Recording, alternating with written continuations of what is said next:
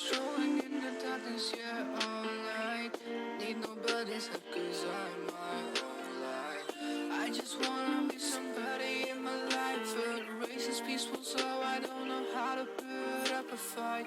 Against my struggles, but I'm putting up all my might.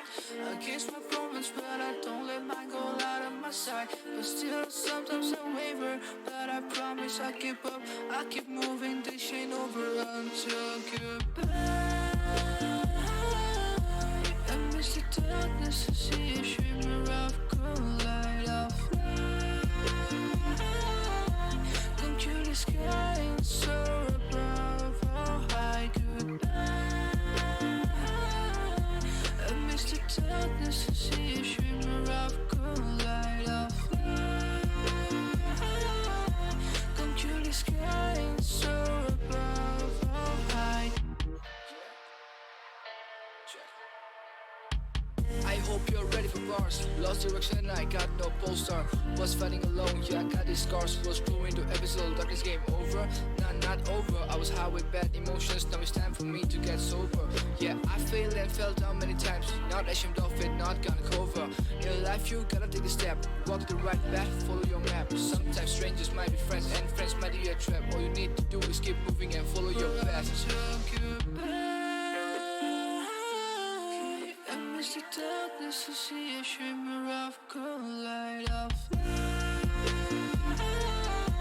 Come to the sky and soar above, oh high goodbye.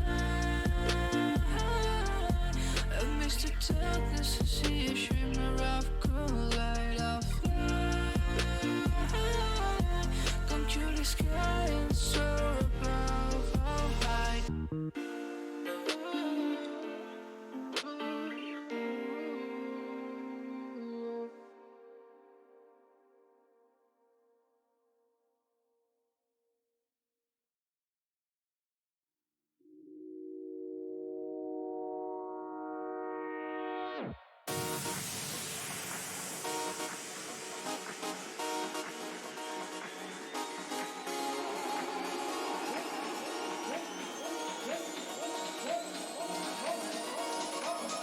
Funky, y'all.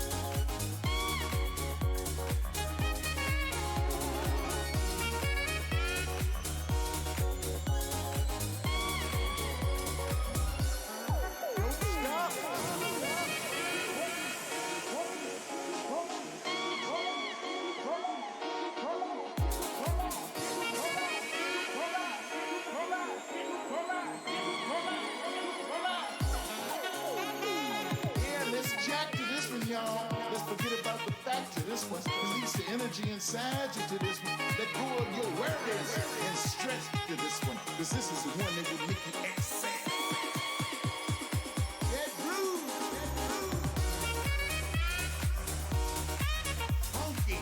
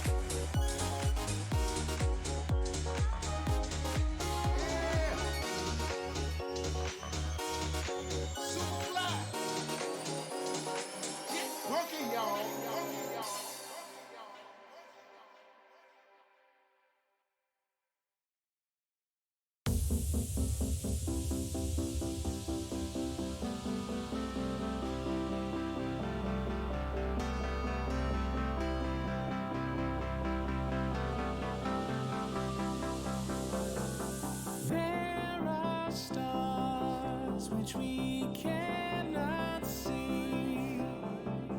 They still shine if we disbelieve. Lonely gems in the canopy, burning bright, just like you and me.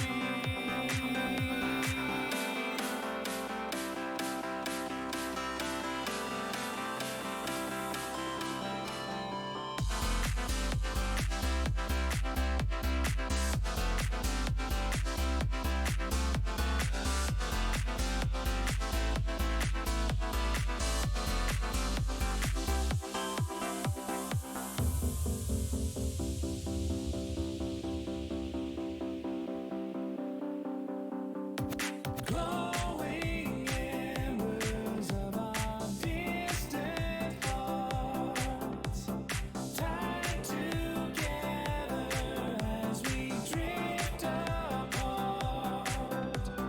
We cannot escape our gravity. When we collide, will you remember me?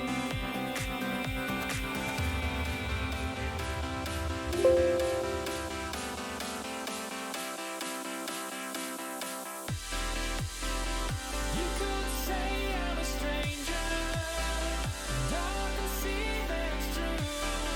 But if all we had is each other, then it's all we have to lose.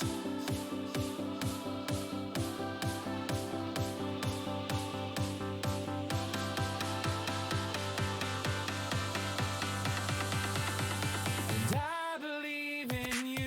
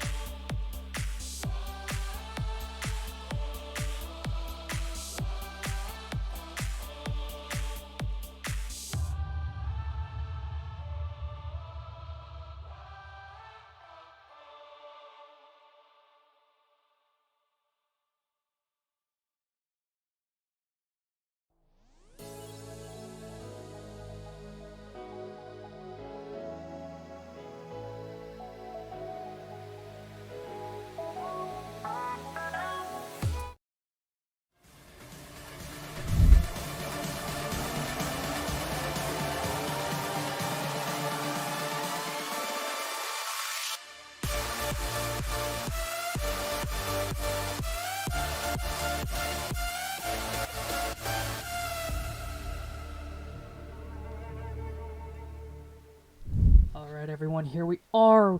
Playoffs kicking off, semifinals, here we go. And this is going to be very, very interesting. The Dragons here, second place in Pool B, taking on the first place powerhouse of the Wolves in Pool A. And this is looking very, very interesting. Both teams have performed exceptionally well throughout the split, and both teams took home their series last week and are looking for blood here. This is going to be a pretty big battle here. This could be a finals matchup potentially, but today it's happening in semis, and we're looking for an even more hype match in the finals. So we'll see who makes it through, Wolves or Dragons, but I'm very excited. But what do you guys both think? What do you think, Dream?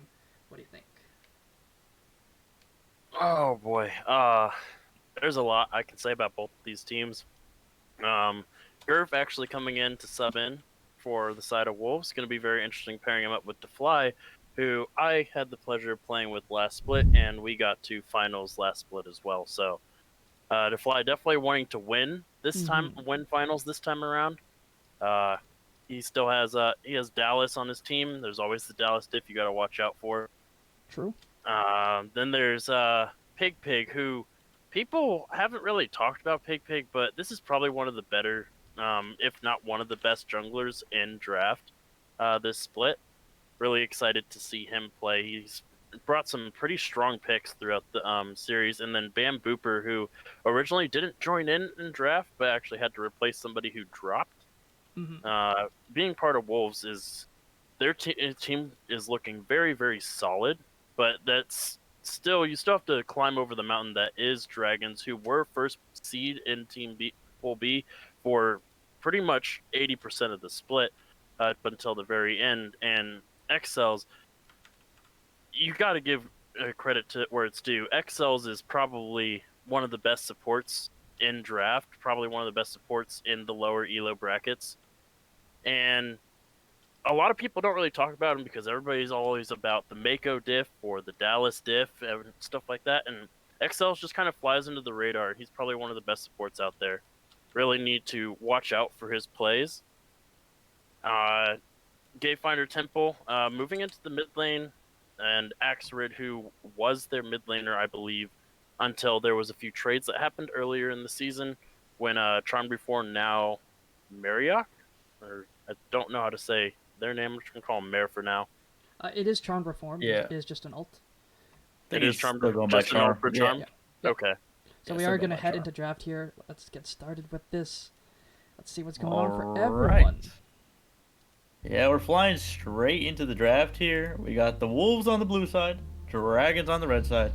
Should be a pretty good matchup here of the day. Both of these teams going to 4 and 5 games in their series. Wolves going to that full 5, while the Dragons over there going to just the 4 games, making it look a little bit more easy than the Wolves did. Wolves just giving us those extra playoff games to make it a little bit more hype. So we're here. Let's go. Wolves versus the Dragons once again. Let's run down these guys so far. We got Dallas, Pig Boss Moo in the jungle there for the Wolves. Bam Booper as well in the mid lane. DeFly and Gurf subbing in down there in the support role. So pretty good matchups and pretty good team over there on the Wolves side. Now for the Dragons, Actred going into that top lane over there. Charmed Reformed over there for the Dragons as well. Temple in the mid lane. JS Chaotic and XL down there in that bot lane. So pretty good matchups across the board. Should be pretty hype around these lanes. I'm sure it's going to get volatile up there in that top lane between Dallas and Actred. Both these guys being very strong players for their teams, and it's just overall going to be a good matchup to see and see who's going to go for those solo kills. So we should probably get into the draft a little bit now, though. Already you see some really strong bans from the side of Wolves and from the side of Dragons. The Mundo, the Tarek, and the Zaya all banned away. Tarek is especially deadly in the hands of XLs. He loves to play that champion, and I do believe there was a game where he had the most kills on his team playing that champion. I believe it was this split, but I do remember seeing that once. On the other side, we have the Karma, the Seraphine, and the Udyr. Seraphine is a pick or ban champion.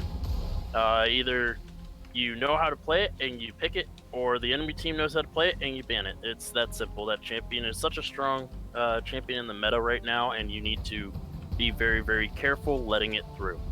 That means because they decide to prioritize the Udyr ban over the Hecarim, Hecarim does get first pick there and is instantly responded by the Olaf pick on the Dragon side.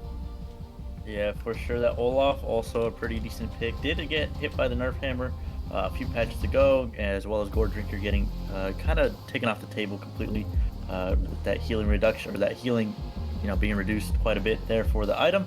That's not to say Olaf still isn't quite a strong jungler here in the current meta. We just saw it this weekend. I believe it was Cloud9 Blabber playing that over there in the LCS, and he made it look easy, and he just ran over the game. So very strong pick. Still can make it work if you are good at the champion. And the Tristana, also very high in priority right now, getting picked up there for JS Chaotic or Temple in the mid lane. So we'll see who decides to pilot that champion. And honestly, I'm surprised it even got through this far. Yeah, definitely. The Wolves definitely prioritizing the jungle pick over anything else there.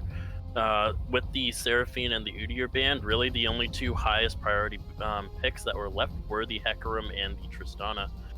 With the Hecarim first pick, all that leaves is the Tristana, and because Udyr's banned, it seems Dragons want to prioritize the Olaf over that. And as a response, the Wolves are going to go ahead and pick Misfortune. Now, this is a champion that you usually don't really see in the meta all too often. She is still a very, very strong pick. Depending on the team comp drafted around them, this is a champion that can solo carry a game. However, Tristana is a much higher priority champion and can usually blow up Misfortune in the mid to late stages of the game. So, yeah, that MF pretty strong team fight ultimate. The main thing that she lacks is the mobility here compared to that Tristana. She does get that extra move speed there from her W, so it does help her out quite a bit to reposition in some of the mid-game fights and later stages of the game fights. So solid pick there, and Bam Booper picking up that Orianna as well. So they're prioritizing their AD carry and mid lane picks here for the first stage of the draft so far. So saving that support and top lane pick for the later stages. They really just want to probably give that top lane just a few more picks here, just until so Dallas can get more of a counter matchup, or even just give himself a better matchup down there overall. So it's going to be interesting to see here what they end up picking into him, because we've seen Dallas pop off. There's a reason why Dallas Diff is an emo over there in chat. He definitely pops off in most of the games, but it's not to say that the other team can't shut him down if they do send those resources up there. And the Galio over here picking up for the side of the Dragon, so smart pick there for themselves. Are going to be doing pretty decent with that pick so far. yeah, and I really like the Orianna is a good pick to go ahead and pick the line there. I really don't mind it all that much. Orianna is a very safe pick, not really easy to abuse unless you're going a hard, heavy AD champion or something that can just dive onto the Orianna. But Galio is one of those answers that can punish the Orianna if Bam plays a bit too aggressive in the lane. However, Bam can get easily punished once his rotation is over, because once he's all in, and that leaves him open for ganks from the Hecarim. Yeah, you can definitely get knocked around there from the Hecarim if you do position a little bit too far in that lane. So we'll see what they end up doing to mitigate that chance and definitely get him away from there. But Quinn and Rel taken off the table now here for the Dragons, while the Ornn on the other side for the Wolves taken away. They don't want to see that in the top lane for Axrid. Not sure if he would want to pick that anyway. Pretty slow champion to scale up. You definitely get a lot more utility at the later stages for that champion. Zilean also taken off the table, so we're not going to see any chrono shifts this game. No revives coming in there from the side of the Dragons. And we'll see what they end up picking here. They do still have that top and mid that they can still go for. This Galio and Tristana can still be flexed, so smart drafting so far out of the Dragons to leave these opportunities open for them at the later stages. Definitely give themselves a little bit more utility to just pick these flex picks and opt them in for different lanes. So we'll see what they end up opting in here. We've seen constant, as you were talking about earlier with Salt at the very early stages, and hold that, because that's going to be a Yone coming out here. Temple wanting to flex his muscles here in the mid lane, so Galio is probably going to go down to that support role. But you were talking about earlier, Excel's pretty strong player over here on the side of the Dragons. Definitely a playmaker, likes to put in work down there on those engaged supports, so we'll see what he ends up doing this game. Yeah, and the response is a Malphite and possibly a Leona pick. Ooh. That is, Wolves are going for the throat. They are going to do the Death Ball that won them their series in the final game last week.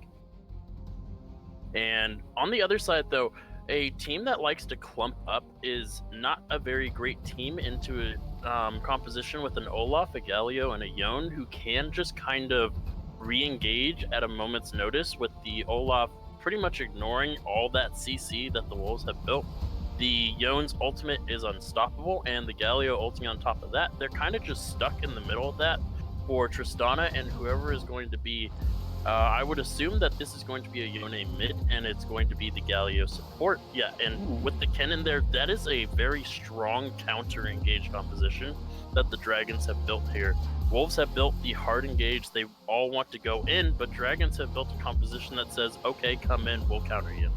Yeah, and something though where you had to kind of point out here as well from the side of the Wolves is they don't have a whole lot of mobility. If you are able to get on top of this Orianna, on top of this MF, there go kind of your two main carries in this team composition. Like the Malphite, Hecarim, and Leona are really just there for the front line and to start the fights, but if you get engaged on or just counter engaged on, you could definitely just pop those two carries on the side of the Wolves, that Orianna and MF, just going to get taken off the table very fast in between Cannon, Galio, and Yone even on top. Not to mention an Olaf just straight running to the back line. So we'll see what the Dragons can do with these picks. They are pretty strong champions right now. Again, that Tristana, very high priority. So we'll see what JS Chaotic can do down there in that bot lane with it. And overall, I think it's just good drafting from both teams here. They both came in with a game plan, knew what they wanted to pick here, and as you were talking about earlier, Wolves opting in more for that Deathball comp, playing front to back, just letting the tanks engage for you. Well, the Dragons have set up more of this tricky composition where they kind of have to win their lanes early and use that to press the advantages so that they can set up around these objectives at the mid and late stages and just make those fights easier for themselves. Yeah, and the side of Dragons also be a little bit careful. Really, their only tank option is the Galio, who I would assume is going to build full tank. They don't really need AP damage because they locked in the Kennen, who has a lot of AP damage to bring to the table. So they need to be very careful with Galio being the only tank. Obviously, Olaf can be pretty tanky at the later stages of the game, but because Gore Drinker isn't the meta build on him anymore, now it is Threadbreaker, he's not going to have that sustain that he can get in the middle of a team fight to just go back up to full HP anymore. Yeah, for sure. That Gore Drinker nerf, absolutely kind of hard nerf to like some of these more drain tank type champions like the Olaf, Aatrox, some of these guys there. Riven even piloting that Gore Drinker build before, and it's really just kind of swapped the meta here. We're seeing a lot more of these utility-based itemizations coming out from a lot of these champions. We've even seen Everfrost grow a lot in priority just because of the extra CC you get. So just a kind of a different switch in here from a lot of the meta itemizations, and we're probably going to see a lot of that come out this game. This Kennen before building things like the Riftmaker, or even just these different high damage items. We'll see what he ends up opting in here for, or opting into this game, because that Proto Belt looking pretty nice when you have two squishies to jump on top of. Yeah, I do agree that the is it Rocket Belt? No, yeah, it's Rocket Belt, right? Belt, yeah. The Rocket Belt would be good here. However, because he's the sole AP damage on his team, you will get a little bit from the Galio, but Galio is the support. He's not building damage. He should be building tank. I would actually much prefer to see Night Harvester on Kennen. It is a very strong item that can, once his ultimate pops off, if he can get a 3-4 man ultimate, will pop on all of them. And that amount of damage with all of them being locked down could just turn a fight completely on its head. Yeah, 100% to 0 some of these squishy champions. That Leona isn't that tanky very early on in the game, and even at the later stages, if she doesn't have items, she can definitely get popped as well. So, it's going to be up to the side of the Dragons to find that counter engage, or even, that primary engage to start things off between that Kennen and Galio, because you do have quite a bit of wombo on their side as well. It's just going to be up to them to, try to find that opportunity, find that opening, and it's going to be up to the Wolves to not even give them that chance and pull the trigger very early on around these objectives, because if you hesitate around this, you could definitely find yourself in a bad spot around the Baron and Dragon Pits. A lot of these big AoE ultimates that can just shut you down if you do get locked up. So it's going to be up to them to, shut that opportunity down, not give Dragons the chance to even make that happen. And for this side though, Gurf on the Leona here, it's going to be a pretty decent matchup down there in that bot lane. MF Leona, one of the strongest compositions, because you use that solar flare on top of the two bot laners there, and then you combo that with the bullet time, you can just 100% to 0 the enemy bot lane. So it's going to be pretty interesting to see if they can land that combo down there. Not to mention you got like these other big teamfight ultimates in between the Orianna, Hecarim, and Malphite. So I think Wolves definitely, as you're talking about, drafted something they're already comfortable on. They showed it last week, and they're looking to pull it out in game one once again to draw some bans maybe on some of these team fight champions. Yeah, I'm just going back to the bot lane really quick. While the Misfortune Leona level 6 is very, very strong, the level 3 engage from Tristana Galio is such a dangerous threat, because the moment Galio gets a taunt off on both of them and Tristana is allowed to free fire with the bomb on top of somebody, that Misfortune is either going to have to burn Flash Heal just to get out, or Misfortune, if already has burned Flash Heal, will probably just die. Leona can't really do much if the Galio gets all of his hard CC off on both of them. Yeah, and I think that's just an important point to, uh, clarify here. There isn't a lot of peel here for this Misfortune or this Oriana. These three tanks just like to go in, and while the Leona can, yes, stun somebody up or lock somebody down if they're diving the back line, you can't do much more than that. So if you got 1 or 2 members, or even just like 2 members coming down onto that Misfortune and Oriana, there's not going to be a whole lot you can do if it's that Olaf and Yone. So we'll see what the idea here is going to be from the side of the Dragons, if they can make that happen and just shut down those carries, because it's going to be very important come the later stages to, not let the MF get rolling, not let that Oriana find these big shockwaves that can just, completely win you a game. So smart positioning is definitely going to need to come out here from the side of the Dragons.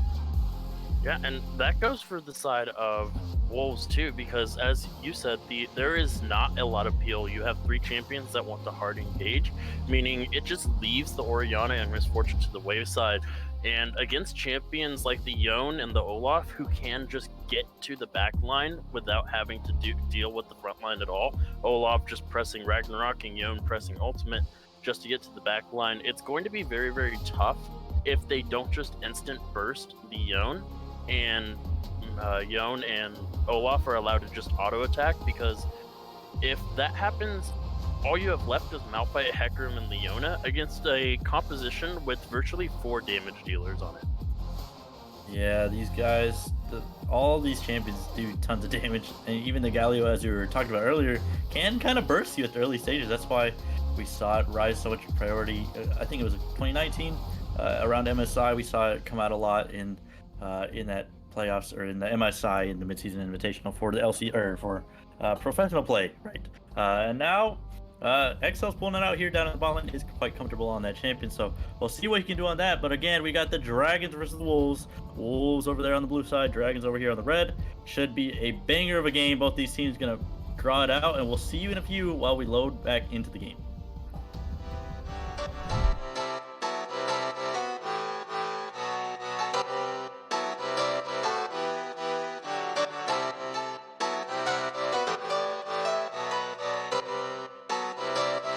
I saw you smile from across the bar.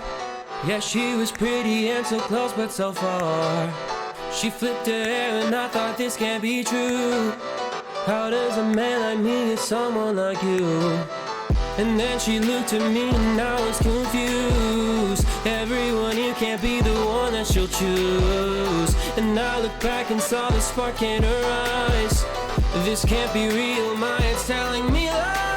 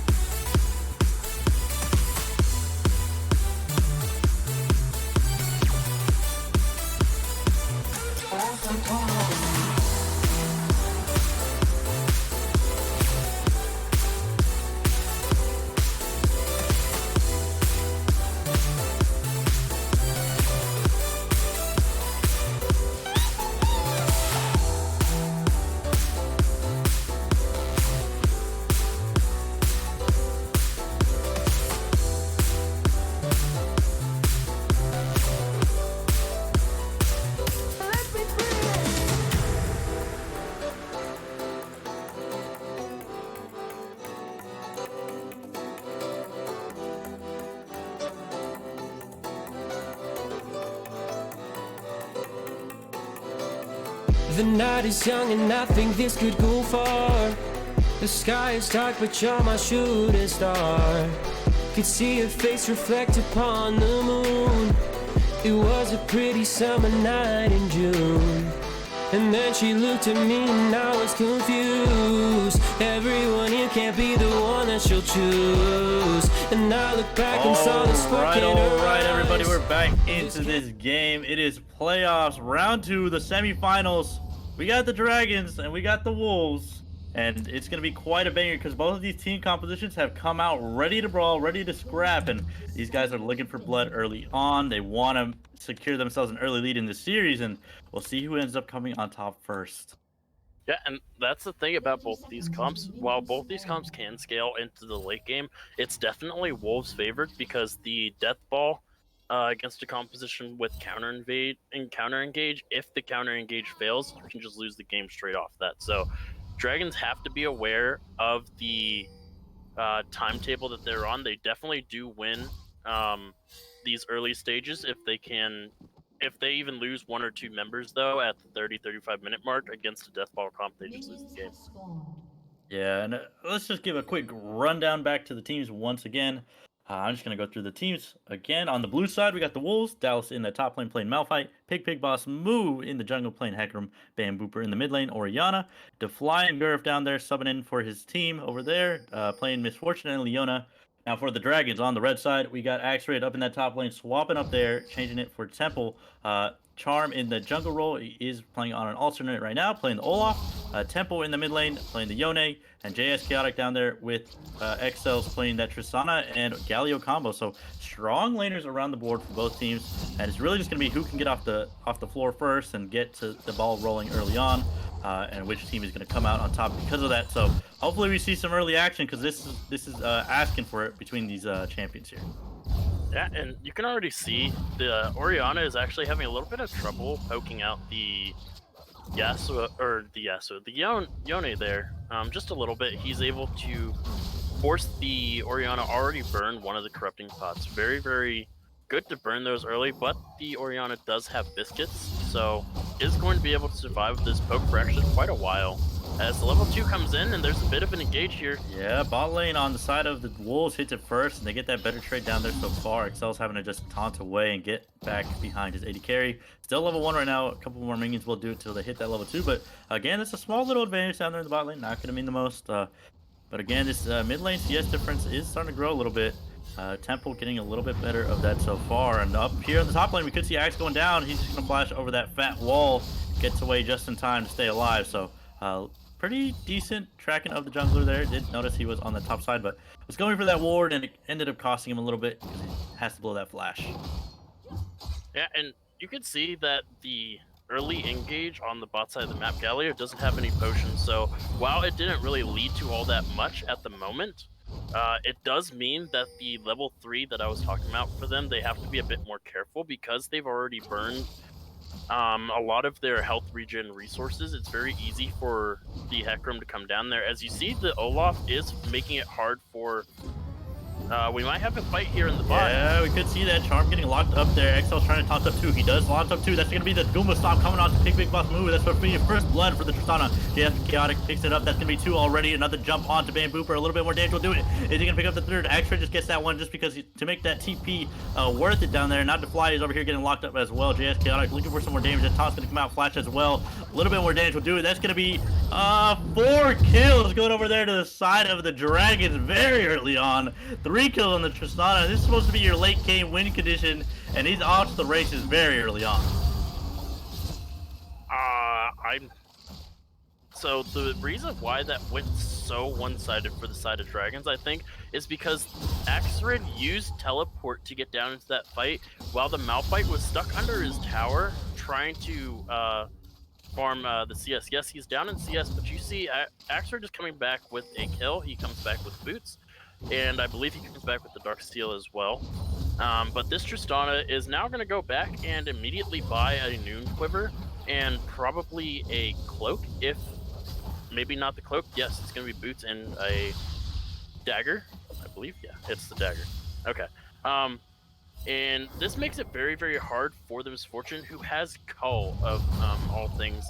And because you're starting out with such a deficit, it's going to be actually hard to stack that Cull and get to the items that you need. Cull is a very greedy start, and since it didn't pan out, and with the lead they have, they are going to transition this into an Infernal Dragon. Yeah, for sure. They have that full priority now in that bot lane. And honestly, I thought it was going to go to the side of the Wolves. They had that first move from the side of the Flying Gurf. Walked up to that fight very early.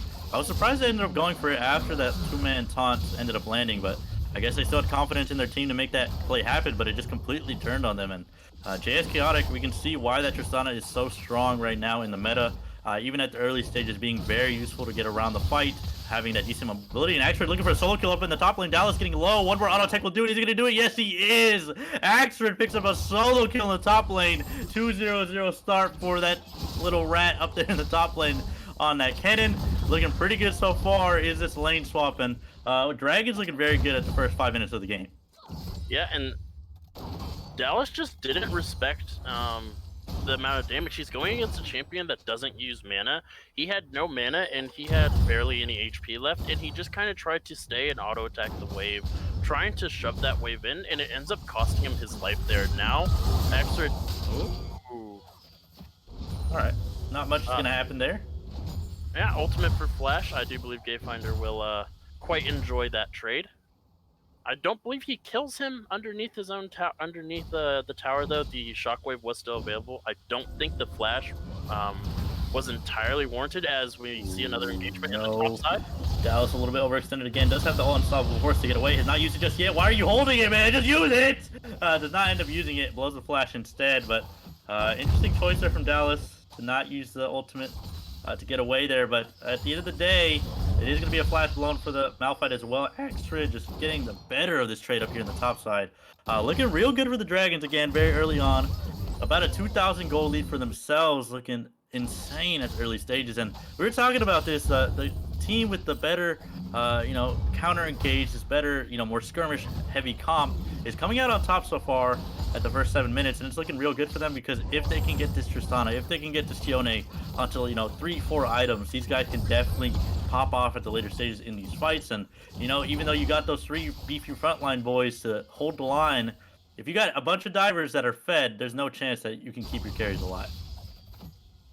Definitely not. And because of that early fight where 4 people go down, you can already see that the difference is starting to show in the CS numbers here. Yes, there's no difference between Misfortune and the Tristana, but that doesn't matter because there's 3 kills there, meaning Misfortune has to farm pretty much under her turret until she can catch up in items.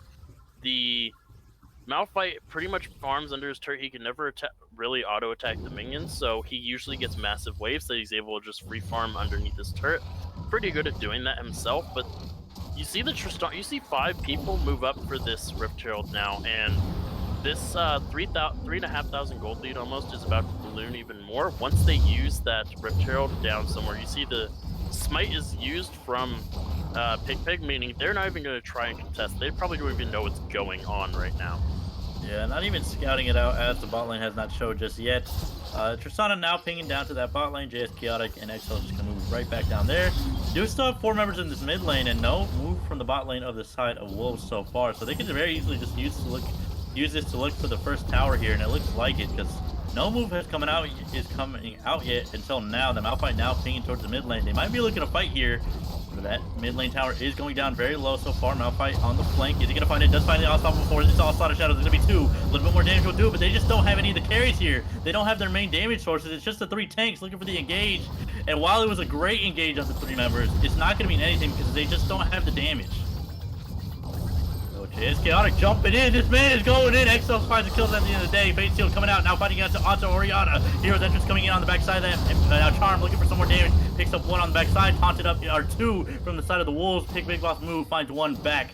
Overall, it's going to be a 2 for 1 on the other side. And Dragons still come out on top of that. Wow. That is, I guess, the consolation prize. They do kill XLs there, but XLs was going really deep with very little HP. The fact that it took so long to even kill him after they burned their entire wombo that they used, that they built for this composition. They used their entire wombo underneath their tower and still didn't kill him until he got a 3-man taunt off at the very end of that fight. It just goes to show how far ahead there. It's almost it's now a 4,000 gold lead for the side of Dragons, and we have the Ocean Dragon spawning here in the next, 10 seconds there. Yeah, this. And you already see them moving there. The Hecarim is not. They can't contest. There's nothing up for the side of Wolves here, so I think they are just going to give this, because if they try to contest here, they might just get further and further behind. They have to give this and hopefully start contesting these Dragons, once the soul is announced, I do believe Infernal Ocean makes a Mountain Soul, if I'm not mistaken. I could be wrong though. It's been a while since I've looked at my list. Yeah, for sure. They pick up that second dragon, looking to stack them up very early on. Dragons picking up the dragons, and yeah, it's gonna be that mountain dragon coming out. So you were correct with your choice there. So we'll see what the side of dragons can do to further balloon this gold lead. And for the wolves, they're really gonna have to stopping this bleeding going on, because around the map they're just losing all over. The only real advantage is here in this jungle, and it's just about a 10 CS lead, like 3 camps ahead of the Olaf, which honestly doesn't mean that much. We are going to see a pause come out here. We'll see what happens. There is some stuff going on here for these teams. Just having to pause it up here, wait for that to come back online. But again, this gold lead is just huge for the side of the Dragons. They were not expecting maybe this much of a gold lead ahead at the early stages. It is barely 11 minutes, about, again, 4,000 gold in the lead, 7 kills to 1, 2 Dragons up. That mid lane turret almost dead already, so looking good for themselves at the 11-minute mark. And Wolves really need to just start playing a little bit more safe around these objectives. Yes, you are bleeding, but at this point you're down so much gold, you just kind of had to give the objectives around the map, unless you find that miracle engage once again. But you cannot find that engage without your carries there, unless or you face just losing the fight outright. So we'll see what they end up going for here. We'll still have a pretty decent chance. It is only 11 minutes into the game. Not a whole lot has happened, so both teams are going to be looking to, further themselves. Don't want to lose this first game, because we all know how that first series, or that first game in a series, can just give you a lot of momentum going into the later ones. Yeah, and something to note also, with being the Mountain Soul, if Wolves are able to claw their way back in, and they manage to get all 4 Mountain Souls on a team comp with 3 tanks, there's no way you're killing that front line in any respect. And even their 2 damage dealers, they're going to have a little bit of tankiness to them, because 4 mountain dragons along with the shielding is going to make even these squishy threats a little bit harder to kill. But for a team that doesn't really have a lot of innate tankiness for the side of dragons, it is also very good to have that, as well as I do believe Gatefinder is just going to get this mid tower for free. Yeah, he's going to get the first tower of the game, and he's just going to extend his lead. He's going to go ahead and go back and probably pick up the Immortal Shield, though. I do believe that is what he is going for as his first item. Already has the tier 2 boots in his inventory there. Tristana coming through as we got top lane. Yeah, top lane is going to be not much happening. Dallas Unstoppable forcing away just to get away from that Olaf and Kennen. Charm here, just getting pot-shotted in by these Qs, those cheese wheels flying onto the Olaf. Don't mean the most just yet, so we'll see what ends up happening up there in the top lane. They put the resources up there so far to try and shut down Dallas a little bit more, to try and get this Kennen a little bit farther ahead. But again, we got to point out how well that first fight went for the side of the Dragons. That Tristana just got completely off to the races. We usually don't see that Tristana get that many kills very early on into the game. So seeing that happen was very, very, good for the side of the Dragons, because they were able to just use that gold lead down there to move up to the Rift Herald, even further extend their gold lead. And now looking real good. We could see a solo kill in the mid lane here. Gatefinder Temple trying to get away with that Fate Sealed. Fleet up is him. Big Boss Moo is going to pick up that kill onto him. So finding one back there, getting a little bit of gold back into their favor. The Yone did not have a shutdown, so is feeling pretty good for not giving any that much gold up. So overall, it's going to be a kill for the side of the Wolves, but it's not going to mean the most. Yeah, burning both ultimates as well. There are no major objectives coming up, so it's fine burning those 2 ultimates. But the Yone didn't have flash during that. Van Booper does, so only burning the ultimate there. I thought the Yone might have gotten away. Astrid is trying to get another solo kill, wanting to make this another active up in the top lane. He's trying to look for it. Does find it at the end of the day. Astrid now not going to be able to get over to the other side of the tower. Does get shut down by the Malphite, but at the end of the day, that's going to be a TP and a flash blown from the side of the Wolves just for the flash there from Astrid. So feeling pretty good on himself, playing loose and playing aggressive there in that top lane, making it look easy, picking up that solo kill. So Astrid wanting to make it an active once again against Dallas here, who has now been killed twice against that Kennen. Yeah, and judging from the itemization, it does look like the cannon is going for the rocket belt. I do believe that's what the alternator builds into, or does the alternator also build into Night Harvester?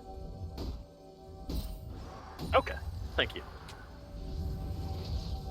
Oh. Okay. Oh, right. Okay, let me just back up a little bit because Yep. I'm at 1435 myself, so. give me a second. We are. Wait, are we on? Are we muted? No. Okay. We synced up. We'll be back in a few seconds. Yep. Yes.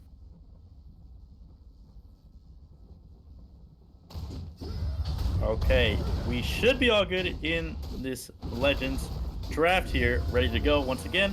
Semifinals match. Dream here. We're ready for this. We need to see which team is gonna come out on top because this could be the end of your playoff dream, of your playoff hope. So these guys really don't want to give up this first game that easily. We do need to see a little bit more aggression coming out from the side of the Wolves, or a little bit more of a trigger pull from them to try and make something happen. Because again, they're pretty far behind. That gold lead has gone down a little bit after they pick up that shutdown onto the Malphite, but they are still quite a bit ahead. And they do have those two dragons. We could see a fight down here, but it doesn't look like the members from the side of the Wolves are going to opt into that dragon, as it is spawning in 30 seconds. We are seeing the moves here come out, so maybe they might look for it. Yeah, they did pick up the second Rift Herald there, so I expect they are going to drop the Rift Herald in the bot lane there, and then move up to that dragon, because then it forces the Wolves, who are already behind, to respond to either the Rift Herald or the dragon, because that Rift Herald could do a lot of damage to the turrets there if they're not careful. Yep, there's the Rift Herald being spawned. As they are starting the dragon, you see the Rift Herald's walking down. Looks like they're just going to ignore it, though. Yeah, they just don't even care that it's going down onto the bot lane. They want to look for the fight. They know they have the positioning here. Gurf finds an engage onto one. This is going to be the Cannon getting locked up. Flies Maelstrom does not come out. Extra doesn't even get to use it. Unstoppable Force onto two in the back line. Onslaught of Shadows as well. The Fate Shield on a two for the two tanky members. Gurf is now getting locked up here. To Fly trying to stay alive. Dallas picks up a kill. That's going to be 3 kills going over the side of the Dragon so far. And for the Wolves, both of these teams looking to fight it out. Excuse me, that's only going to be 2 kills going out. XL tries to find the engage, not find that E into the back lines, and here goes JS Chaotic. He jumps into 3, is able to stay alive a little bit longer. The Gurf is getting locked up here as well. Defly picks up the shutdown onto him. Now he's gonna be looking for some more damage. Defly could very well go down as well. XLs pick another. That's gonna be 3 for 4 on the side of the Dragons. They do win the team fight overall, but that looks pretty good for the side of the Wolves for the first part of that. Yeah, they were able to get to the backline, but you saw XLs using the Gallia ultimate to stop them from killing Tristana. Now, Chaotic going a little bit hard there, jumping into the middle of 3 players. Probably not the best course of action in hindsight, but still managed to get another kill out of it, with the only person surviving being Gurf. Having to burn pretty much everything. Flash Ignite down. The Flash heal is down from Defly. Bambooper actually holding on to his Flash that whole thing. And Pig, I do believe his Ghost was down. On the other side, the Flash from Gatefinder was burned there, as well as the Flash from XLs. And so it looks like it was the Ghost from the Olaf as well. You can already see the Kennen, he didn't even have a chance to use his ultimate. He got locked down and absolutely destroyed in that fight there. Yeah, did not even get a chance to cast that. That Slicing Maelstrom could have been the difference maker for the side of the Dragons. But again, that was just a solid engage to start things off for Gurf. They sent the support down to the bottom side of that Dragon Pit, while the rest were on the other side. Bambooper and Defly just able to stay healthy for the most part of that. We did see Temple go into the back line with the Fated Seal to try and find 2, but he just does not have that damage yet to just completely 100-0 somebody, so was not able to get those kills very early on. Bambooper did kind of get blown up, but at the end of the day, the Orianna hasn't even finished an item yet, so not the strongest member on his team. Hold that thought, because Dallas could be getting engaged on once again. Axford and Charm are up there in the top lane. Temple now trying to get away, only hits onto one, because we're just going into the mid lane here as well. Temple trying to just stay alive. He's going to go back in that E.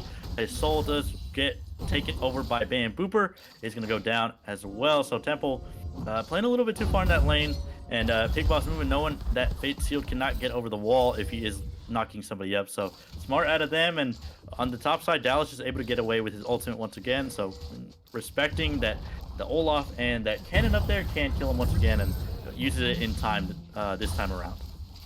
Yeah, but on the bottom side of the map, you do see the Tristana and the Galio managing to get at the second tower of the game for them. This gold lead, despite the fight between the two champions there, despite the fight at the Dragon there, excuse me, the gold lead really hasn't shifted. It's only about a 3.8k gold lead, almost 4,000 gold. Getting close to it, so really it hasn't changed, and we have another fight in the top lane. Man. Axford is just going in with the slicing maelstrom so far. Charm is just throwing those undertows, trying to lock up Dallas. He has nothing to get away now, and that unstoppable force isn't up for a little bit, but the shockwave is available. Is he going to use it? Bambooper does not use it just yet. They do pick up that kill onto the Malphite in that top lane. They make it look easy. Bambooper tries to help out his top laner, but it doesn't mean anything. Axford now getting locked up as well. The Ranadron comes out undertow after undertow, going on to Bambooper, trying to just do a little bit more happen. And Bambooper finds a kill back on a Charm. Looking pretty good for himself on this Orianna, so that TP was worthwhile in that top lane. And now the Olaf is dead at the 20-minute mark. Are they going to look for something here? It doesn't look like you're going to look for anything just yet, but overall, is a solid trade back up there in the top lane for the side of the Wolves. Yeah, the Olaf not landing any of those undertows. The no axe tosses really landing on Bambooper there, so able to just kind of kite around and just do damage to the Olaf once his Ragnarok ended. It was just a favorite fight for the Orianna, who can just free fire from range, and the Stridebreaker was still on cooldown from the fight with Dallas there in the top lane. Unable to get onto the Orianna, unfortunately, and he ends up dying there. Bambooper's still holding on to that flash, not even having to use it to get that kill or get away from the Olaf, because the axes just weren't hitting. He was throwing them a little bit too wide to the wrong side, trying a bit too hard to predict the movements. Yeah, you know, playing against that Orianna, she gets so much extra move speed with her her W there. It can be quite hard to, you know, land some of these abilities on her. Sad to see that Charm over there on the Olaf could not land any of them. That phase rush as well coming in handy to give him some extra move speed. Now they are getting quite a bit of setup around this dragon. It is not up for 45 seconds though, so Wolves a little bit early to this, but they're just getting the vision down, trying to clear some of the dragon's vision out. And dragons are in a pretty good position here. They don't have to really force onto this dragon. They can just force it for the side of the Wolves, who have to not give away that fourth dragon, while they can just go on the top side and pick up that Baron if they do choose so. If they do choose to do so. So we'll see what they end up opting into here. Positioning for the dragon is onto the side of the Wolves, so we'll see what they end up doing. Yeah, and on the top side of the map, once again, another turret lost here. As Olaf is going to get jumped on here, but not really much going to happen. It is Olaf. He still has the Ragnarok available to him, but it looks like they might just concede this dragon here, unless there is a TP flank. Yep, there's the TP from the Kennen. They want to go in here. It's gonna be the shockwave combo. They find one already. That's gonna be the Orianna picking up the shutdown. Dallas in the back line, trying to find some more damage. Big Boss Moo has found a kill as well. Gurf and Defly are just taking down the dragon on the other side, and this Kennen was not able to get into the fight at all. Axford not able to make an axe tip happen at all in that fight. Dallas with the engage, pulling the trigger, making it happen. And now they find 2 kills on the backside of that, picking up those 2, you know, important members, that Olaf and the Tristana. Tristana having that big bounty on her head, and now for that Orianna, having that extra gold in her pocket is going to feel real good. Yeah, and you're starting to see the problem with the Death Bolt. There was no good, actually there was a pretty good TP flank for the Kennen there in that and the river brush just above the fixed brush on the bot side of the map. If he had TP there, he might have been able to get a flank off, but he was kind of just stuck over on the wall there, unable to really get into that fight, which probably could have changed the entire face of the game. Unfortunately, the Olaf and the Tristana there just getting absolutely bursted by the Malphite and the head, are not able to get out of it. JS Chaotic just kind of dies with the flash heal up, and Olaf is unable to do much of anything. He tries to do a trade kill back onto Dallas, but Dallas has quite a bit of armor now. He has the Sunfire and he has the Bramble, and is itemizing anti-AP to try and deal with this cannon. They do finally pick up their first tower of the game in the mid lane, kind of open up this map just a little bit.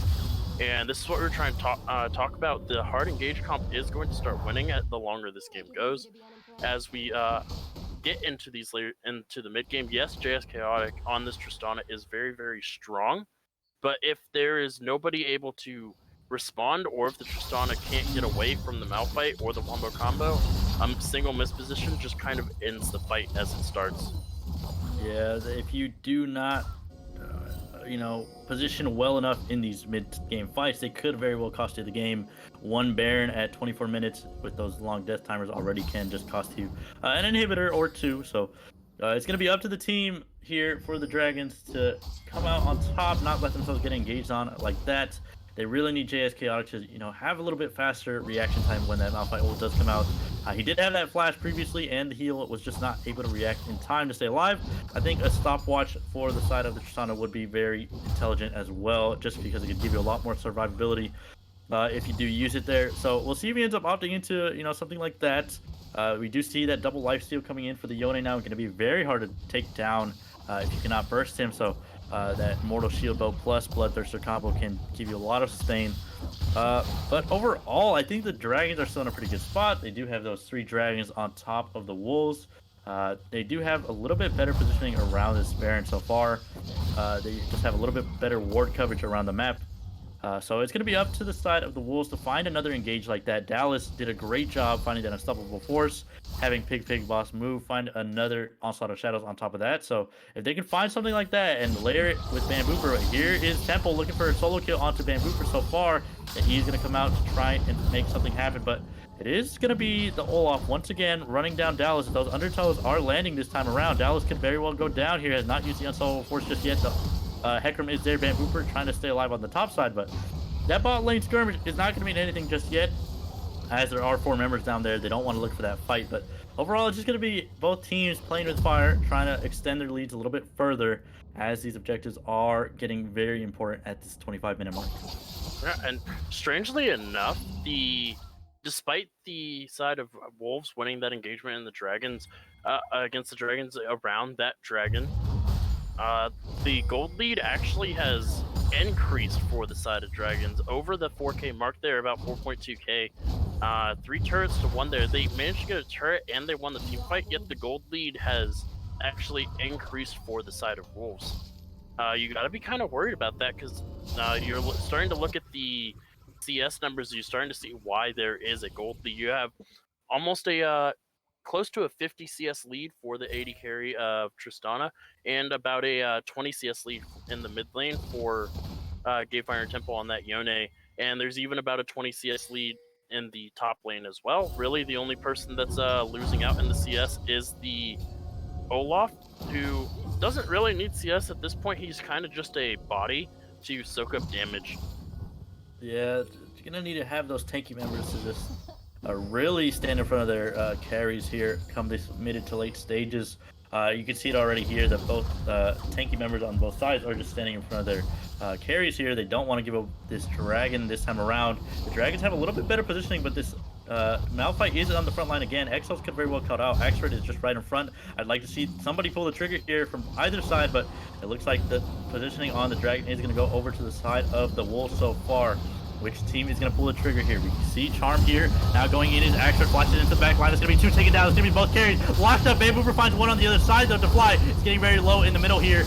Both carries on the side of the Wolves are taken down. Now that everybody's going to be getting run down. Olaf finds 2 already. Charm is trying to find some more damage. That's going to be a 3rd going down on the side of the Wolves. A little bit more will do it. That's going to be a full 5-man ace going over to the side of the Dragons. They may have lost the last one, but they don't want to give up this dragon this time around. The Dragons keeping to their namesake, picking up their brethren and killing them down, picking up the Mountain Soul. Now they're going to be able to move that over to the Baron Pit and pick up that one as well. Looking real good at the 28 minutes mark. They make that team fight happen.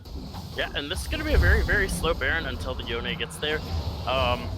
You have a Kennen, the Galliard, and Olaf doing this. Not going to be the fastest at Barons, and you can already see they are rushing there. Misfortune did not get a chance to use the ultimate off there in that dragon fight, so might be able to turn this if they're not careful. looks like they're heading to the top lane to catch the wave, but you can see they're already moving there. Tristana is going to get there first, however. And with the Tristana's damage, they should be able to get this dragon. Or they are going to be able to get it here. Yeah, no contest here. Here comes the Olaf. Does not find the steal just yet. He is in the back line. Pig boss move, trying to look for it, but he does not find it. Unfortunate, and therefore the little horsey in the back line looked for it. The pause is going to be going on once again. We'll see what the problem was this time around. It is looking like some lag there from the side of the dragon, so they are going to opt in for that pause. But again, that was a pretty clean Baron there. They take it slow, not even giving Pig there a chance to smite it, blowing him up before it even goes down. And overall, though, it is going to be looking pretty good for the side of the Dragons. Pick up that Baron, have that soul, wearing that brown and purple now, going to be able to march it into these inhibitors, into these tier 2s, and further extend their gold lead.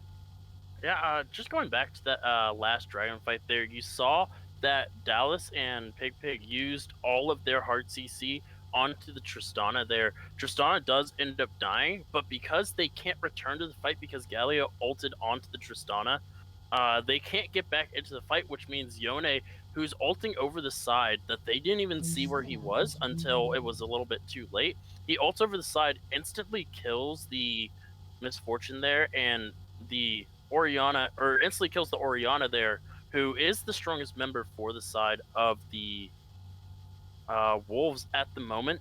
The Misfortune survives just a little bit longer, but still does die from Yone, and Olaf just kind of running at her. Axrid coming in from the side as well, throwing his ultimate over everybody. As we are getting back into the game here, they burned everything onto JS Chaotic, who managed to survive just long enough for the rest of his team to do the work. Remember, I said this earlier, that the side of Dragons have drafted a composition with 4 damage threats on it. Just because you killed JS Chaotic on the Tristana does not mean that you've won the fight, because Yone and Axrid on that Yone and Kennen are still alive, and the Slicing Maelstrom and Yone's ultimate, who I'm still learning his name, Fate Sealed, can just turn a fight on its head very instantaneously, because if the Slicing Maelstrom is going on while you can't move because you've been ulted by the Yone, you're probably just going to die regardless how much health you have, because they do a lot of damage. Yeah, and you can see that pen as well coming in there from Axer, doing a lot of work. And it was just a clean engage, or counter engage there from the side of the Dragons. As you were just saying, the Yone ulting over the top, Kennen going into the back line, gives him no chance for Bamboober to, come out on top. He did find that shockwave in his dying breath, but all it did was put the finishing damage onto the Tristana. And now Charm is looking for something else up here. It is going to be Dallas using that unstoppable force to get away once again. Has been getting picked on quite a bit this game, but it doesn't look like it's amounting to much. They just want to kill that rock monster over there. It isn't going to mean anything at all, though, because they just have so much pressure around the map. This Baron buff putting in work for them on the side of the Dragons, and now going to be able to use it to, further this gold lead even more. Almost 10,000 gold in the lead. Dallas now looking for the 1v2 so far. The rest of his team is here. Ragnarok is used by Charm over there to get away at the end of the day. He's looking pretty good over there, but the 2 bot laners on the side of Dragons are going to be able to push it into the mid lane. Going to look for this tower. Looks like they're just going to back away, play it safe. Don't want to give up anything they don't need to. Yeah, and because they sent 5 members pretty much down to bot lane except for the Orianna, so 4 members, it allows them to push in, and because they have to rotate them back to the mid lane, otherwise they lose their inhibitor turret, it just allows them to take the inner turret there. You see, Axford is waiting in the wings.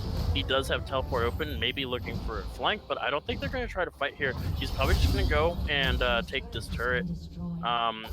Lost on a shadow into the back line. On top of that, it's the unstoppable force. Temple is trying to get away. Bait sealed, but you're still in the shadow, man. You're still the demons left behind, and now the shutdown's going to go over to the side of the Fly.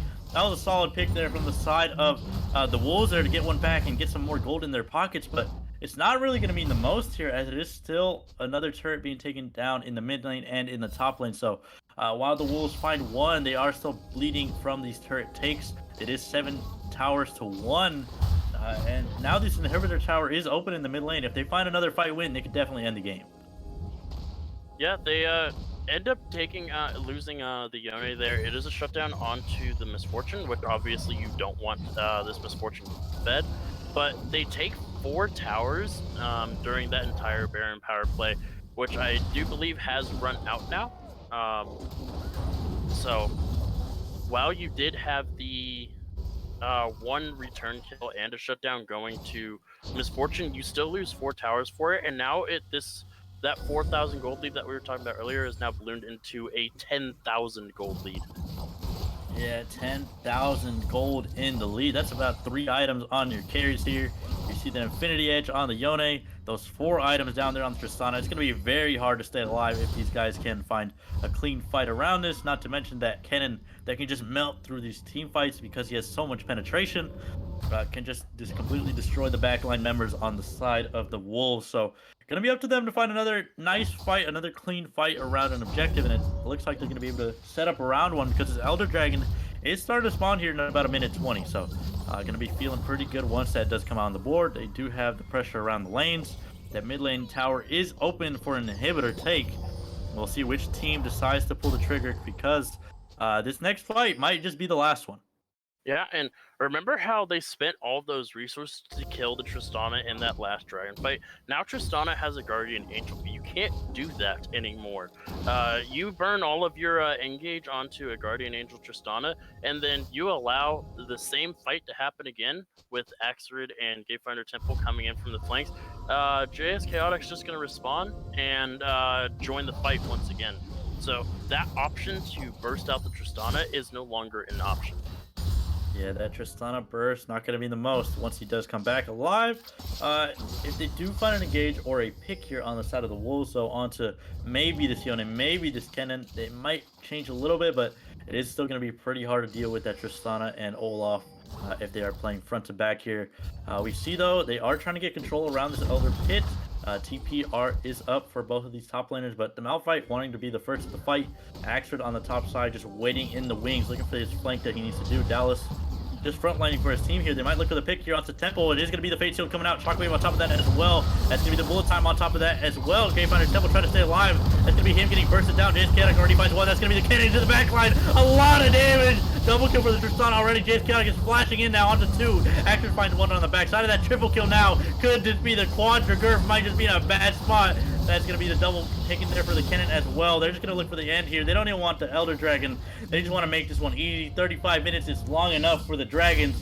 They want to make it look clean, and now they're just going to be pushing towards the base of the Wolves and trying to make this game end here.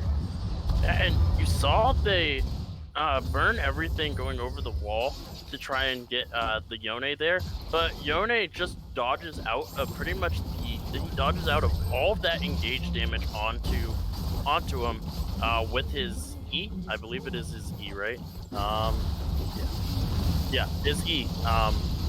And then when he resets back, you see Chaotic and Axford just go in as we got another fight in the mid lane at the Nexus, but it's over. Yeah, that's going to be the game 1 for us today. Dragons ended up taking it over. They had that priority around those Dragons a lot more than the Wolves did. And it all stemmed from that first fight at the very early stages of the game. And they made it happen overall. They did not let up on that snowball. That Tristana got very fed, and both members on the side of that, those solo laners there for the side of the Dragons, were just able to make a lot happen at the later stages. And overall, it just resulted into their win. Yeah, the side of Dragons just playing a better macro game, I want to say. Yes, they did lose a few fights early on, but it didn't really matter because the lead never dropped out of their hands. They held onto a gold lead pretty much the entire game. The only time it got even remotely close was when they won that dragon fight, and even then, like I said, it didn't even get close because the gold lead expanded for the side of Dragons. It didn't diminish. Yeah, for sure. Dragons not letting up on the gas, just pushing it forward, driving it like they stole that game 1. But at the end of the day, it all stemmed from the very early stages. They just found those early team fights. They, used that to play around the map. Definitely getting the better out of the soul laners as well. Axford up there in the top lane, finding that solo kill as well very early on. So overall, it's just gonna be pretty good out of them. And now going to this game 2, Wolves are going to have to, maybe switch it up a little bit. Maybe put Dallas on a carry here because On this tank, he didn't look as comfortable. Was able to find a pretty good engage there around that third dragon. But at the end of the day, it was just kind of that the cannon split pushing on the side was able to get them some extra pressure. Was able to just play around that, and if you can't take down every single carry on the side of the dragons here, it is going to be very hard to shut them down. So Yeah, I that was think we're gonna. Oh, go Uh, ahead. I was just gonna say, yeah, I do have to give props to Dallas. You look over at the damage charts. Dallas Yeah. did do the Yep. most damage in the game, 17,000. But it really didn't matter because you have this death ball of a composition, and if all four of those damage dealers aren't clumped up together, then you only get onto one of those damage dealers, and there's still three more. So that's the problem with running a death ball comp and do a comp that wants you to engage into them, where they have multiple damage threats on their team. Because you kill one of them, there's still another one to take its place and do the damage. Because you kill the Tristana, Yone still has 80 damage, and he was really far ahead just from CSing and the assists alone. And and then there's still the Kennen, who they did manage to kill once in the by picking him off, but every other time he always got a flank off. In every single one of those other engagements, he got a flank off on multiple members, ulting them, and they just exploded. Yeah, not even getting a chance to stay alive to survive until the later stages, and I think we're gonna send it to break here. So, all right, we're gonna send it to break here for game 2 as we do load into that, get it all set up. Make sure you vote for your player of the game over there in the Legends chat on Twitch. Make sure you vote for your player of the game. Whoever deserves it will get it at the end of the day. But if you vote, so just go ahead and go over there to the chat, and we'll be back in a few minutes for game 2. Vote for your player of the game over there in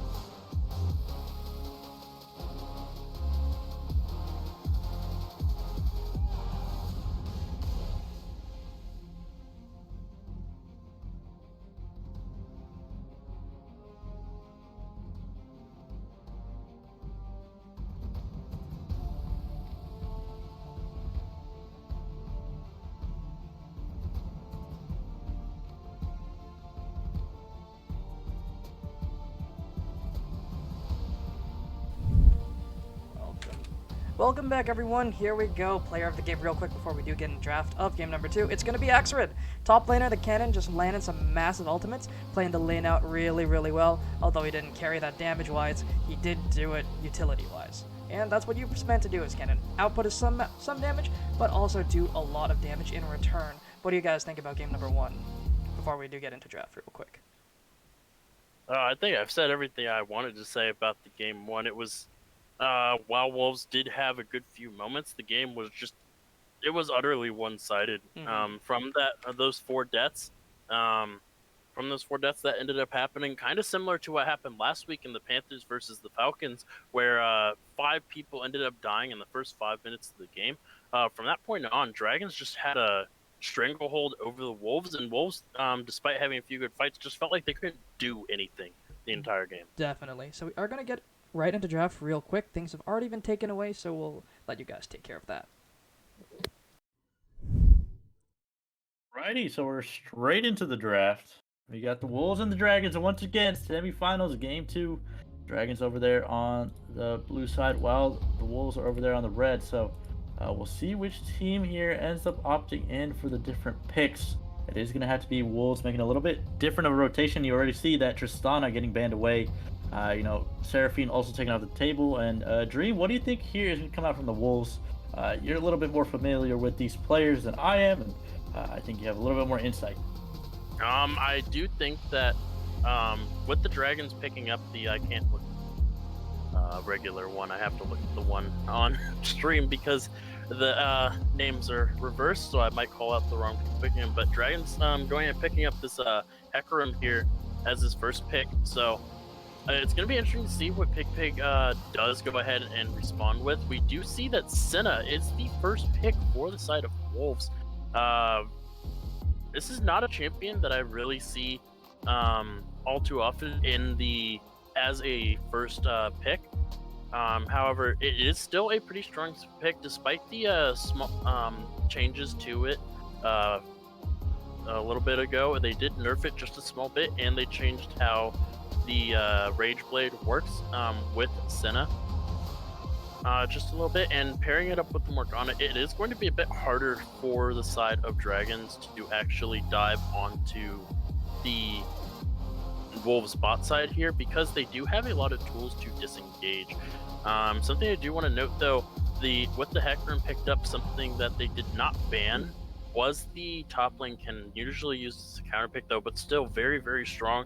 The Yone was left open, however, I don't think they saw it as that much of a threat. That wasn't the biggest issue. It was that Kennen and Tristana going very far ahead, but we do see the Aphelios locked in, and a Lulu. Ooh. I'm not gonna lie, Dream, I love Lulu. I think I've talked about it on stream before. This champion is disgusting. You got disengage, you got buffs, you got shields, you got everything you could want in a support. So seeing it come out here for XLs, I believe he has played it in the past for LA's draft. So it's not going to be the first time he's pulling it out here, but now going to have to be playing that into a Karthus who you can't really do a whole lot to stop when it does come to that ultimate. Yes, you can shield. Yes, you can use your, I forgot what it's called, but the ultimate to keep somebody alive. But at the end of the day, that Karthus still can be quite a problem come the later stages of the game. As you're well aware, my name in the server and my IGN is God King Karthus, so I see a Karthus and my heart skips a beat. Instantly, I want the Wolves to win this game, regardless of what Dragons draft, so I'm going to be a little bit biased. I will try to throw my bias out the window. But it is going to be a Karthus into the Hecarim. I assume it's going to go into the jungle. There's not very many people left in League of Legends that play Karthus in the mid lane. I'm probably one of those few people. However, as we're going through the bans here, once again we see the Kennen, which I expected to be banned from by the Wolves, and the Ornn switching up. They're not getting rid of the Quinn. I actually found it a little interesting that they banned the Quinn last game, because Quinn is usually seen as a counter pick for certain champions like Renekton and Anar even, but because the Quinn was banned and they pick up the Kennen instead, I'll be interested to see All right. This is an interesting composition over here for the Wolves. The Sivir being locked in as well. It might just be the Morgana in the mid lane with that Senna support down there in the bot lane. So some interesting rotation here from the Wolves just to try and, switch it up a bit. But something I'm not seeing here. Oh, okay. All right. Yeah. So my homie Salt has just informed me it's probably going to be a sentiment. Yes, chat is pointing it out as well. I did not know that Bambooper had that one up his sleeve, but he is going to be pulling it out here. So we'll see what they end up opting into. Shen and Corki are going to be the last 2 picks over there for the Dragons. Going to be pretty good.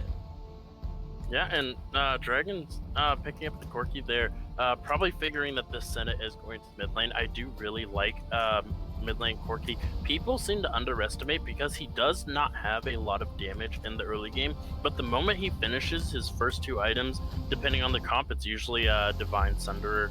I usually see him with Divine Sunderer, Triforce. Occasionally I see him with something else. But Corki is going against somebody like a Senna is actually going to be very, very hard for Senna because he can put out a lot of damage early, and yes, Senna can sustain through it with the Q, but it's going to be very hard for Bambooper to actually get a hard presence to this lane because Corki can shove a lane very, very easily with the bomb, the phosphorus bomb, and his Gatling gun.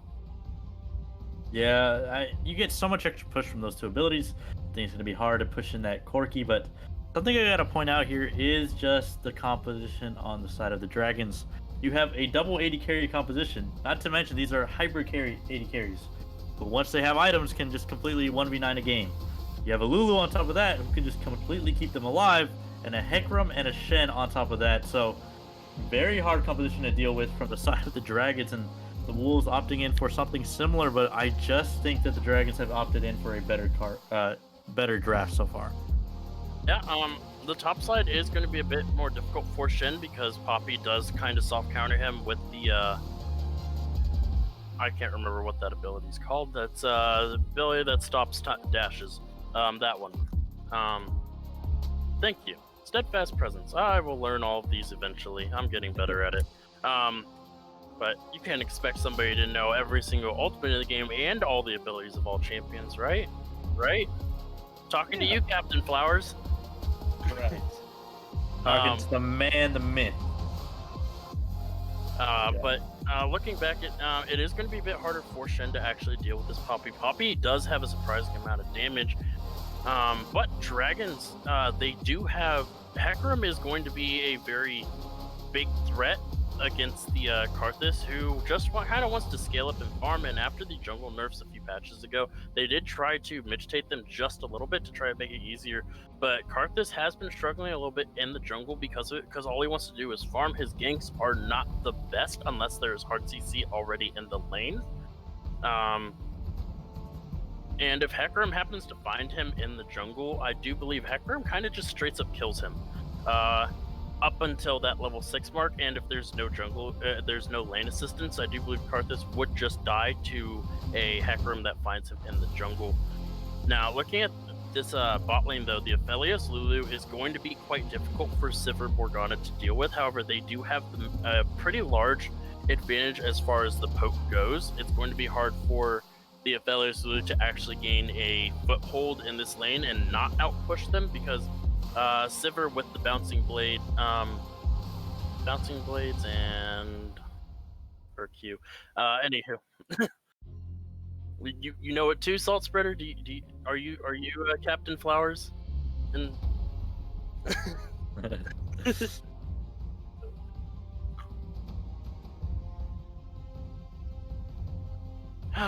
yeah, we'll get these all eventually. One day. Well, we see these compositions come out here, and just a question I gotta ask once again is, do you see a world where this Poppy can completely shut down the carries on the side of the Dragons over there? Because while Corgi has that little dash, can't get stopped by the Poppy, can knock somebody into wall. Poppy isn't the most heavy CC champion, And that's really the only front line you have on the side of the Dragon, or on the side of the Wolves. So, I think it's going to be a very hard composition to pull off here for the side of the Wolves, regardless if they're able to get any leads early on or anything like that. So, it's going to be completely in their hands to just kind of win their lanes, kind of get these early pushes, and let this Karthus kind of scale up to try and make something happen at the later stages. But definitely going to be hard for them with this composition. But overall, I gotta ask once again though, who do you gotta give this draft to? Like, in theory, do you think the guys on the side of the Wolves are just so comfortable on this that they think they can pull it off, or do you think it's just an absolute stomp from the side of the Dragons? Before I go ahead and go a little too deep into that, it is not going to be the Senna mid. It is going to be the Sivir in the mid lane instead. Something that we thought it was the Senna in the mid lane. Ends up being the Sivir, who is going to have a bit of an easier time than Corki. But as far as the overall game goes, if the side of Wolves want to win this game, they have to win early and allow themselves to use that lead to scale up into the mid to late game, because their late game, they have two very strong late game carries, and they have the damage from the Karthus to layer on top of all of that. The problem is they don't have very many options to actual 5v5 team fight. They don't want to team fight because they will lose a 5v5 engage against a Shin, a Hecarim, and a Felios Corki, with Lulu just kind of being in the back line, pressing her polymorphs and her shields and her wild growths on repeat. So they want to catch people out, but really on the side of Wolves, who do they catch out there? The Aphelios? If Lulu is there, then he just gets ulted and he kind of just walks away from anything that they have, because they don't have a lot of hard CC. I do expect the Aphelios is going to go cleanse this game. If not, it is a mistake on his part. Not going cleanse into a Senna Morgana is a little bit terrifying if you happen to get caught by one of those, because the layer CC is going to last forever. But yeah, really, the only way I see Wolves winning this game is if they get a lead early and then and basically what the Dragons did last game. They get a lead early and then it allows them to propel themselves into the mid to late game with the lead that they have. Yeah, I agree 100%. But I like upsets. I like when a composition that isn't as straightforward comes out on top. So with the stage set, Dragons up 1-0 in the series so far. Looking pretty good against the Wolves so far. Have been able to, pull out their lane prowess, win the early game so far. We'll see if they can do it once again, or if the Wolves can come back in this game too. We have all the picks down. We're going to run it down. We're going to go into a short break as we all load into the game, and we'll be back in a few minutes.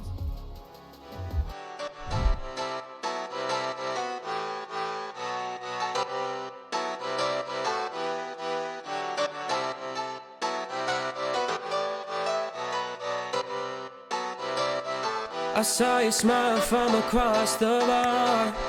Yeah, she was pretty and so close but so far. She flipped her hair and I thought this can't be true. How does a man like me get someone like you? And then she looked at me and I was confused. Everyone here can't be the one that she'll choose. And I looked back and saw the spark in her eyes. This can't be real, my head's telling me lies.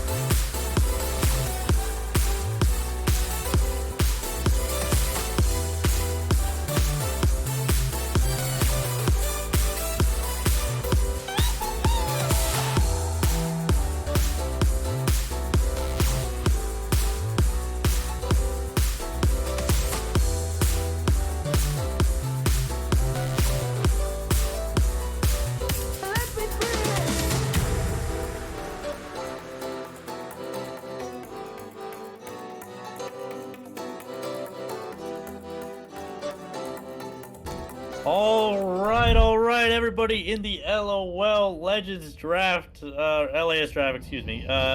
We're ready to play. We're ready to go. Dragons versus the Wolves once again. Game 2 of the semifinals. The winner will opt into the finals. We're ready to go. Both of these teams are ready to throw down once again. Wolves looking for the comeback here. Do not want to have to make it a reverse sweep. And we're just going to run down the teams real quick for the Dragons on the blue side over there. Axford in the top lane, Charm in the jungle there on the Hecarim. Temple in the mid lane playing that Corki, JS Chaotic, and Excel's playing that Aphelios Lulu down there in the bot lane.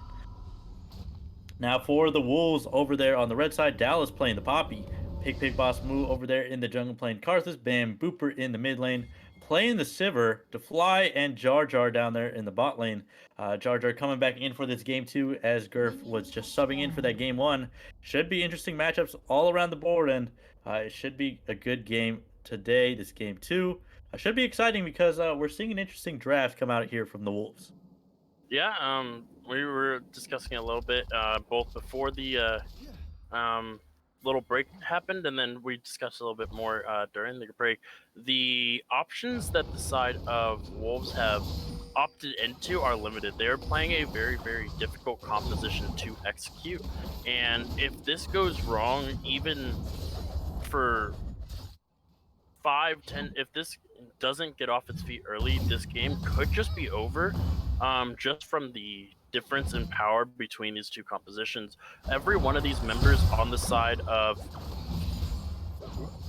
nothing's gonna happen there, but all the everything that the side of Wolves want to do, they have to do early, as Corki is going to take a very bad trade in the mid lane. Not really expecting the Sivir's damage. Sivir does have Dark Harvest, so it is going to hurt quite a bit trying to trade. Up here in the top lane as well, Dallas and Axe are just brawling it out. These two top laners just wanting to get down and dirty over there, and XLs and JS Chaotic here just getting the better of this so far. They have a little bit more gold, hit that level 2 first. The gold actually didn't matter. I don't know why I said that, but the XP difference there, making it so that they hit the level 2 first. Axtra down on the top lane. Still level 1 here, has not been able to farm that much. But overall, I think so far the side of the Dragons are losing a little bit in their lanes. We've seen that Sivir, take some pretty good trades against his Corki. That's the second Dark Harvest proc he's going to get against Temple. Feeling pretty good on that Sivir so far, and we're going to see if this was the magic pick that they needed in that mid lane to kind of stabilize the game. Poppy is now taunted up. Dallas trying to find the trade back onto him. Axford getting real low, but not much is going to happen up there. Yeah, bit of a questionable taunt going in on that when there is enough minions to fill a small tavern, as first blood goes over to Dallas. Wow. The shield toss it to the dash to get the solo kill. That was a more interesting solo kill I've seen in a while. So, my boy Dallas making it a Dallas dip up there in the top lane very early on, finding a solo kill onto Axrid. Axrid is playing with fire there, staying in the lane, and he pays for it, right? He has to blow the TP. He ends up giving that gold away, and now Dallas could be in a bad spot himself. Is he going to be able to find the solo kill? Axrid finding the flash. That's going to be a flash for flash blown, but Temple in the mid lane now finding a fight against Bambooper. Charm is here as well. A little bit more damage will do it. Does find that kill in the mid lane as well. 1-for-1 is the score line. Pretty action-heavy game to start it off.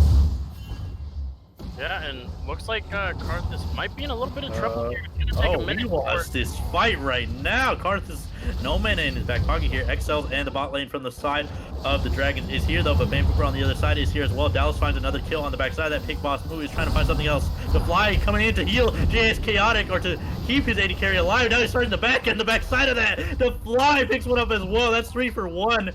And we said that they needed to get off their feet early in this game, and so far the Wolves are doing it. Yeah, the teleport actually being down for Axford, having to blow that, means that Dallas is able to teleport down there with impunity, turning that fight around. You saw how close it was until the teleport shows up there and kills off the Corki with the dash auto.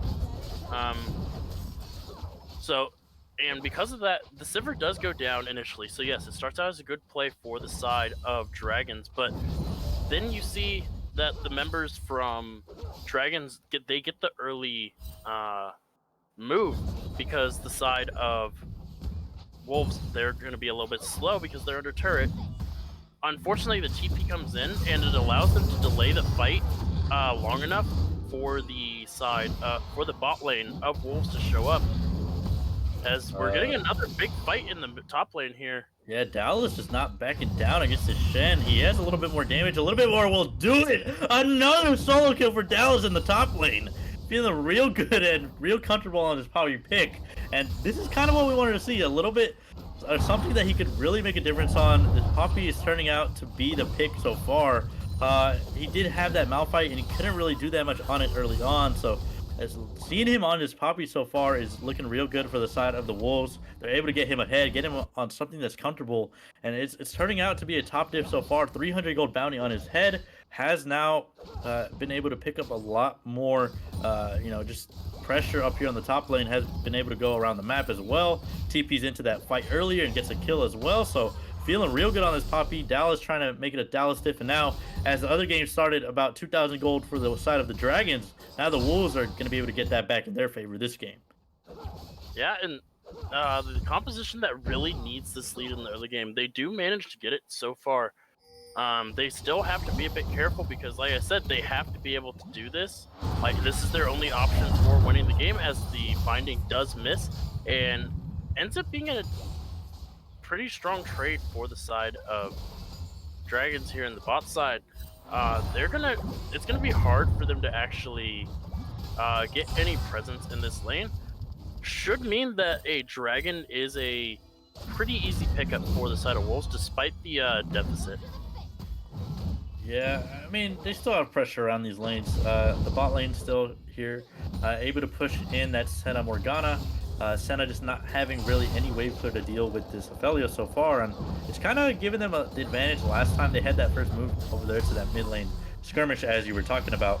And it opted in to them getting a little bit more damage onto the Karthus, but Charm was just too low, and we saw a pick boss move over there, not wanting to back down in that fight. So just feeling real comfortable on this Karthus pick as well. And I think you could talk a little bit more about it as how this Karthus jungle works out at the later stages, because honestly, I think it's a pretty strong pick overall. I think it gives you a lot of utility.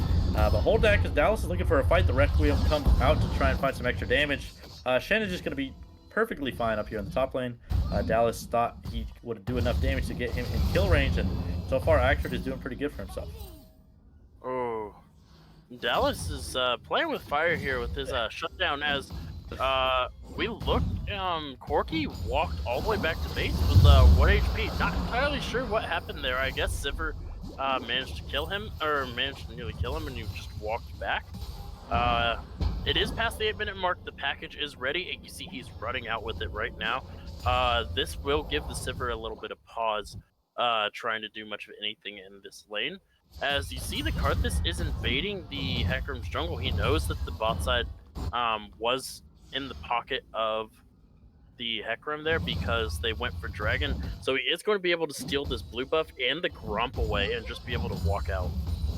Yeah, just completely stealing that. Hecarim's camps does have about a 10 CS lead. The Poppy is here. Temple wanting to look for this, but just does not pull the trigger. They did not have enough space in between them to try and find that engage. But overall, I think that was a pretty good play out of Pig over there in the top lane to pick up those two camps and further extend his lead a little bit. Feeling pretty good on this pick so far. While Charm over there on the Hecarim has a kill, it is not meaning the most so far for him. And this Corky just getting absolutely blasted in the mid lane here. About 30 CS down against his Sivir.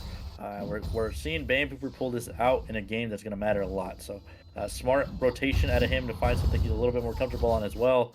As we do not see this Sivir very often in the mid lane.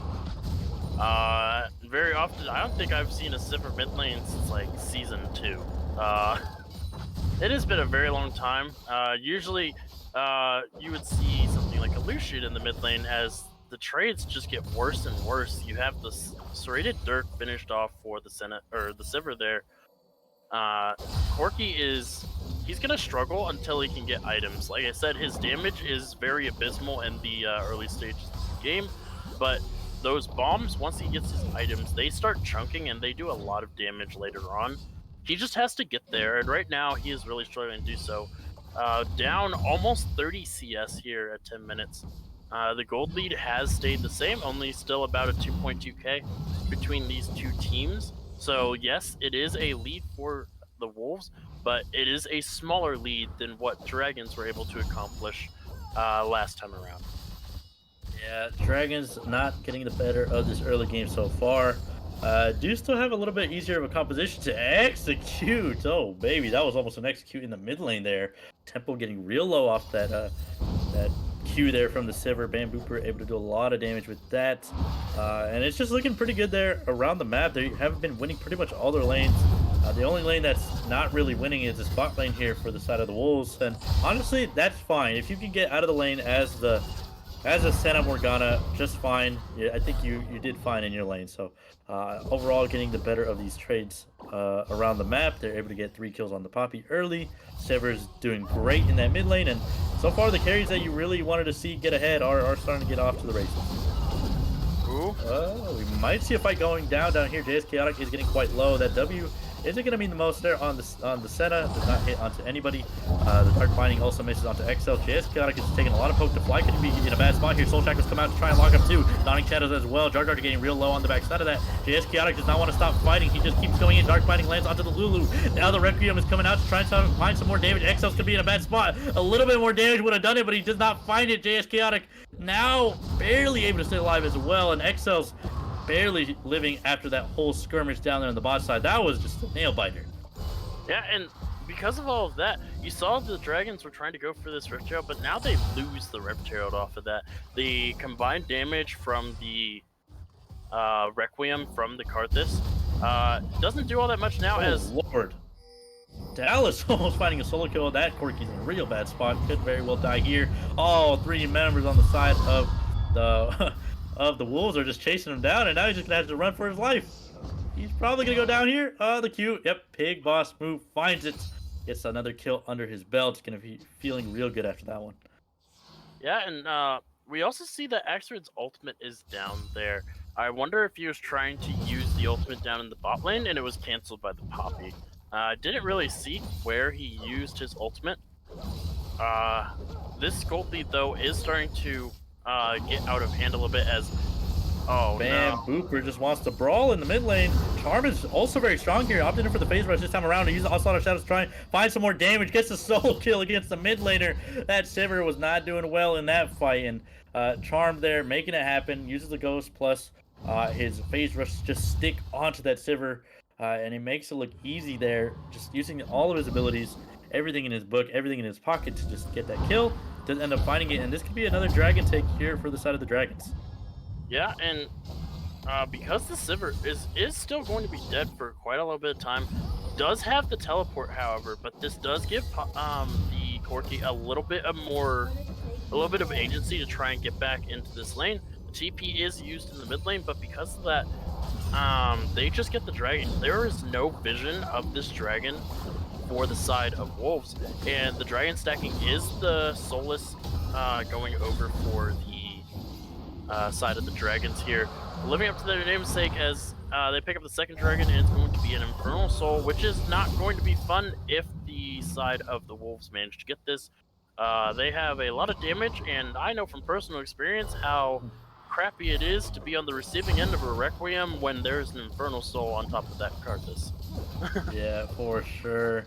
We'll see if they can end up opting into that, but here comes the package. Use that spell shield just in time. Does not really get out of the damage a little bit. This Tempo is not able to land these cannon balls or those rockets at all. Tempo could be in a bad spot here. A little bit more damage redundant. That Ricochet, is he gonna find him? It does. The Requiem on top. There goes Tempo. Pops off the map. Is not gonna be able to stay alive. That Corky dash with the package to his death, and not looking real good after that one. Oh no, this Oh, here's that root CC combo we were talking about. Moonlight Vigil does not come out from the Aphelios at all just yet. They don't want that fight, and yeah, it's just gonna be back to the lane stage, back to normal. Yeah,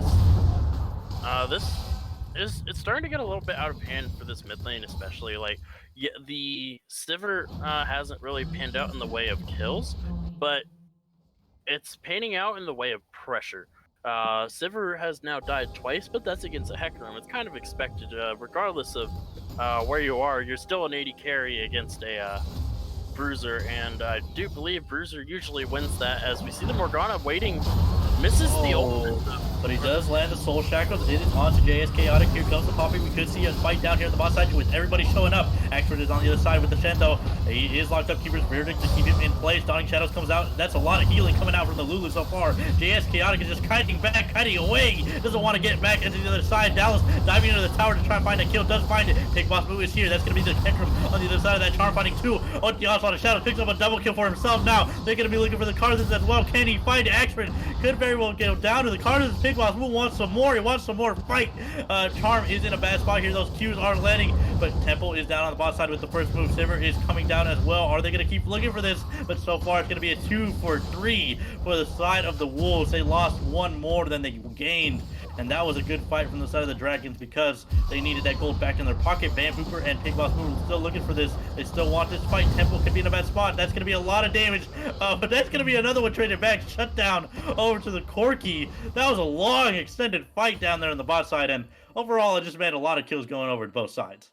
Yeah, and I do believe that despite the winners of that fight being the Wolves in the long term, the Dragons are not going to be too hurt about it because they get shutdowns on both the Karthus and the Poppy there. The who ends up shutting down the Poppy? It is Shen that shuts down the Poppy, so it's not going to be too great that Shen gets that, as we got another fight here. Don't believe you want this smoke from Dallas right now. But he's still looking for it. Charm, not afraid to fight him. He does have 4 members up here on the top side, while that Sivir is still stuck on the bot, trying to get that tower. Does end up getting it at the end of the day. But as you were just saying, the extra gold going over to the side of the Shen and the Corki, it is going to feel better on the Corki as he did get that shutdown onto Karthus. But overall, Dallas is just, oh, alright. You know what? That's going to be a dead Poppy, most likely. Wait, he stays alive. Hold that thought, because here comes Charm looking for some more damage. Dallas could be in a bad spot here. Still staying alive. How is this Poppy alive? Goes back in, dashes him into the wall. The Hecarim getting real low as well. The Requiem on top trying to make it happen. Does find that kill onto the Hecarim at the end of the day. Here comes the Sivir, though, with a lot of damage on the backside. There's going to be a lot of auto attacks. Here's the Karthus in the middle of the fight. That's going to be the double kill. Could be the triple. He's looking for some more. Sivir picks up the Shen on the backside. That's going to be the triple. That's going to be the full 5-man ace for the side of the Wolves. And if you thought they had a bad comp and we were talking crap about them in the draft, now they're making us look like the fools here because they just wiped that fight. That was an overchase and a half from the side of Dragons there. They really wanted to get something out of this to try and pull this goal back, but now not only do they lose the Herald because Karthus is going to solo the Herald, they're also going to lose the mid-inner tower. They have no outer towers remaining. The Dragon is about to come up. They're probably going to lose the Dragon stacking they've been going on. It is close to an 8,000 gold lead here, as Hecarim is going to get caught out. He might just get killed here. That is 280 carries. Oh, Lord, that's a lot of damage going down onto him. Sivir finding a whole bunch of damage. Does get that red buff at the end of the day. Dragon is spawning up here now. We could see another fight happening very shortly. Morgana on the wrong side, though. Doesn't get over the wall at the end of the day.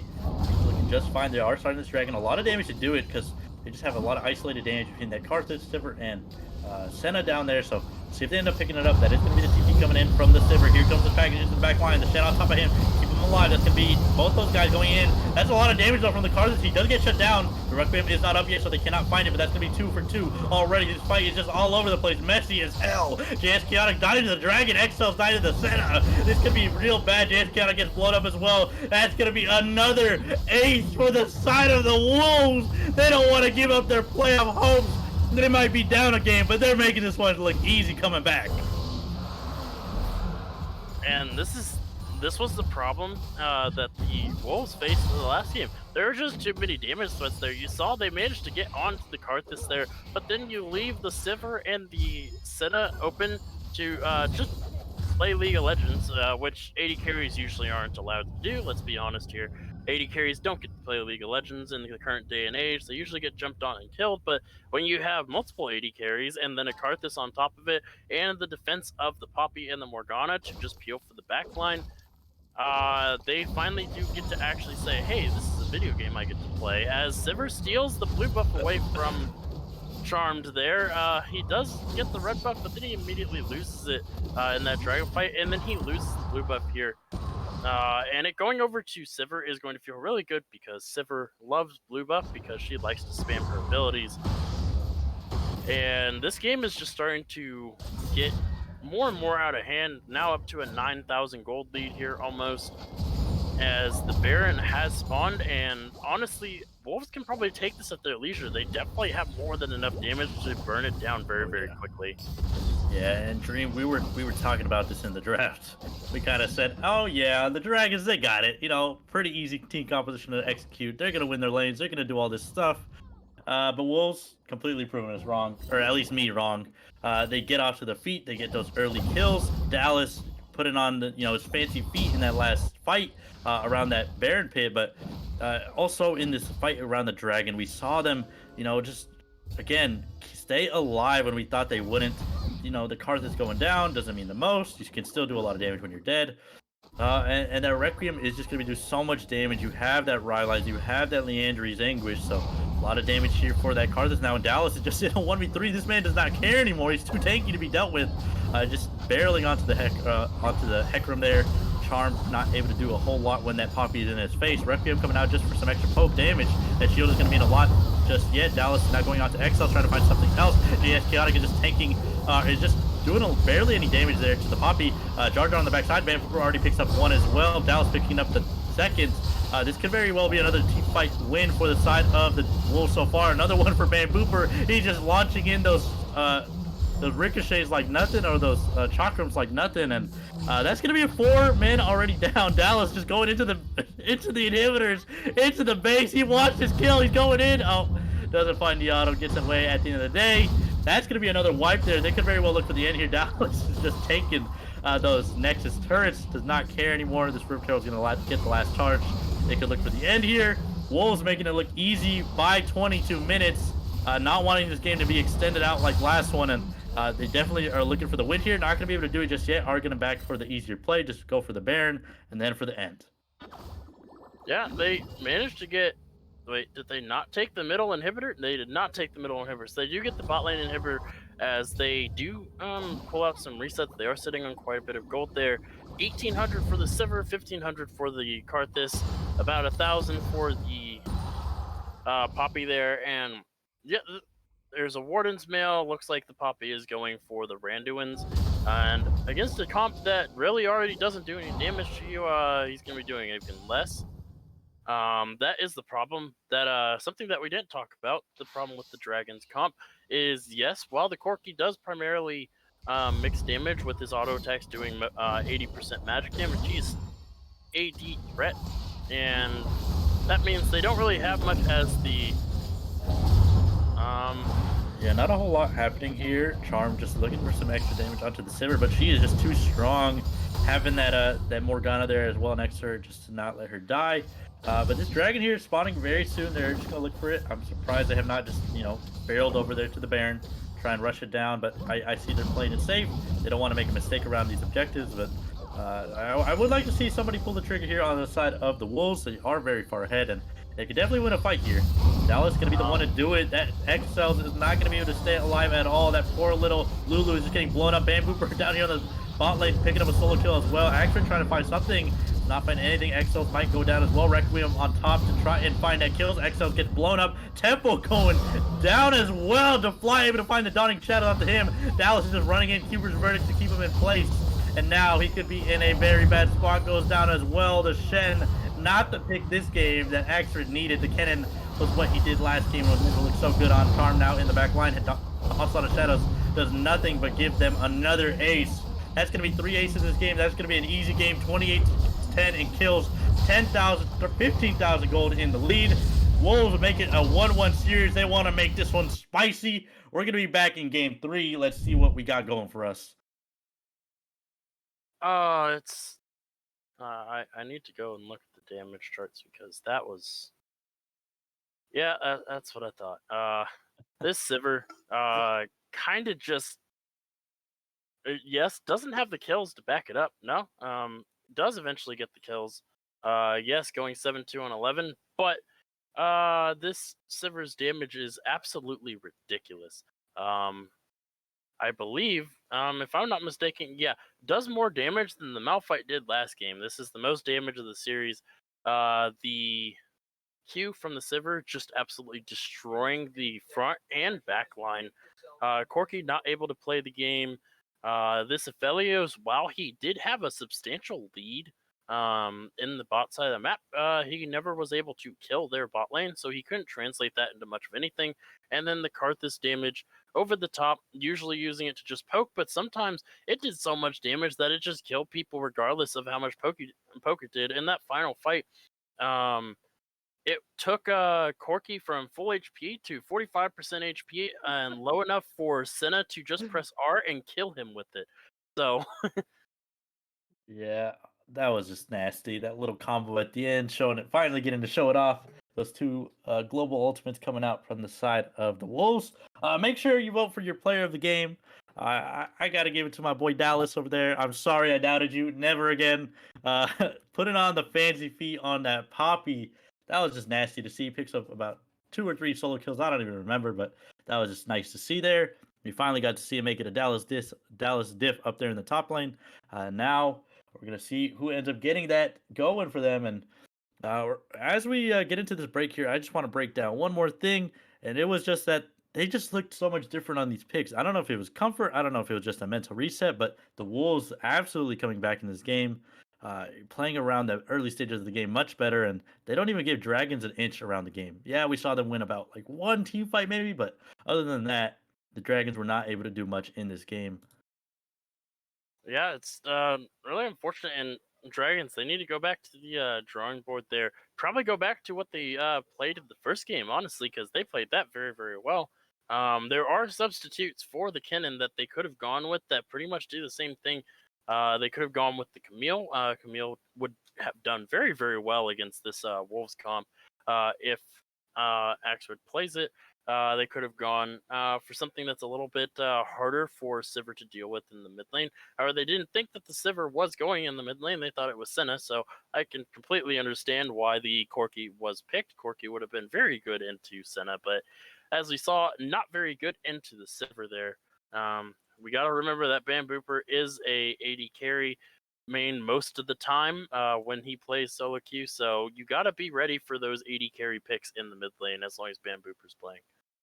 Yeah, you gotta be ready for him to just pull those out. We thought it was gonna be the Senate, was the Sivir this game, and he makes it look nice there with a very good lead against the Corki all throughout the game. And I think we're gonna send it off to break now. I think it's about time. Yep. So we're gonna send it off to break here.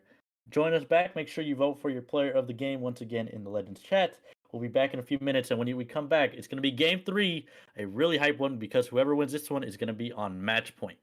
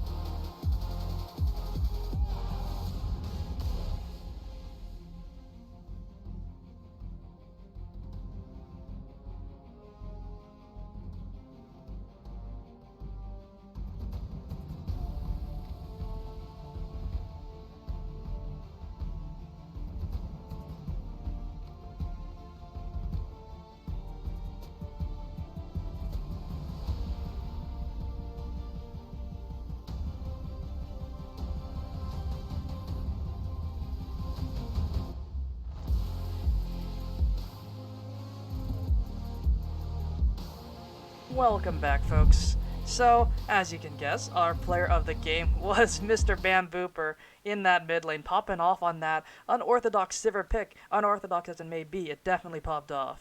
So, I mean, he was out pressuring that Corki. The Corki was not able to walk up at all, just getting constantly pressured, forced to base a lot, and overall just did mad damage. The kills didn't come through until later in the game, but that doesn't matter when you're just able to get tower plates over and over. Yeah, and that Sivir absolutely getting ballooned into the mid to late stages, picking up those early items, making it look nice. We are going to be getting into the game very shortly here, so we'll see what they end up opting into this game because those AD carry picks were a little bit more unorthodox, a little bit different.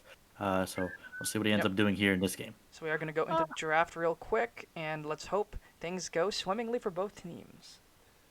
And as we hop into draft, the very first ban is the Karthus. Oh boy. They don't want to see that one again. No, they do not. That Karthus did do quite a lot of work though I don't think that was the biggest problem. Yes, Karthus is a problem in any stage of the game because he dies and then he doesn't die. But look what look what Wolves left open. They left Excel's Tarek open. Oh no. This could be a bad one. Excel's loves that Tarek pick. And he could very well pop off on it for this game, but it is going to be game 3s, ladies and gentlemen. I'm excited. This series just turned very, very interesting. It's 1-1. Both these teams not wanting to give an inch in the series, and now Wolves bringing it back for themselves, bringing back that second game. Hopefully we'll see something happen here. It's going to be Pig pulling in that Graves once again. The Sivir as well getting locked in again. Both these guys going towards comfort here, as that Karthus was banned away once again. The Sivir was the difference maker. We saw Bambooper get that player of the game, that Pog, P-O-G, the man, picking it up for himself. He makes it look easy in that mid lane. We'll see what Tempo decides to opt into it this game. Maybe it was just the Corki that was the problem, and we'll see what if he decides to go for something a little bit more different.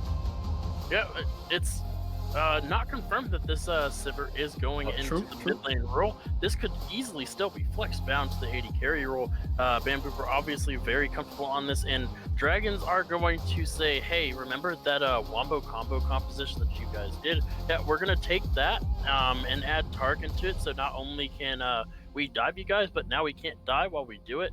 Adding a Mumu into this composition is very, very strong. Tarek is a very good champion with a lot of AD carries. You can pair him with the Misfortune, you can pair him with the Callista, you can pair him with the Aphelios, the Senna, pretty much everybody. And we get a Season 3 to Season 5 strat, Curse of the Sad Bullet Time with the Tarek Ultimate coming out on top of it. Oh boy. Yeah. This should be a good wombo. That's going to be all those members being locked up for, I believe, 2 seconds is the Mumu ult. Yes. Yeah, 2 seconds of CC. And they changed it a while back. It is a stun, not a snare now. So you can't even respond to it anymore if the Mumu gets out. His ultimate. Yeah, we'll see if that Curse of the Sad Mummy plus Bullet Time comes out and it's just a wipe. Over here on the Wolves side, still not opting in for the last pick just yet. The Janna going to be what they end up opting in for, not wanting to see that Mumu get that big ultimate off. They do have that Monsoon there to try and disengage there for Jar Jar down in the bot lane. But again, these are some pretty interesting picks. Opting in for another more supportive bot laner down here for the Wolves. Going for this Janna this time around. And we'll see if it's going to make a difference down there, because the Janna is a very good champion at disengaging when it does come to engage. You can just completely shut down the engagers on the enemy side, get that Monsoon off, and then they can't really do anything. So we'll see if Jar Jar's got the quick fingers with that one, and if he can keep his carries alive, as they already do have 2 AD carries on the side of the Wolves, Dallas and Pigbot. Moo over there picking up that Graves and Sivir very early on for their team. So going into this, we see top laners banned off the table here. Nobody wanted to see that Kennen or Malphite. Mordekaiser as well taken off. We'll see if anybody else gets taken off the table. Yeah, and another thing that I want to note here is, because it's a Graves Sivir as the first 2 picks for the Wolves, I highly doubt that they send this mid lane, because I don't really see DeFly playing very many AP carries in the mid lane, and it looks like it is going to be a Sylas either going into the mid lane or it can also go into the top lane depending on what it is. I think they are picking the Sylas here to deter the Ornn pick because Sylas is a pretty good champion into Ornn in the top lane. And if they don't pick the Ornn, then Sylas can just as easily go into the mid lane and be perfectly fine with whoever he faces against. He does have some pretty nice ultimates to steal. He has the Cosmic Radiance from, I believe that's what Tarik's ultimate is called, is Cosmic Radiance, Curse of the Sad Mummy, and then Bullet Time. All pretty good ultimates for the Sylas to steal. And it is going to be the Scion in the top lane, opting out away from that Ornn because of how good the Sylas is into it. And it looks like we're going to have a Lucian mid lane. Oh boy. Yeah, this is going to be pretty much 3 meatballs in front of the Misfortune and Lucian to try and, build that space, build that tank wall for them over there on the side of the Dragon. So something similar that they did in game 1 over there. But now the side of the Wolves opting in for the Ornn for their side as well. They're trying to find something similar for themselves. Have that Enchanter support in the Jaina, that Ornn up there in the top lane and try and build that space as well.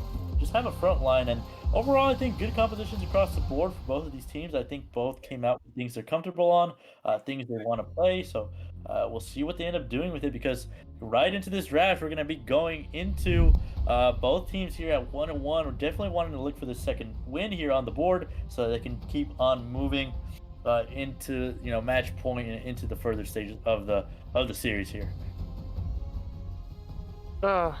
It always hurts my soul when I see Karthus banned. Anywho, the reason why Dragons are able to go for the type of comp they went for, besides the Ornn and the Graves Graves Grit, there really isn't a lot of armor stacking on the side of Wolves here.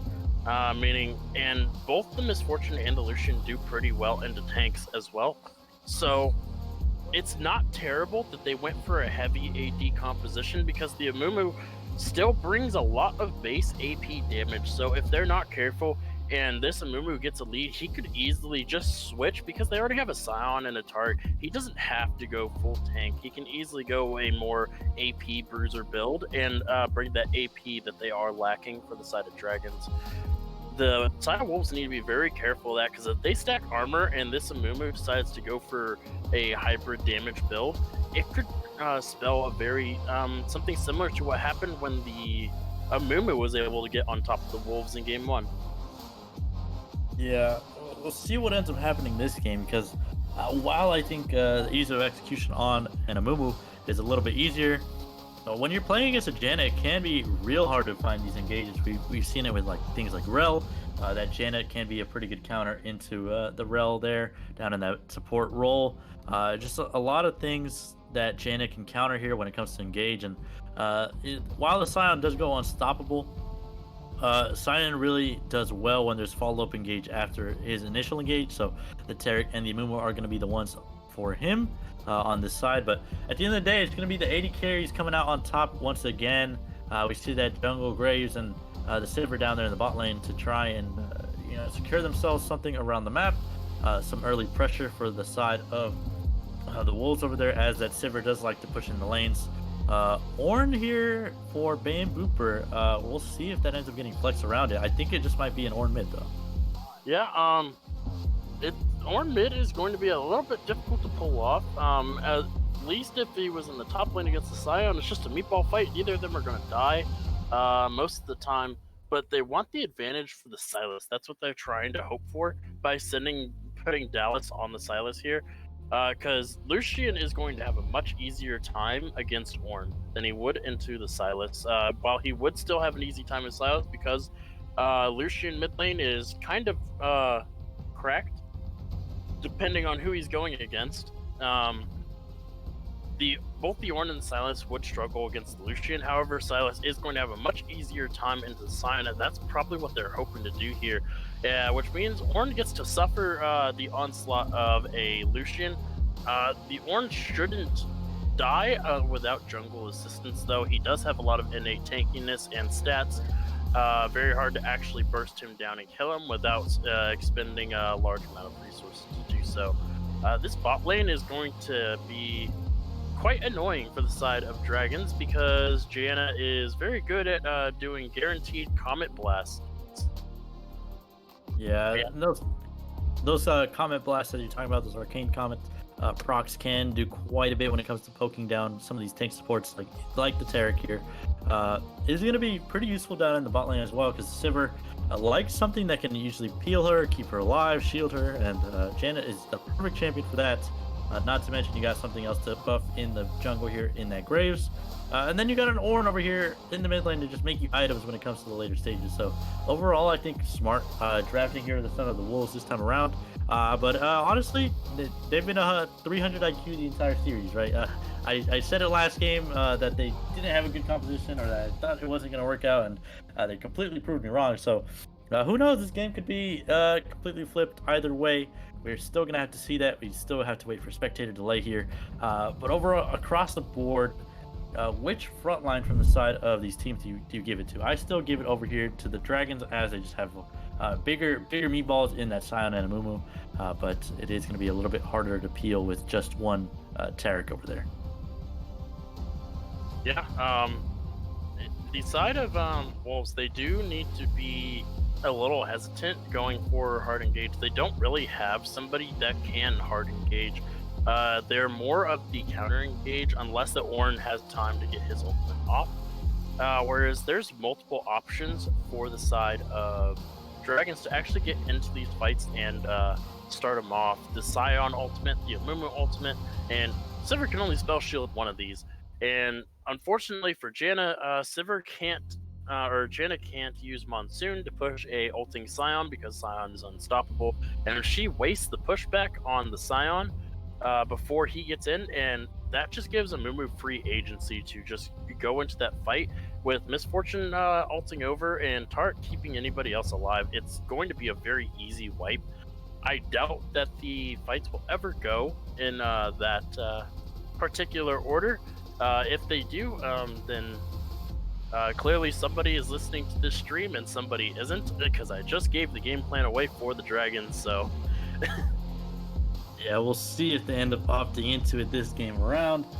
They did have that first game win over the Wolves. We'll see if they can do it again here. It could just be a back and forth series if that does end up happening. But again, a very important game here in the game 3.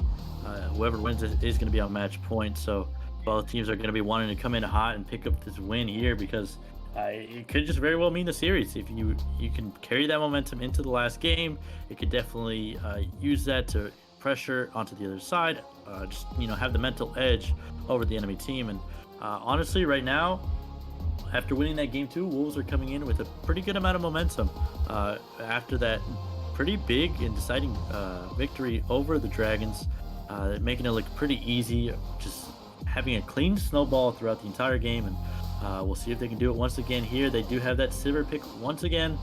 It was kind of their difference maker last game, completely shutting down that mid lane Corki, but this game it's going to be down there in the bot lane. We'll see what he can do against JS Chaotic, as he has been pretty good down there in that bot lane so far, not making too many mistakes so far in this series, and it's going to be pretty hard to shut him down. But overall, I think the lanes on the side of the Dragons are just going to have an easier time getting off to the races, just because Lucian can be very strong, and Sion doesn't really lose a whole lot of matchups. So we'll see what they can do in this game. We are going to be going into the game, so just a few more minutes here as we get all set up and loaded in. We'll be back in a few until we get all set up.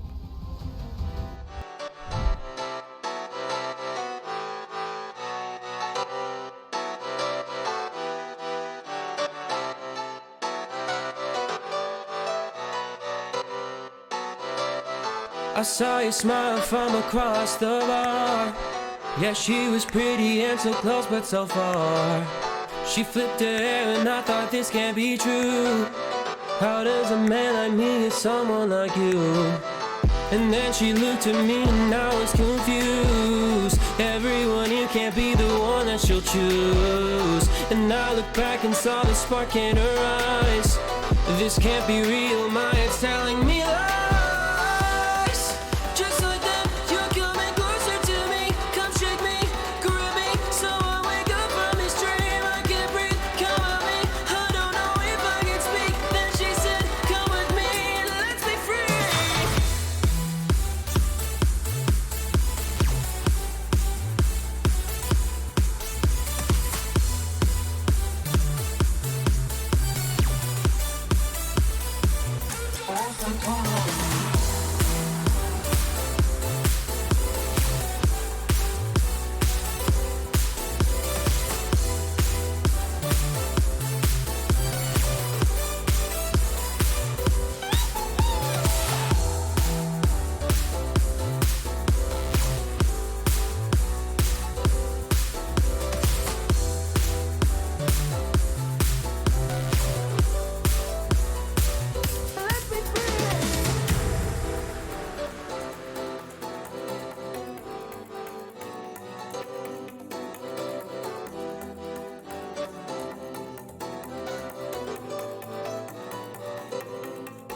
All right, everybody watching the LACS draft today.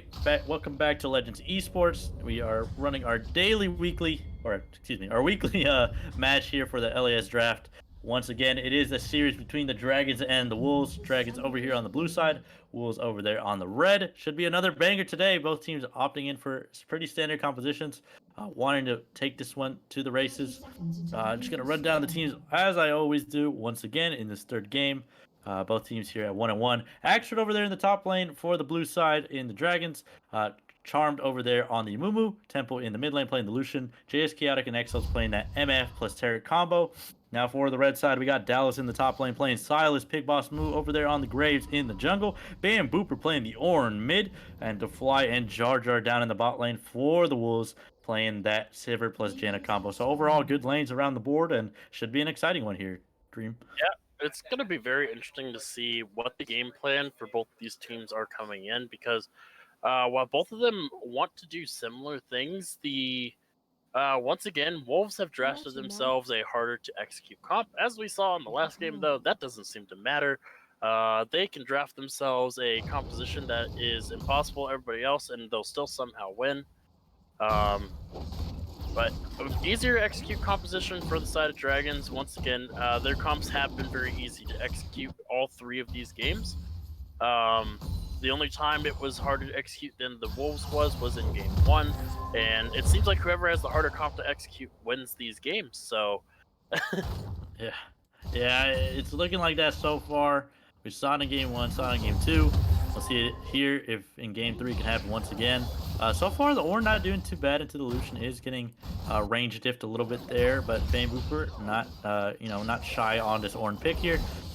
Is doing pretty well into the Lucian so far. Has not gotten completely poked out just yet. Dallas looking for a trade here up on the top lane.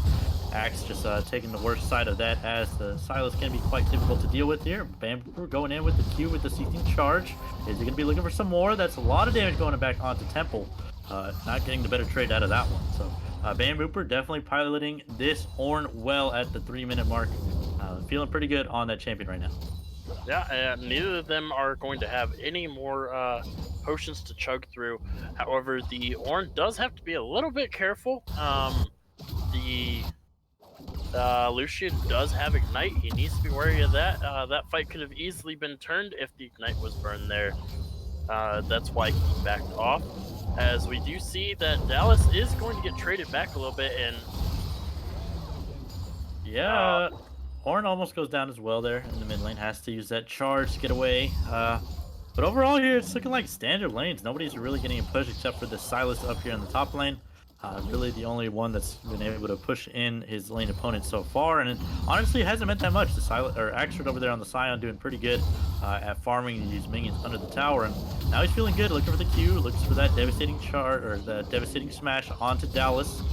Did not find it just yet. Axford not looking the best in that trade and almost goes down there. I would like to see Bam Booper here just back and get a reset off, TP back into the lane, just because he is starting to bleed quite a bit and he doesn't want to give away any of these plates here. Yeah, and it's actually going to be a double scuttle start for this for the Graves here. Mumu not the fastest at clearing his jungle, means he doesn't get a chance to get either of these scuttles. Oh, Bam Booper! Oh, he finds a solo kill, first blood for the Lucian.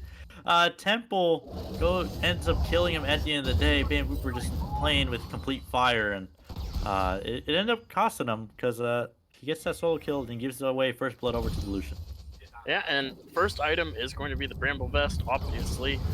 You don't go for Bramble Vest into a Lucian, as Graves is down here on the bot side. We might get a little bit of engaged now. They're just going to walk out of this here, as Jada is going to take the worst end of that trade, actually. DeFly actually having no mana is not going to be able to do much follow-up if they do decide to do a counter-engage here.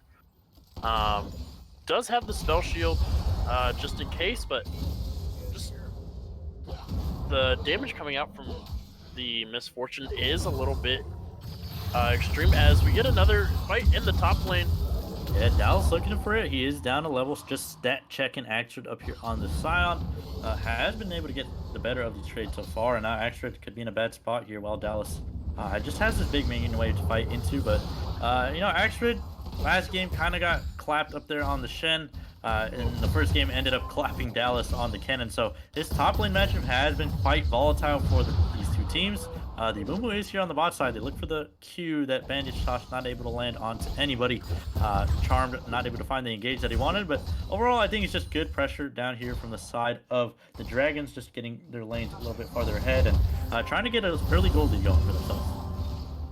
Yeah, and oh, Bam Booper, he's looking for a fight once again. Temple just getting the better of that so far. Those extra pot shots coming in from Temple just doing a whole lot of damage.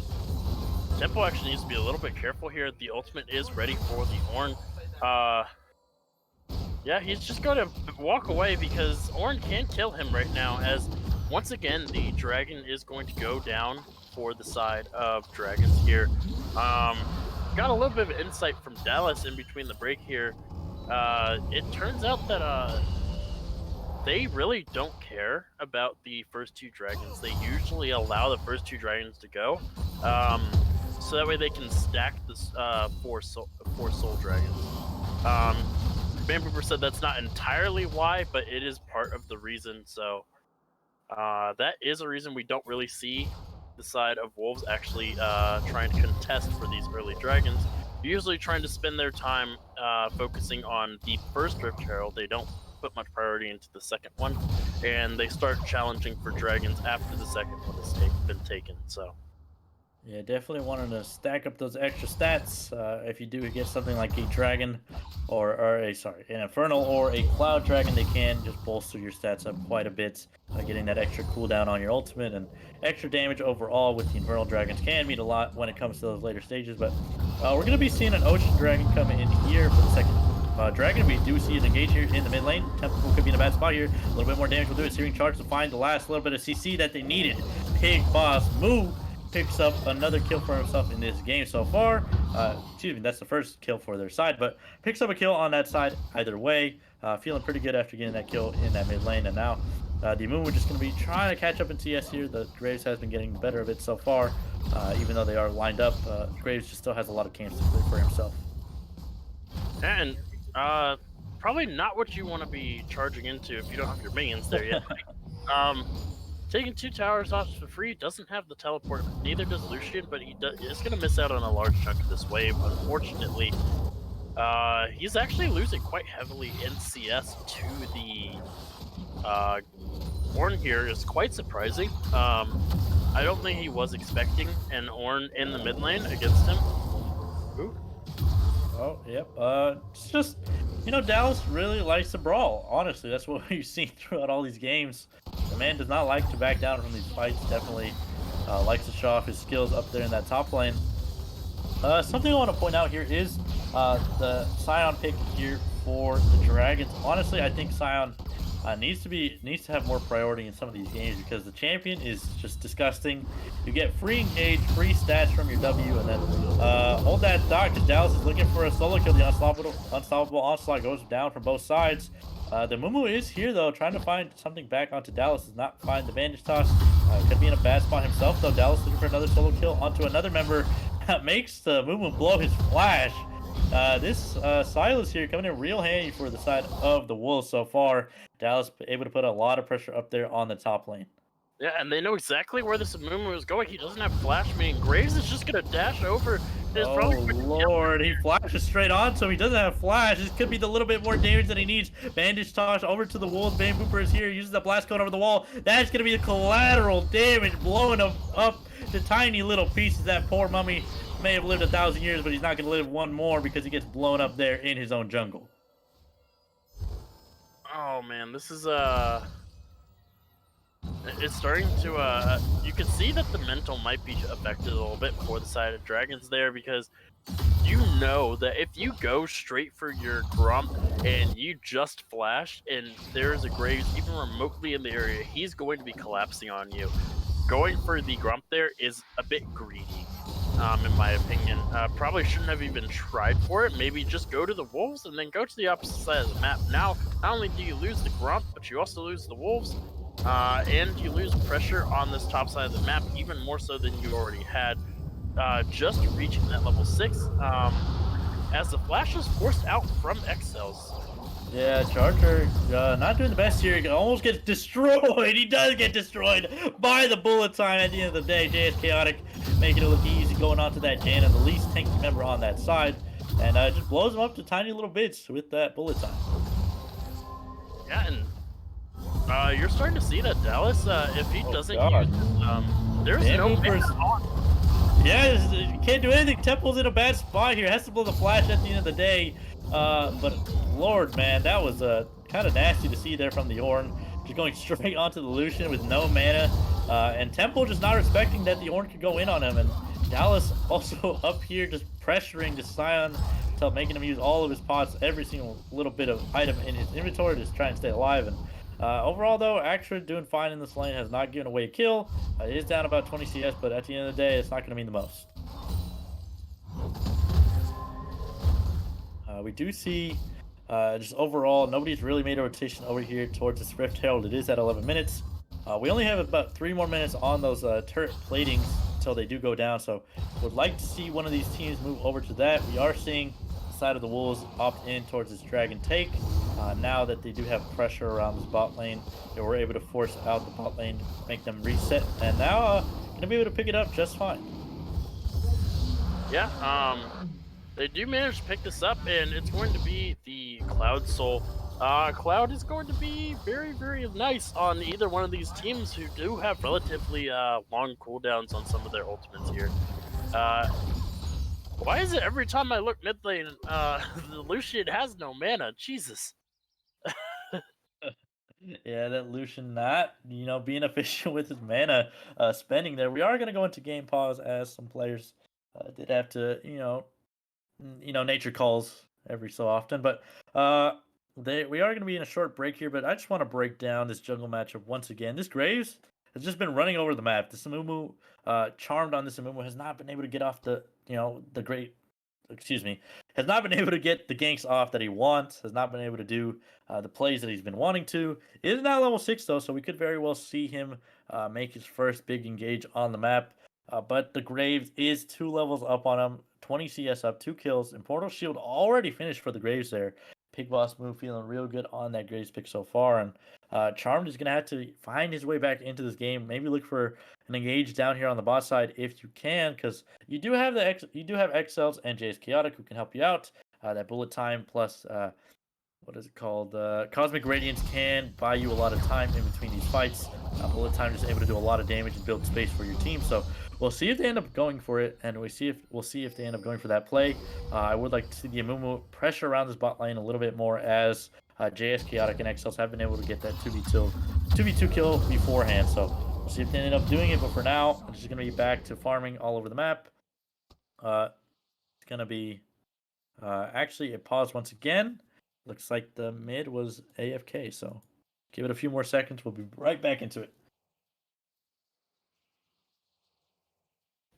I do want to inform everybody here really quick that the series between the Gators and the Panthers are over. The Gators did go 3-0 in that, and will be moving on to finals against whoever wins this series here. Damn, another 3-0 for the Gators. Feeling real good after that one. So whoever wins this series is going to have a uphill battle against those guys, because they've been nasty all throughout the season. But that's for next week. Let's focus on this one for now. For now, though, Axford is getting barreled down onto by Silas. Graves over here now just invading once again, trying to get more pressure. That Rotator looking pretty free for the side of the Wolves right now. We do have a lot of pressure around this top side. They are running out of time, really, to take it if they want to get any plates out of it. Looks like they're going to go up. This Scion is pushed way too far up, and he has no vision of his own river there.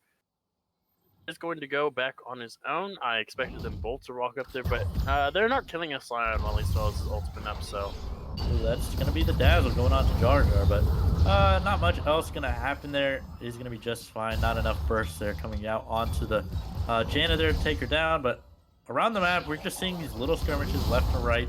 It has been quite a slow one. The gold is almost dead even here between these two teams. Both the teams not wanting to give a huge advantage away in this game 2, or game 3, excuse me, as both teams have already gone onto the board, picked one game up for themselves, and now just wanting to get into the second game real nicely. We could see Dallas in a bad spot here. He's under the tower against the Silas, or against the Scion, now looking real bad. Unstoppable onslaught back onto Axford. Is just in a bad spot. Tries to use that Kingslayer to heal back up. Axford could just find the solo kill. He does find it. Oh god, that was not the best thing to see there. Axford and Dallas is brawling it up there once again in that top lane. If he had just waited for the Graves, they probably could have gotten the kill. Hold that thought, because Jar Jar is in a bad spot. Uses the Monster to try and stay alive. A little bit more damage was done. That's going to be the kill as well, going down on the bot side. 2 kills given away for the side of the Dragons, and they're looking real good now at the 14-minute mark as they've just picked off 2 members. Yeah, and during all of that, because Graves tried to get the Rift Herald off on the top side, and it ended up being a failed dive. And Booper looking for the engage here, using Ignite to try and find a solo kill. That's going to be the Ornn. Solo kill in Illusion Temple. Not respecting that at all. Did not have the flash. Wow, the Ornn had the Ignite and the extra damage from his Call of the Forge God. But here is Charmed. He's trying to find the kill. Does find it at the end of the day. The Graves is on the other side of the wall, though. It's going to be one taken back for himself. Pig Boss move, picks that up. You may have killed my mid laner, but you're not going to kill anybody else, and you're going to die for it. So, Pig Boss move, picking that one back up after his mid laner dies there. Yeah, the first ult from the Amumu ends up getting a kill, but he trades his life for it as well. The Graves only burning, not even burning anything, didn't use flash, didn't use collateral damage here.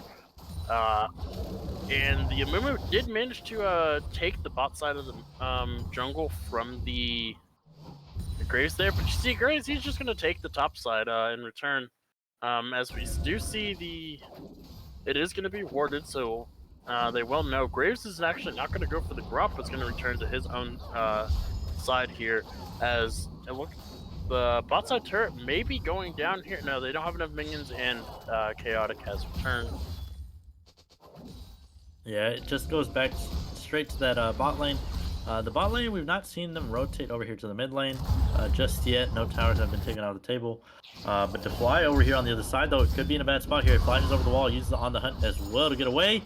Looking just fine over there on that bot side.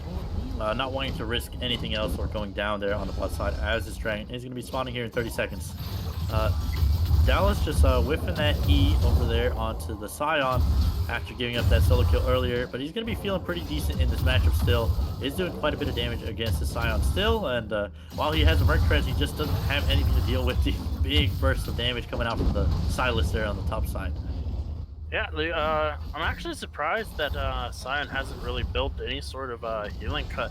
He is going against the Scion after all. As much as the Bramble was an anti-AD item, it is still a Grievous Wounds item. You kind of need it as the that's gonna be the solo lane combo. They pick up the shutdown onto the Misfortune, and they get the kill at the end of the day. Gonna be able to transform it into a Cloud Dragon take on the bot side here.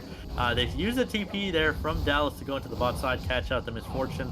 She was worth quite a bit of gold, and now they're gonna be able to transfer it into another objective take. We could see them use this to move around the map a little bit more, but overall though, feeling good after that pick onto the Misfortune. Yeah, they get the pick, they get the dragon, and they get the bot lane turret as well. You're gonna be feeling pretty good if you're the side of Wolves here. Pretty much all 3 of your lanes, or your top half of the map has been struggling. Obviously, it's very hard to kill a Scion, even though the Silas is doing a lot of damage to him. Every time he has to use the Kingslayer to make the trades feel even. Oh no. Oh god. Lucian just not able to hold that mid lane that well. Has to use the Coaling just to clear the minion wave. But he's looking pretty good still. Has been able to do quite a bit of work still. Got that solo kill at the start of the game, and even now has the S3 reverse item. Is probably going to opt into something like the Kraken Slayer here to deal with the tanky member in that Ornn. But Dallas on the bot side once again. JS Chaotic can be in a bad spot. Cosmic Radiance comes down from Dallas to try and keep him alive a little bit longer. Dazzle comes out to try and find it. Does not find it. XLs could be in a bad spot here. Dallas now looking real bad. Could be very well going down here. He is trying to get locked up or trying to get away. Excuse me. XL's trying to find the Dazzle. Does find it this time around. Bullet time comes out just for the show off. Just to show off that he could kill him. But Fly picking up that, or excuse me, Dallas going down on that bot side. Here comes the Amumu. Here comes Charmed. He's trying to find something else. The Crystal of Sad Money does come out. Pick Boss Moog is here on the other side though. Bambooper tries to find that kill. Does find it at the end of the day. Charmed could be in a bad spot. That collateral damage used to get some space in between Charmed and the Amumu. Or excuse me, Pick Boss Moog and is now fighting the Amumu here. Could very well find another kill. XL is here to try and keep his jungler alive. The Dazzle comes out, does find the stun. JS Chaotic is trying to find some more damage as well. That's going to be a lot of members down here on the bot side. It's going to be another team fight. The Monsoon to just knock him back away. Here comes the onslaught of, or unstoppable onslaught. Actually on the back side of that, he's trying to find something else. This could be a dead to fly on the other side though. JS Chaotic picks that one up. That was a very long extended fight, and I don't really even know what happened. I do believe that is a net win for the side of Dragons there. They burn a lot of the cooldowns from the side of Wolves there. Look at the side of the Wolves. Literally everything is on cooldown except for Dallas's flash, which he still had available. Could have flashed out and maybe survived in that bot lane.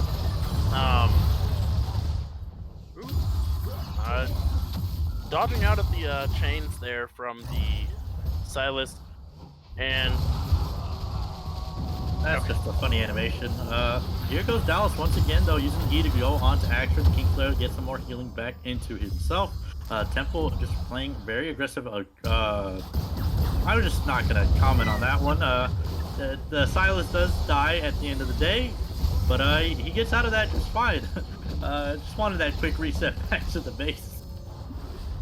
Yeah, wanted the hard reset there in the mid lane. He needed to go buy, I don't know, boots, I guess. Wasn't paying attention to what he was buying, as Jar Jar is just that's just a dead Janet. Does not get to press any buttons. Doesn't really get to play League of Legends right there. Gets destroyed by JS Chaotic. And now the side of the Dragons are starting to, mount up these little bit of leads. It's a little bit of advantages they've been able to accrue for themselves around the map. They found those couple of kills in the jungle earlier. Find those two more in the mid lane there against Dallas and Jar Jar. Probably going to be used it to get some more items under their belts, as they are starting to scale quite a bit. This Misfortune is very strong. Has the Collector and Gale Force there to try and do quite a bit of damage come the later stages of this game. It has gotten off to the races quite easily and looking pretty good down there in that bot lane. So JS Chaotic definitely looking good on this Misfortune so far.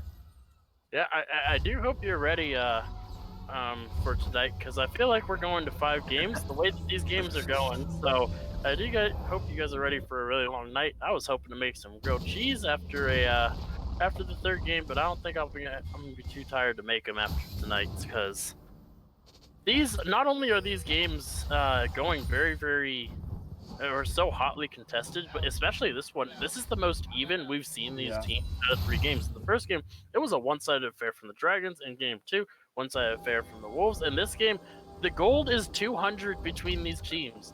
200 gold separate these teams. Two dragons to 1 dragon, 2 turrets to 1. The last games, the other teams didn't even take a turret for like, oh no.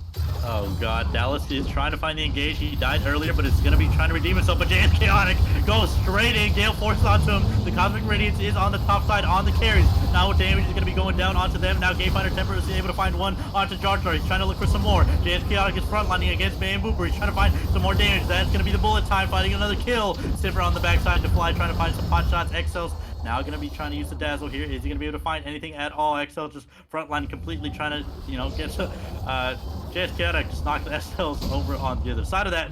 That's going to be 3 members from the side of the Wolves going down here, and Dragons just want to make this one not go to 5 games. They want to try and get it here, trying to get that match point very early on in the series.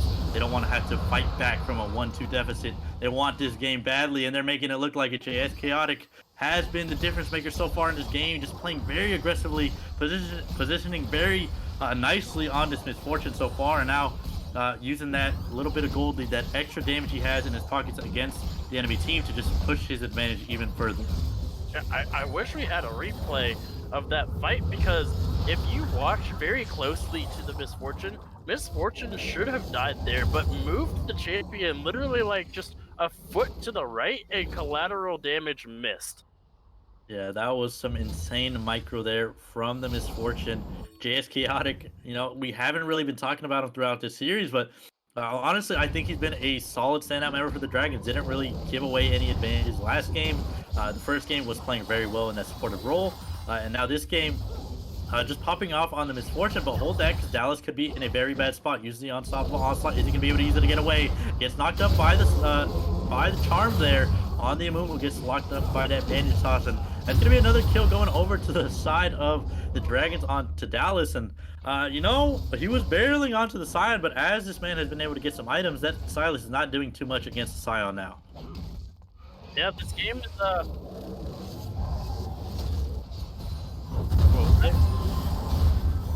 Resync? Resync.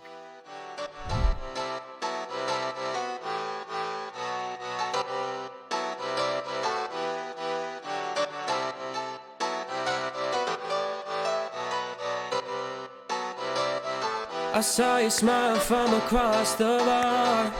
Yeah, she was pretty and so close but so far. She flipped her hair and I thought this can't be true. How does a man like me get someone?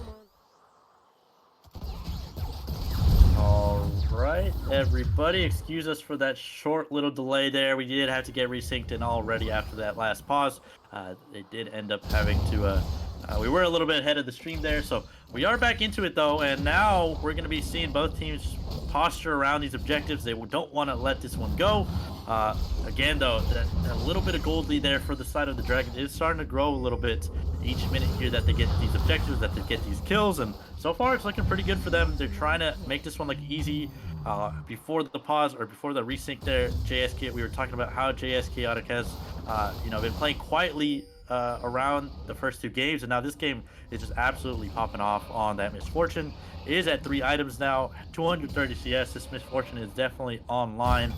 You pair that there with the Scion and the Amumu to stand in front of you, and you can survive throughout an entire team fight. So we'll see if come the next fight he can just absolutely blow through the team fight and make something happen. But until then, we're going to be waiting here for the next Dragon to spawn in about 2 minutes. Yeah, and I just want to note that the not only has Bambooper reached that level 14 Orn mark, he has also hit level 15, which means both the Graves now has the Blood Board upgraded Immortal Shield Bow, and the Sivir now has the upgraded Duskblade called Drakthar's Shadow Carver. God, I love reading the upgraded Orn item names. It just looks so cool. I love it. Whoever came up with those needs a raise. Yeah, give the item namer a raise, according to my homie Dream. But here we go into this game. We see the Orn getting very tanky now. Level 15 is pretty strong himself. Almost going to hit that level 16. That Call of the Forge God will be on a very short cooldown after that. I would like to see them maybe look for a hard engage onto the enemy side. They have not really been able to find one, but if you can get a solid engage with the Orn and a Dallas flank coming in, you could very well look for a easy team fight. But if Dallas is just getting blown up on the side lane, it's not going to mean the most just yet. Bandage Toss comes out now. Charm is trying to look for some more. He's going to get away with that unstoppable onslaught, but it's just going to be Dallas again having to get bullied in that side lane.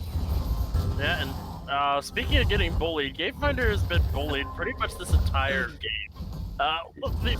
Bambooper is just walking at him and doing so much damage. Half HP from auto attack. Oh, the fly could be in a bad spot. That's a lot of damage. JS Chaotic blows up the fly over there. Excel's now looking for something. He does find it over the wall. That was a sick little Taric play. Double kill now for Misfortune, but you got to give that one to Excels. He just flashed straight onto the Janna. Did not give one single, I want to say the word, but I can't here. Did not give a crap about that one, and it makes it look easy on the Taric. They could very well just pressure this mid lane turret or just walk over the Baron. That's what I would have liked to see. Bambooper could be caught out here. The Bandage Toss does lock him up for a few seconds, but it does have to blow the flash. That's going to be the bot lane dead for another about 10 seconds here from the side of the Wolves. And now Dragons posturing around this Dragon, trying to get some vision control around it so they can set up for this Cloud Dragon spawning up in about 15 seconds. Yeah, and I also want to note how much damage the Orn took just from that short bandage toss and almost getting stunned. Like, look how much, like, That's yes, a lot of damage. Damage. Oh, He's okay. going a bit far there. Gonna miss out on the knockup though. But JS Chaotic able to do that much damage. Obviously, Ornn still has the Gargoyle Stone Plate in the back pocket, which is a huge shield that he has that he can activate. They just get this third Cloud Dragon for free, and remember how Scion's ultimate is not a very long cooldown? Well, you throw 3 Cloud Dragons into that, and it comes off cooldown like once every like 50 seconds, or if not sooner. It's already at a 69-second cooldown. Nice. Yeah. Yeah, I'm gonna be feeling real good. Not to mention, if you do get that Cloud Soul, that extra move speed you do get from that on the Unstoppable Onslaught can help you get to these fights a little bit faster. I really just want to see one of these teams pull the trigger around this Baron. Wolves definitely need to find a play to just stop the bleeding, because these last fights, again, it's 15-6 in the kills. They've just been dying a lot in the mid stages of the game. You saw that second Q coming out from the Misfortune, almost chunking Jar Jar to half HP. That was kind of nasty to see, but again, this Misfortune, this Amumu doing a lot of work so far in this game. XL's finally getting his Taric pick here, and he's making it look real good down in the bot lane, being a difference maker. His Cosmic Radiances have been on point, the Dazzles have been finding people out, and he's just been able to keep JS Chaotic completely safe and untouched in these fights. Yeah, and we're just starting to see the power of a Misfortune in this late game situation here.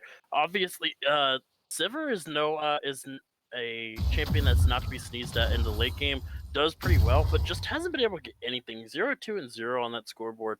DeFly has only been the subject of defeat in this game, not the subject of helping or assisting in any of these kills so far.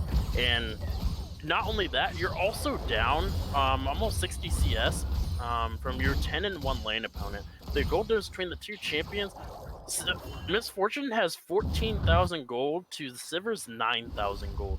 It's ridiculous how much further ahead. You can see in the items, just a few more camps, and Misfortune goes back and buys Infinity Edge. I would assume that is her next item, and that means not even Bambooper is safe from the damage from this more Misfortune. Can we get a reset or a resync? I just screwed up everything.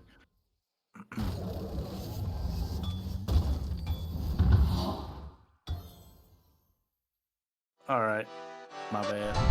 What are we going to?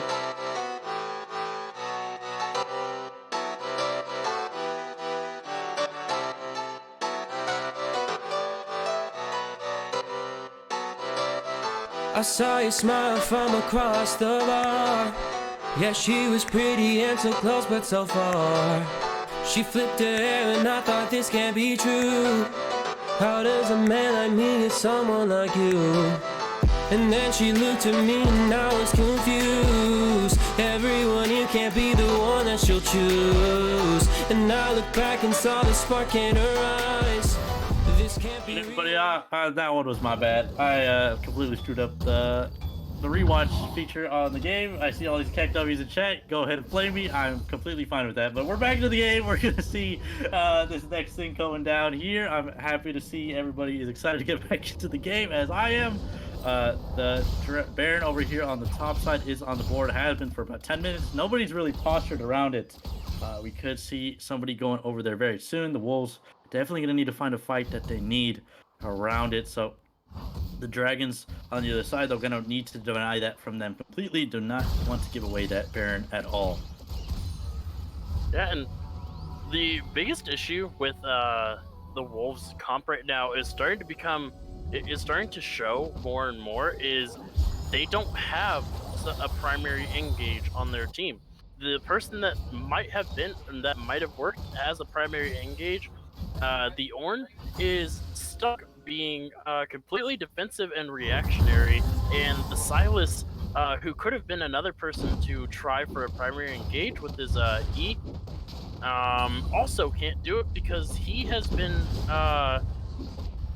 having it handed to him this entire game, except for like the first few levels in the top lane against just the Scion. But ever since then, now that the Scion has items, actually building a Titanic Hydra as his second item that he finishes here, as Ooh, Dallas, that's a lot of damage coming out there as well. He's trying to find some more damage. Temple could be in a very bad spot himself. Dallas picks up a solo kill on the side lane, but hold that because the mid lane there's some action as well. Not going to mean the most just yet, but Dallas, might have been 1-5 before that, but still flexing his muscles in that side lane. Was down 2 levels on the Lucian, and he still found that kill. So while he is quite down in the CS and might have died quite a few times in this game, still very strong for himself. And we're just going to go back to how this game was being played. That kill's not going to mean the most just yet, but they are able to get some pressure around this mid lane here. We'll see if the side of the Wolves can punish it. Yeah, and that kill goes the way of Wolves, but look who gets the, oh my lord. Oh, that's a big engage on the side. Amumu is there. Charmed is fighting it. It's a shutdown now onto the Graves. Van Booper can be in a bad spot as well. They're trying to find some more. They're trying to find some more action. Van Booper just playing front line here. Does not want to give them anything. Not want to give them an inch. It's going to be Temple for 2. Jar Jar and Pig Boss Moo over there just getting blown up to pieces from the Amumu. That was a nice engage from Charm. Finally finds the one that he wanted and makes it look real easy on the Amumu. This is going to be the Cloud Soul now going over into the hands of the Dragons. And it caught me completely off guard. I just happened to be looking at where the Janna was. I wasn't looking at the map. I didn't see that there was an Amumu that was coming in for a flank. And you gotta have some big balls on, like Chaotic does right now on this misfortune to flash, or not flash, but to chase after an Ornn and actually force him to flash away there, as they're just gonna destroy this Baron.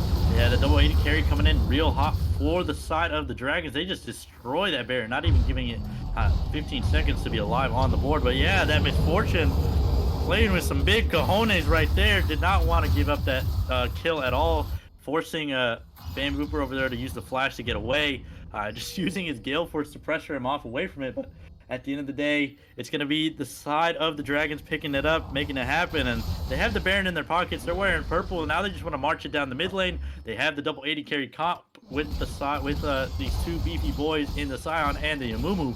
They can definitely make this one happen. JS, Chaotic, and Temple are going to be the crucial ones to keep alive in this mid lane. Yeah, and Sivir does not want this smoke right now. JS Chaotic will probably 2-shot the Sivir.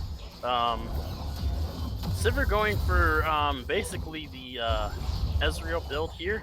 Has the Duskblade, has the Muramana, and Shereldia's Grud. That word is hard. Shrelda, I don't know. The spear looking thing down there, the blue thing. AD Rylite Crystal Scepter. There we go. Yeah, there we go. Yeah, it does opt in for that more poke heavy build. It is going to be a little bit low in the damage department when it comes to some of these extended fights, but if you can get the damage out, it's not really going to matter if you can get it onto the people that matter. So far, the Fly has not been getting the better of this bot lane fight over here, but here is the engage. Here comes the Cosmic Radiance onto 1. That's going to be JS Chaotic in the backline staying alive still. Dallas already picks the 1. That's going to be Temple going down. The bullet time over the top, finding a lot of damage. It's going to be all of it going down onto the 2 big carries. It's going to be Janna going down. JS Chaotic is just frontlining 2 members on the other side, but in the mid lane, they're going to be able to find 1. They're going to be able to find all of them. That's going to be the triple kill for the Misfortune. They're going to be able to push it into the base. Fly it, put on the finishing touches in the game, sprinkle on some parsley onto this last little dish. It's going to be the game. That's going to be it. The Dragons have found their game 3. On to match point they go, and they make it look pretty good. It might have been longer than they wanted, but it made it look pretty easy at the end of the day. And I just want to say, in that final fight, for about a good second and a half there, Chaotic was 1v2ing both the Fly and Pig, and was strong enough to not only just kill the Fly outright, but survive long enough for Excels to walk over there and then stun Pig before he could get off any damage, and then she kills both of them. Oh boy, that was a chaotic show if I've ever seen one. 14-1-4 on the champion, and I'll take it back. It's an Excels game. 0-0-14, true support game. He got as many assists as Chaotic got kills. He was there for every one of Chaotic's kills. Gotta give it to Excels for that, but Chaotic did solo carry that game pretty much. But gotta give it to my boy Excels for making sure that Chaotic could actually do that. Yeah, 100% MVP. Down there then in that bot lane for sure. One of those two members is going to get it at the end of the day. I think Chaotic just played insanely well, man. He did have that Taric in his back pocket helping him out. Excel's very good at that champion. There's a reason why he had been banned in the 2 games prior, but this game, JS Chaotic pulling out the Misfortune, doing 33,000 damage on the Misfortune, doing, almost 3 times or more than his whole team combined over there. A little bit more would have done it, but overall, it was a pretty good game. And now they're at match point. The Dragons have done it. They've come back. They may have lost the one before, but did not want to go down in, did not want to go down very easily. They go down blazing and they make it look easy in this game 3. Now we're going to be going to another break here as we load in for the next couple of games. We're on match point, and Dream, this one's getting exciting. Yeah, it is. These games have been very hit or miss on what the compositions want to do, and this time around it is Dragons that play their composition better. Very excited to see, because now you're in, this is do or die for Wolves. You got to bring out something unique here. Unfortunately, you already brought the Silver Mid out. They're going to be prepared for it this time, so they got to bring something that's even more spicy out for this 4th game, and they have to win with it, because if they fail one more time, it's over. Wolves are out, and it's going to be a Group B finals.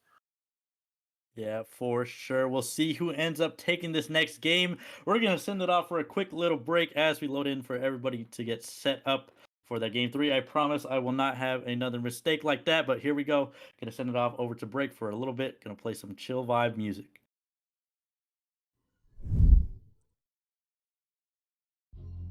I don't know what I'll say.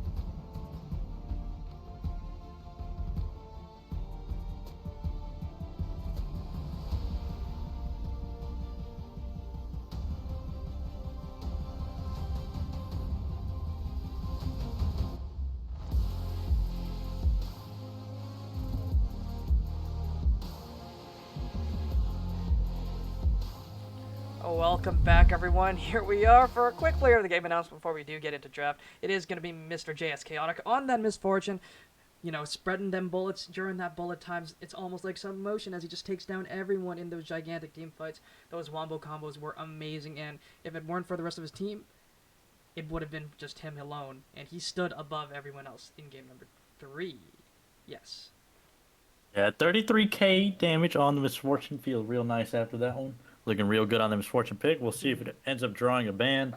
I think we're still waiting for some people here in the draft. But yeah, game number 3 definitely went the way of the Dragons. It was very, very even, but JS Chaotic was slowly creeping up a lead, and it just snowballed into a complete and utter stomp when the late game did come through. Very true. I'm excited to see what they're going to bring out in this game 4, because Wolves on match point here, or excuse me, Dragons on match point here. Wolves, the receiving end of that match point, 2-1 is the game. Very ready to go into this last game and try to make a comeback happen come this last one. But hopefully we see some rotations in the draft. I want to see if they can actually, make a change up there. Maybe switch up that mid lane pick a little bit. Because that Ornn, while it was winning at the early stages, was not really that impactful come the later stages of the game. Mm-hmm. Definitely. The Ornn was not paying dividends, but I don't think it was solely on that pick alone, because I don't think the Lucian pick had as much impact as well. Yeah, both those picks didn't really have the greatest effect in game number 4 or game number 3, but I definitely think it was the bot laners that were X factors here. Okay, so we are going into draft, so we will be right back. All right, everybody, we're straight back into this one. Another draft phase. Here we go, going on. Game 4 of the semifinals match between the Wolves and the Dragons. Should be another banger, hopefully. Last one was that for sure. We can already see that Tarek being taken off the table. They do not want XLs down there piloting that one for himself. And now we'll see what they end up changing over here in the draft, because they let that Tarek go through the draft, and it ended up being that bot lane making the difference down there for the side of the Dragons. Yeah, definitely a deciding factor. The Tarek 0-0 and 14, and it is going to be a misfortune as well. They don't want to play against that either. I do think a lot of JS Chaotic's success there did come from the Tarek in the early game, but they don't want to deal with either one of them. So this is actually going to leave open Tristana, which is going to be first pick, which also leaves open both Hecarim and the Hecarim. It leaves open Graves, it leaves open the Scion, it leaves open Ornn, it leaves open everything right now. Okay. Yeah, Dragons going old school Ashe Zyra combo. Oh boy. This is that OG kill lane from back in the day. Oh man, I remember playing this stuff into, Lulu, into all these support enchanters that I hated playing against. Zyra just blows those little girls to pieces, or those little Yordles to pieces, and that Lulu, the Jaina, all these people. And now we see the Tristana. We'll see what he's going to be able to do here in the Wolves side. It is that Tristana pick once again. We saw it popping off in game 1. Wolves opting in for it this time around, and we'll see if it's going to do anything for the side of them. And now Morgana being paired alongside that. Yeah, and Ashe Zyra actually is a really strong combo into the Tristana. I think they definitely were expecting the Tristana first pick, trying to bait it out so they can get this Ashe Zyra combo, because the moment you try to jump into an Ashe Zyra, you are probably not going to have a fun time, because that just gives both of them the agency to just dump all of their damage onto you. And the other part of that is you can't run away from the Ashe if you don't have your jump. The Morgana will be a bit helpful in mitigating some of that, but whoever Morgana does in Black Shield is the champion that Ashe Zyra are going to kill. So Wolves actually need to be very, very careful in this bot lane. And not only that, it's going to be so easy to track where Pig is because of the hawk shot from Ashe. Yeah, something that a lot of people don't point out very often is the amount of utility. I guess people do point it out. But the amount of utility, you know what? I'm not even going to continue at that point, because we got a Shyvana coming straight through the draft. I'm not too familiar on Charm's champion pool, but Shyvana here coming in for a game 4 is probably going to be something that they are opting into, something of comfort for themselves. Are definitely switching up their draft phase a lot this game.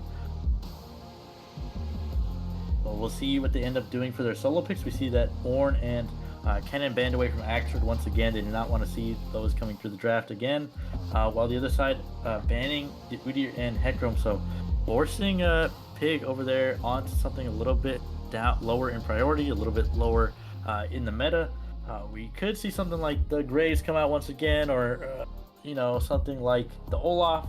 But we'll see what they end up opting in for here. The Karthus was banned away earlier in the draft as well, so not going to be making its way through this game this time around. Yeah, and if they do feel comfortable with it, this could still be a jungle set. You don't really see jungle set all that often anymore. Mainly you see him in the support and top lane roles. It is still possible, though, for it to go into jungle. But it is actually, looks like the Evelynn is being hovered here for the side of Wolves. I'm actually not entirely sure they should go for this, though.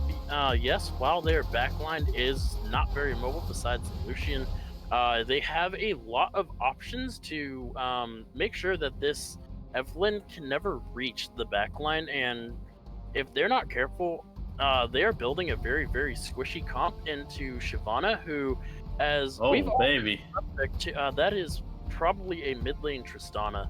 Now that we have the Caitlyn here, it is going to be Caitlyn Morgana. Didn't even think about that combo. Didn't even remember that Tristana can be played in the mid lane. Whoops, my bad. Poor analyst on my part. But Tristana mid into Lucian, we see this this matchup quite a lot, especially in the higher echelons of play. Usually, it is very Tristana favored early on, just because she can jump on and keep fighting even after Lucian dashes away. But as the game goes later on, Lucian does start to win out on those trades. Yeah, and just to point down to this bot lane for a quick second is somehow we've managed to see the most annoying bot lane in the history of League of Legends come out here, Morgana and Caitlyn. Absolutely disgusting to play against. And on the other side, though, we see the Ashe and Zyra. So I think that bot lane is going to be the place to go for either one of these teams. It's going to be the place of contention. Or we could even see this Renekton versus Set top lane matchup be contested here from these two junglers, Pig Boss Move and Charmed over there on the other side. But overall, it's going to be quite the game with these picks locked in here for both teams, opting in for a lot of different options here for both sides. The only thing I'm not seeing from either team is a whole lot of engage. It's really based on if JS Chaotic can land one of these Enchanted Crystal Arrows, or if Zyra can land a nice little double root there with her Stranglethorns, or knock up with her Stranglethorns. So what's doing here come into the game? These teams looking pretty good going into this one. Wolves really need to start coming back into this one. The last game, it was quite even for the first 20 minutes, but then after that it just started going Dragons' favor the entire match. So maybe this time around they can play a little bit safer, come to those later stages, play around those later game team fights a little better, and it could be a very different game this time around. Yeah, the side of Dragons have drafted a composition, yes, that doesn't have very much engage except for the Enchanted Crystal Arrow or the Stranglethorns, but what they lack in hard engage, they make up for in excess amounts of damage. All 5 of Dragon's champions do an excessive amount of AoE or burst damage. The Ashe has a lot of damage once she gets her items in. Zyra with the ultimate and Stranglethorns and a bunch of plants going on all over the place will do a lot of damage. Shyvana, as we talked about with Dark Harvest, those fireballs hurt a lot, will chunk somebody from max HP to 70 or to 50% or lower HP, especially with the team of 4 very squishy champions. Lucian obviously is going to do a lot of damage because it's Lucian, and then you top it all off with the Renekton, who is a drain tank in and of itself, who is weaker when he is trying to heal from minions, but they buffed the amount of healing he gets when he uses it on champions. So Yeah, we'll see what Axford can do on that pick this time around. Hasn't looked that good in the last game, or didn't really look that good in the last game. Wait, I got my people mixed up. Excuse me. Dallas was the last one time around on the Silas going not looking too good, but Axford on the Renekton or on the Scion last game did look pretty good. So pulling out the Renekton this time around, something a little bit more aggressive, something that can match Set over there in the side lane. Set does win out a little bit at the later stages just because he gets a little bit more tankiness in his kit than the Renekton can. But really though, these junglers are going to be the ones that make the difference here. Both of these guys are going to be needing to get on the map, pressuring these lanes around, because honestly all of these lanes are quite volatile. Yeah, definitely. The Caitlyn Morgana, actually, when you said that Caitlyn Morgana was one of the most annoying bot lanes that existed, it reminded me of another bot lane that was just as annoying around the same exact time, and that was the Lucian Braum lane. Right.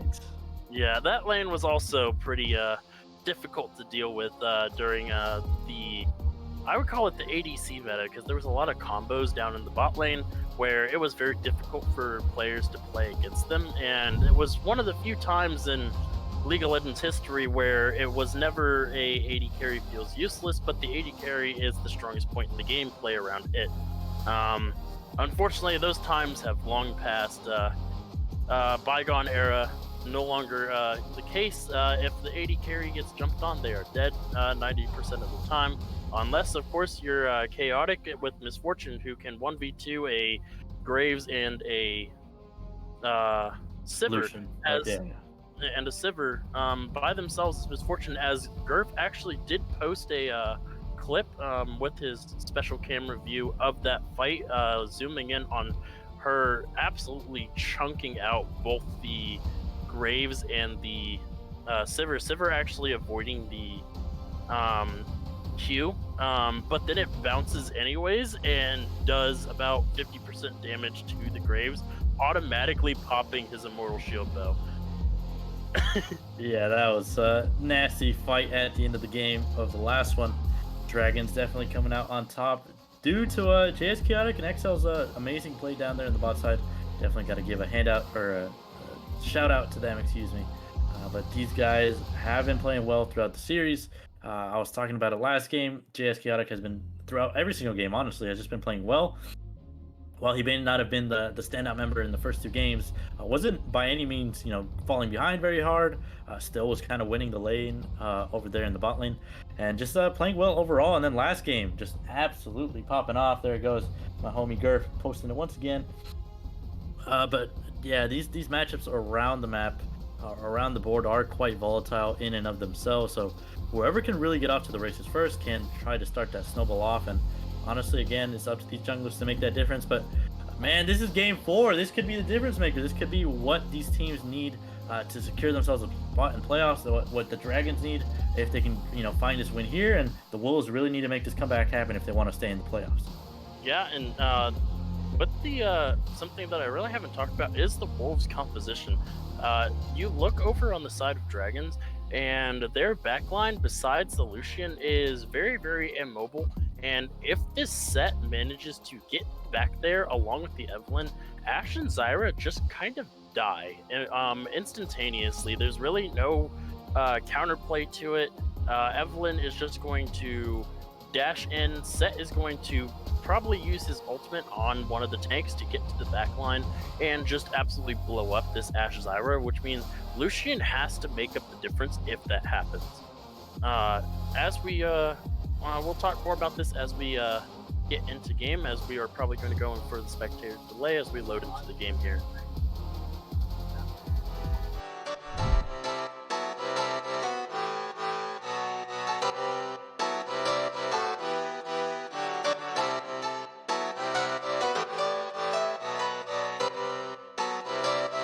I saw you smile from across the bar. Yeah, she was pretty and so close but so far. She flipped her hair and I thought this can't be true. How does a man like me get someone like you? And then she looked at me and I was confused. Everyone here can't be the one that she'll choose. And I looked back and saw the spark in her eyes. This can't be real, my head's telling me lies. Just like that, you're coming closer to me. Come shake me, grab me, so I wake up from this dream. I can't breathe, come at me, I don't know if I can speak. Then she said, come with me and let's be free.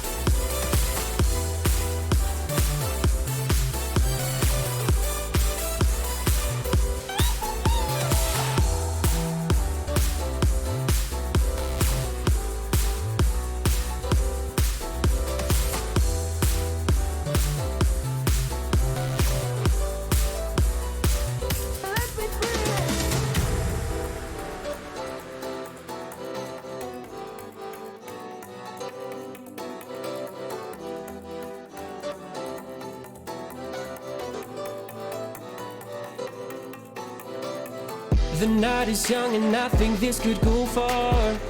The sky is dark but you're my shooting star. Could see your face reflect upon the moon. It was a pretty summer night in June. And then she looked at me and I was confused. Everyone here can't be the one that she'll choose. And I looked back and saw the spark in her eyes. This can't be real, my head's telling me lies. Just like that, you're coming closer to me. Come shake me, grab me, so I wake up from this dream. I can't breathe, come at me, I don't know if I can speak. Then she said, come with me and let's be free. All right, everybody watching the LAS draft playoffs. We are here, we are ready. The game has been paused to start this off, but here we go. We're still gonna go right into the game. Both these guys starting it off very hot. It's gonna be 2-1 lead over here for the Dragons so far. They're looking pretty good themselves, and I think it's just gonna be quite a banger of a game this time around. Yeah, we starting off with the pause here. It allows us to take a little bit of time to go ahead and take a look at all of these players here. If you want to go ahead and read off the blue side, I'll read off the red side and then get into the keystones for all these champions too. For sure, I got you, Dream. Over there on the blue side, we got the Wolves. Down one game in the series so far, backs against the wall. Dallas over there in the top lane playing the set. Pig, Boss, Moo. Over there on the Evelyn, Bam Booper in the mid lane playing Tristana, DeFly, and Jar Jar down in the bot lane playing Caitlyn and Morgana, the notorious duo down there for themselves. And over on the red side, we got the Dragons. We got Axrid piloting that Renekton in the top lane. We have Charmed Reform playing that Shyvana in the jungle. We have Lucian on with Gatefinder Temple in the mid lane. JS Chaotic playing the Ashe, and Support XL's going for the Zyra, which is also one of those older combos that a lot of people seem to have forgotten about. Last time I saw it was in a C9 game when Sneaky was still part of the team. So it's been a while. But going into these keystones here, we actually get to see which is better, the PTA or the Hail of Blades going in the mid lane. In the top lane, very standard, Conqueror for both champions here. If you don't go anything but Electrocute on the Evelyn, you're probably wrong. We have Fleet Footwork for the Caitlyn, very standard here, and Guardian. I do like the Guardian adaptation from Morgana. There is a lot of poke on the bot side of the map here, so try to use the Guardian to survive it just a little bit. But speaking of poke, both bot laners have decided to go for Arcane Comet for the side of Dragons, meaning not only are they going to have their standard poke, they're going to have more poke with the comets just dropping on people's heads, especially because it is very easy for the comets to land when the Stranglethorns or the what is Ash's W called? The volley land, just because you're slowed or snared from either one of them, so it's a guaranteed comet hit. every single time, making it very difficult for this Caitlyn and Morgana to actually play forward in the lane, despite being such a powerful presence in the bot lane. They might not have that presence against Ashe Zyra. Yeah, it can be quite hard down in that bot lane. Just overall, that matchup, the volatility down there is going to be insane. So the junglers going to be up to them to try and impact that, try and get one of those guys rolling. But overall, it's going to be back and forth regardless, and that's what I want to see here, Dream. I wanted to see action this series, and so far we've been seeing it. We've been seeing JS Chaotic, Dallas over there, Axford on the other side. Both teams having their MVP players around the series, and we're gonna see who comes out on this one, on what could be the last game here for the side of the Wolves. Could be a very, very spicy game for us. We're seeing champs that have not been picked up around the series just yet, and honestly, I'm liking it. Yeah, and already starting to see just how strong level 1 Set is, able to get the stun off and quite a little bit of damage, but it's a Renekton. Renekton is going to be perfectly fine taking that damage, and automatically we see the Comet hit already. The Fly is not going to be able to dodge away from a Comet if you're slowed, so... Oh, that's a sidestep right into the Dark Binding, but XL is going to be just fine down there on the bot side. But here we're seeing the early push here from the Caitlyn Morgana. You just get so much utility there between those, what is it called, Piltover Peacemakers that are able to help you push out the lanes a little bit better. If you land a Dark Binding, it's almost going to spell somebody's death, guaranteed. But for now, we're just seeing the side of Wolves get the better of that bot lane so far, able to push in very easily. And again, this Tristana Lucian matchup in the mid lane between Temple and Bambooper should be volatile as well. These guys both looking to fight early on. Temple just getting explosive charge on top of his head. But the reason why this Tristana has moved up so much in the current meta, why it's one of the most highly contested picks around pro play, around even in the series so far we've been seeing it, but hold that. I'm going to hold my thoughts because Actress could be dead here. But as Dallas might die as well, we're seeing Charmed over there pick up the first blood for himself. Just flashes in onto the set, picks up that first one, and off to the races are the Dragons. Yeah, and despite the presence that they have here in the bot side, yeah, that was a very good play as... Ooh. No, there's nothing's going to happen here. It's just going to be... Oh god, that's going to be Temple getting obliterated, or Temple obliterating Bambooper, excuse me. Let me give credit where credit is due. Lucian getting the better of that mid lane 1v1. Temple making it look easy on the Lucian once again. Yeah, and I thought this was going to be a early game advantage for the Tristana, being able to just jump in with the bomb and ignore the dash away. But now with that kill, Bambooper did not expend either summoner there, so it is going to be a net win. Well, a net loss still, but does still have both of the summoners up. Gatefinder does not have either summoner up. Has to be very careful because Evelynn can't come in. You don't really see Evelynn do much in the way of ganking though until reaches level 6. The ganks are very telegraphed when Evelynn walks in because she has to pop that charm before she walks into lane, and if she's not invisible, you don't know where, or you're gonna know where she's coming from immediately. So. Oh lordy, that's a lot of damage onto XLs. JS Chaotic is trying to trade back, but we're seeing that that Trap plus Dark Binding combo come in very, very well here from the side of Wolves. Not nervous on this bot lane do it at all. Jar Jar does like to play the Morgana quite a bit, so not at all shy on that champion. Extra just going in for a trade onto Dallas. Gets the better of that so far. Bambooper now looking for a trade onto Temple here. Just gets the explosive charge plus jump there onto top of his head. And while it doesn't mean a whole lot, he does get a little bit of pressure in that mid lane. Yeah, and Dallas needs to be just a little bit wary of the Renekton here. Renekton can really turn around a fight, and because he does end up winning that trade, it forces Dallas to go back. He doesn't have TP. Renekton still does, meaning this Infernal, first Dragon Infernal, both players are going around it. We have to remember just how important dragons are to Shyvana.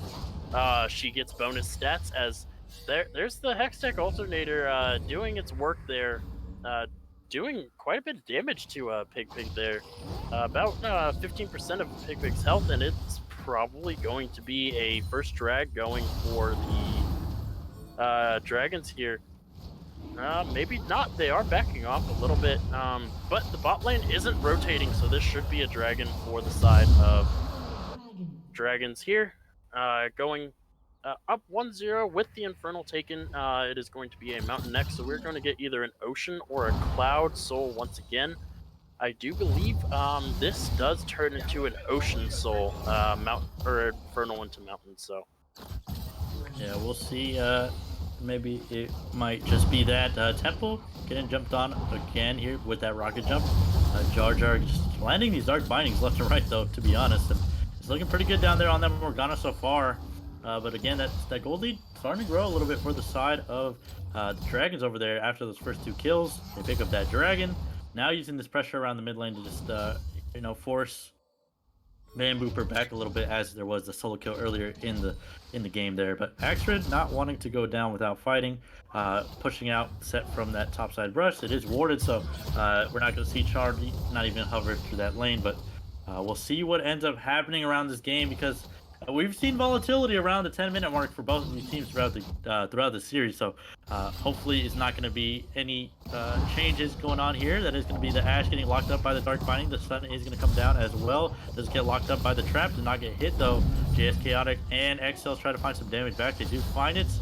But overall, I think this bot lane matchup is going quite even for both of these teams.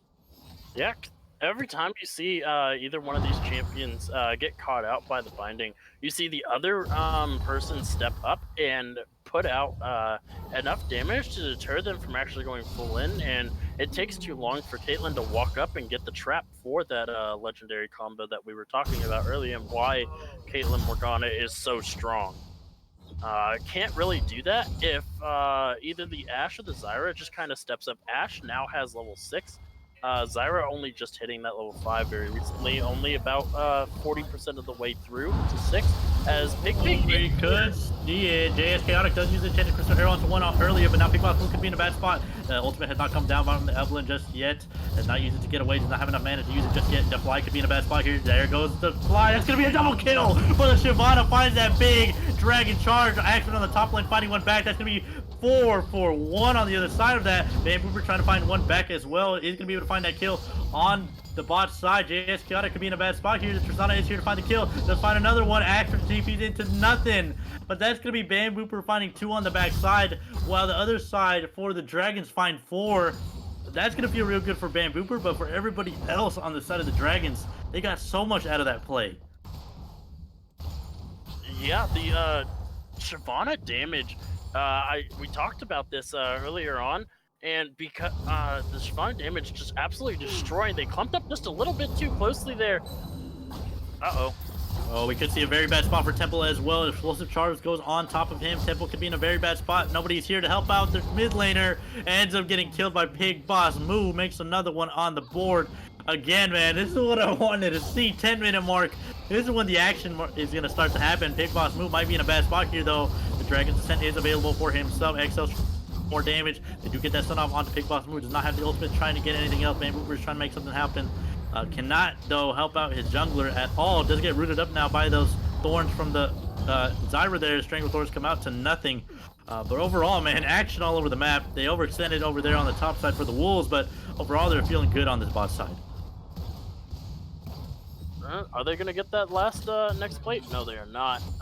Fortunately, Ashe able to kind of just survive the lane by herself, honestly. But without the Strangle Thorns, got to be a little bit careful taking these engages. The Renekton, though, is very, very strong, going 2-0 already in this matchup. Has about a 600 gold lead. Enchanted Crystal Arrow into the E from the from Zyra there. TP is coming in now from Dallas over there in the top side. Does use the E to knock up 2. He hits both of them. JS Chaotic and Exos are going to get blown up here by this set. Dallas trying to make it a Dallas dip on the bot side. Gets a double kill over there, making it look easy. While Axford may have come in to help last time, Dallas still had that TP available for himself. And it gets a double team over there for the Wolves, so getting some more gold back into their pockets. Axford on the top side here, not able to get anything in return. Yeah, but with the Evelyn showing to match this, it does give a bit of possibly priority, as Van Booper actually takes a lot of damage here. Needs to be, as I was saying, with the dragon coming up here, we have Pig moving back down to this dragon. But look at this, all 5 members are going to be down here. Dallas might just get this bot lane tower. 11 minutes in is going to get the bot lane tower as Ace in the Iris. hole comes out on top to fly, picking up that kill for himself. The Rift Herald is going to be used now into the mid lane. That is the red side Rift Herald. They are going to be able to get some plays here. There goes the Dragon's Ascent onto 1. That's a lot of damage with that Dragon's Breath. Trying to find some more damage is Charmed over here on the right side. The chance of Crystal Arrow is available. Is JS Chaotic going to look for it? Find it onto Dallas only, but the ult is not available just yet. He's going to be able to find some more damage. Charmed is by himself in the front line. Here comes K-Finder Temple trying to find some more damage. Shut down already on 1, but that's probably going to be the end of the fight for now, as both teams just posturing around this dragon, not wanting to hold up, not wanting to give it away. The dragons just having to back away from that dragon pit. Jar Jar to fly very low right now. Bamboo not able to do much in this fight if it does break out, so need to just back away here. Those grasping thorns are not going to land out to anybody. Evelyn on the other side, though, we'll see if Pig Boss Move decides to do something. Yeah, this is a pretty scary spot to be in if you're either one of these teams, because of how easily both of these teams can just blow somebody up. You see Shyvana is a bit low here, but so is the AD carry. Bambooper is almost full HP, not really concerned about it. But you see, it's been long. This posturing has gone long enough for Set to have died and respawned and come back to this fight. Oh god. We're not seeing anything just yet. The dragon is started now. Here goes down, Charmed into the back line. Chance of Crystal Arrow on top. Dallas into the back line, fighting 3 man. That's gonna be the Haymaker going out on top of that, trying to find some more damage. That's gonna be a kill picked up for Pig Boss Moo. Finds 1 over there. Gatefinder Temple now trying to get some more damage. Double kill for the Zyra. Now that's gonna be a big 4-man wipe from the side of the Dragons. Once again, it may have looked good at the beginning for the Wolves, but the Dragons pull out another miracle team fight and make it look real easy. Excel's just finding a lot of damage on the backside. They just underestimate a lot of times that Zyra damage.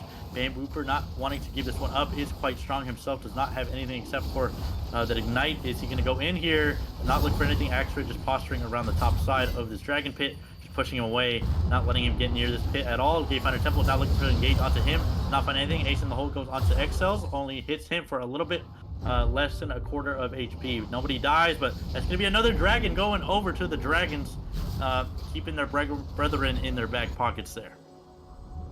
Yeah, and it is going to be the Cloud Soul. No Ocean Soul for either one of these teams this time around. Unfortunately, not going to be as useful for some of these team members. It will be very useful for the Evelyn, the movement speed more so than the ultimate cooldown, because the faster Evelyn can get into position for a flank, the harder it is for the side of Dragons to actually sniff her out and kill her before the flank comes in. Dallas has already gotten a turret all to himself, and that's something else to note. That first turret went down at 11 minutes, and it's gone. That posturing around that second dragon went on so long that the plating went down. Yeah, we're not even gonna get to see any more plays taken. That goal just off the map. Now Axrid getting the worst of this trade up in this top lane. Dallas feeling pretty strong just with that Blade of the Ruined King there. Both of these top laners opting in for a little bit more of a squishy build here. Nobody's gone for those Stride Breakers just yet. Enchanted Crystal Arrow comes out once again. JS Chaotic now looking for something by himself. Charmed goes in with the Dragon's Ascent, trying to find some extra damage, but that Zhonyan plus Soul Shackles combo is going to come out. Not get locked up. XL picks up another one. Bambooper hops in just a short distance to try and make something happen. Explosive charge on top of his head, but it's not going to mean anything at all. The side of the Dragons just pick up another kill for themselves, making this snowball start to snowball quite a bit, rolling it down to Avalanche Hill. But here goes Temple once again, uses the kill, but he autos the tower. No, why did I just see that?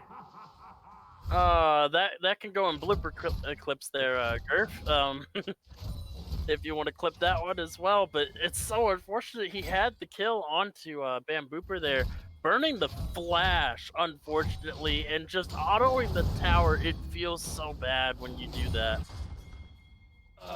That one's definitely going to go in the blooper clips, but hold that thought, because JS Chaotic could be very well caught out. A little bit more damage will do that. That's going to be the haymaker, excuse me, that's going to be the showstopper into the back line. That's 2 already taken down from the Dragons. Dallas can find 1 more. That's a double kill for himself. That's 3 members down from the side of the Dragons. Making that one look easy. They overextended. They did not have the items back on the reset. We're very low on the HP bars, and they cost dearly for it, giving away a lot of gold back into the side of the Wolves' pockets. Yeah, and this gold lead is only about 400, but it's been swapping between the between the teams about as fast as these kills are coming in. We're at 26 kills in 16 minutes, so we're at about almost 2 kills a minute here. Yeah, a very, very bloody game so far. Now Wolves taking a little bit of a gold lead back into their own favor. 1,000 gold now for themselves. Could be looking very good here in this series to try and make the comeback happen. It is 2-1. They are backs against the wall. Dallas has found insane engage after insane engage. Been clean with these showstoppers into these face breakers, just knocking up 2 to 3 members there. And JS Chaotic has not been able to stay alive here, opting in for this more poke-heavy build here. Not able to do much with that just yet. Going for more of a utility-based build here on the Ashe. But overall, I think this game is could still go either way, Dream. And I'm excited for once it gets to that 20-minute mark, once these big objectives are on the table, which team is going to be able to come out on top, because right now it's been going back and forth. Yeah, and something else to note is Ashe has become the support for their bot lane, because XL's is 5-3-5, is the most fed member on his team. Uh-oh, Bad Booper here, hiding in the bush, getting a lot of damage with that explosive charge. A little bit more will do it. Does find the solo kill, cheesing them in the bush down in the bot lane. Ends up getting that kill down there. Lucian not able to stay alive at all. Smart play there from Bam Booper to just hide in the wings. Let Lucian push up past the turret there, and ends up getting a solo kill. As we see it, look like we have another engage about to happen in the bot side or in the mid lane here. Yeah, it looks like it. Big Boss Move might be looking for it just right there. JS Chaotic could be in a bad spot, but he gets away, uses that, XL uses that flash to back up. But overall here, I think both teams need a posture around this. Dragons start to get some vision control. We see a lot of it down there for the Dragons already, but those traps coming in from the fly to just try and set up as it is spawning in 15 seconds. We could very well see another big fight happening around this, while Set is just soloing the Rift Herald on the top side. Does have the TP, so few more seconds here. Both teams just wanting to posture around this, not wanting to let up around this objective. Blue side having the priority on the Dragon Pit so far. Dragon's Ascent goes out, but Gayfinder Temple is trying to find some more damage. Does have to use the Buster Shot to get him away from him. So far, Bam Booper is at half HP, looking just fine.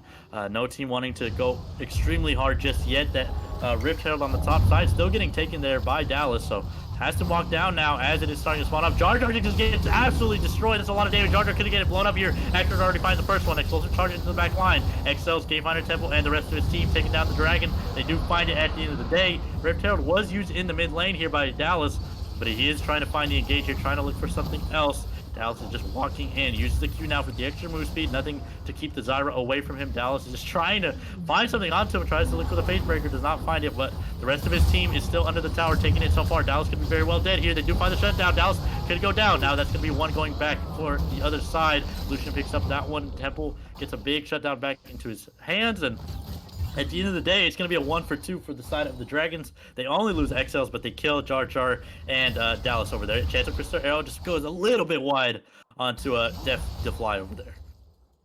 Yeah, Shyvana actually about to reach the point where she gets her ultimate back up again. Really wanted that kill, and then Chanted Crystal Arrow lands.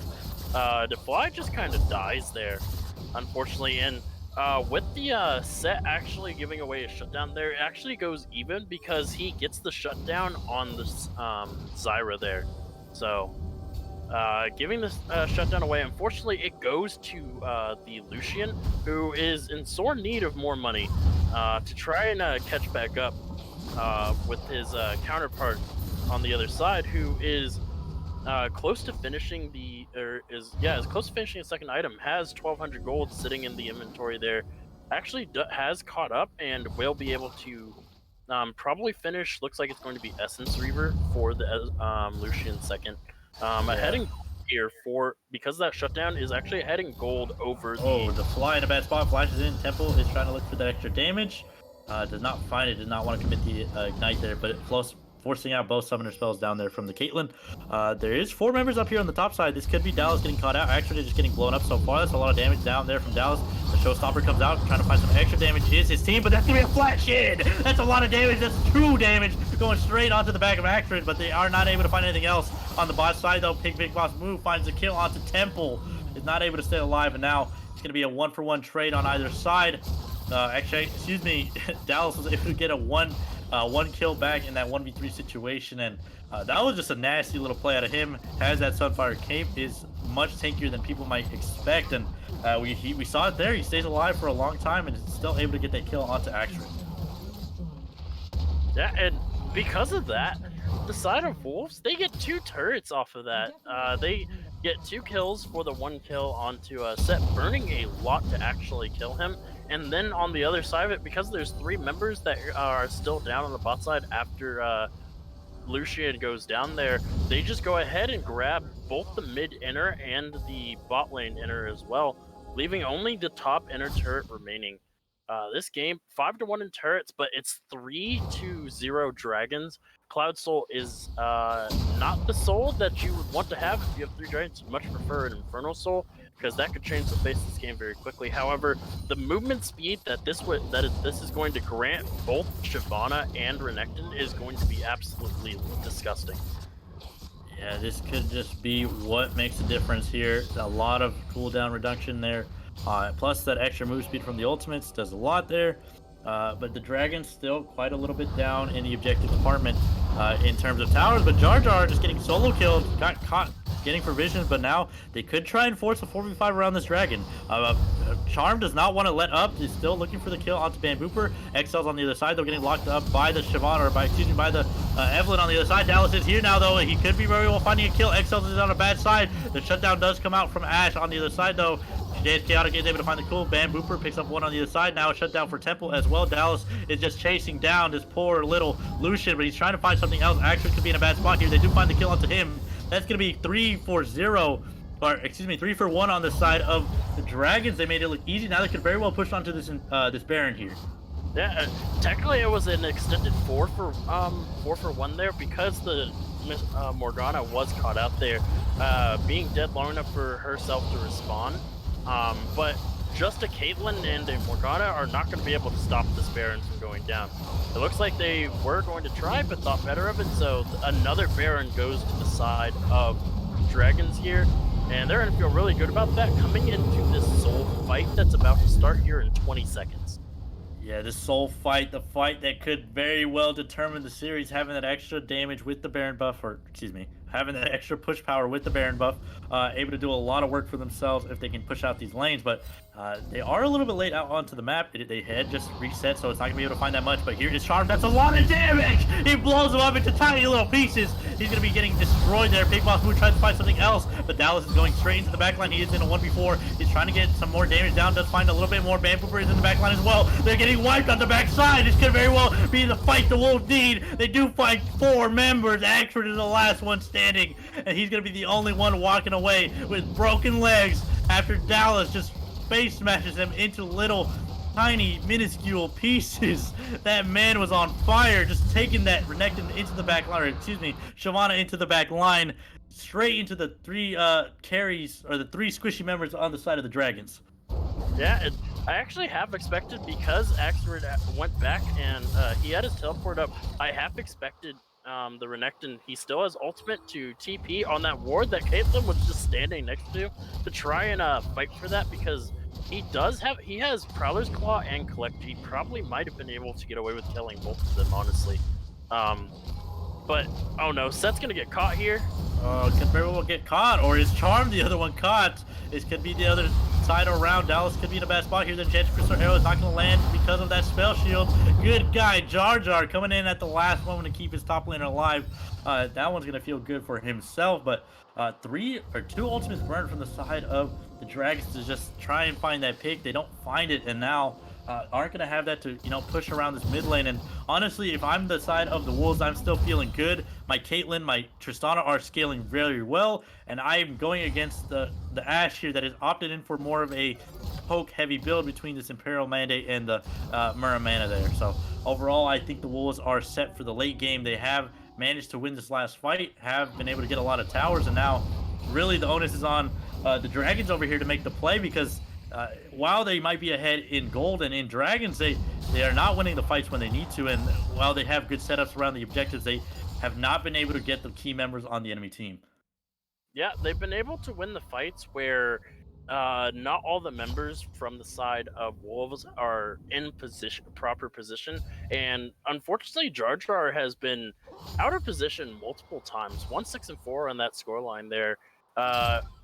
If Shyvana even is remotely near and has a full rage bar, I believe that's what it is. It is a rage bar, right?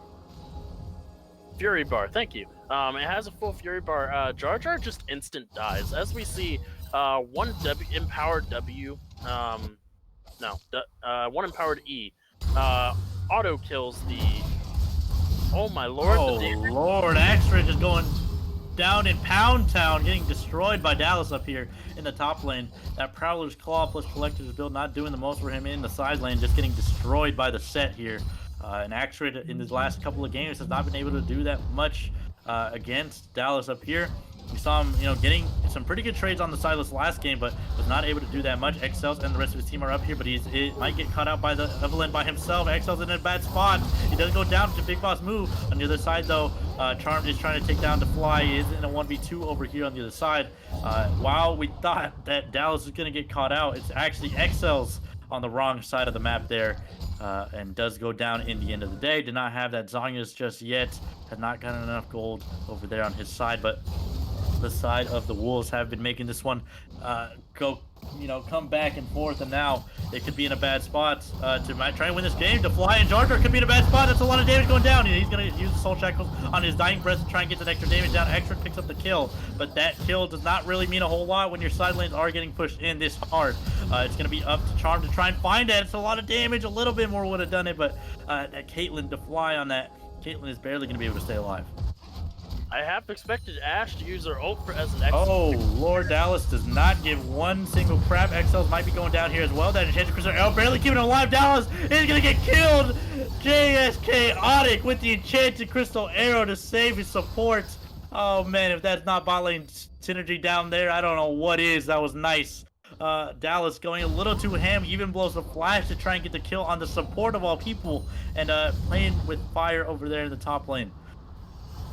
This game is just, it's on a seesaw of back and forth. There's, at one point, you see Dallas just go absolute ham here, and then he uses his, W, the wrong direction. It looks like as Chaotic is in a bad spot. The Fly picks it up with the ace in the hole. This could be what they needed. That's the pick on the 80 carry about 30 seconds before this next dragon spawns, and he's not going to be up in time for this fight. Yeah, and it looks like they actually might give this dragon. You look at them. Look at where all of their wards are. They don't have any wards here, and the Baron is going to be spawning about 3 seconds later. So it looks like they might just trade Baron for dragon here.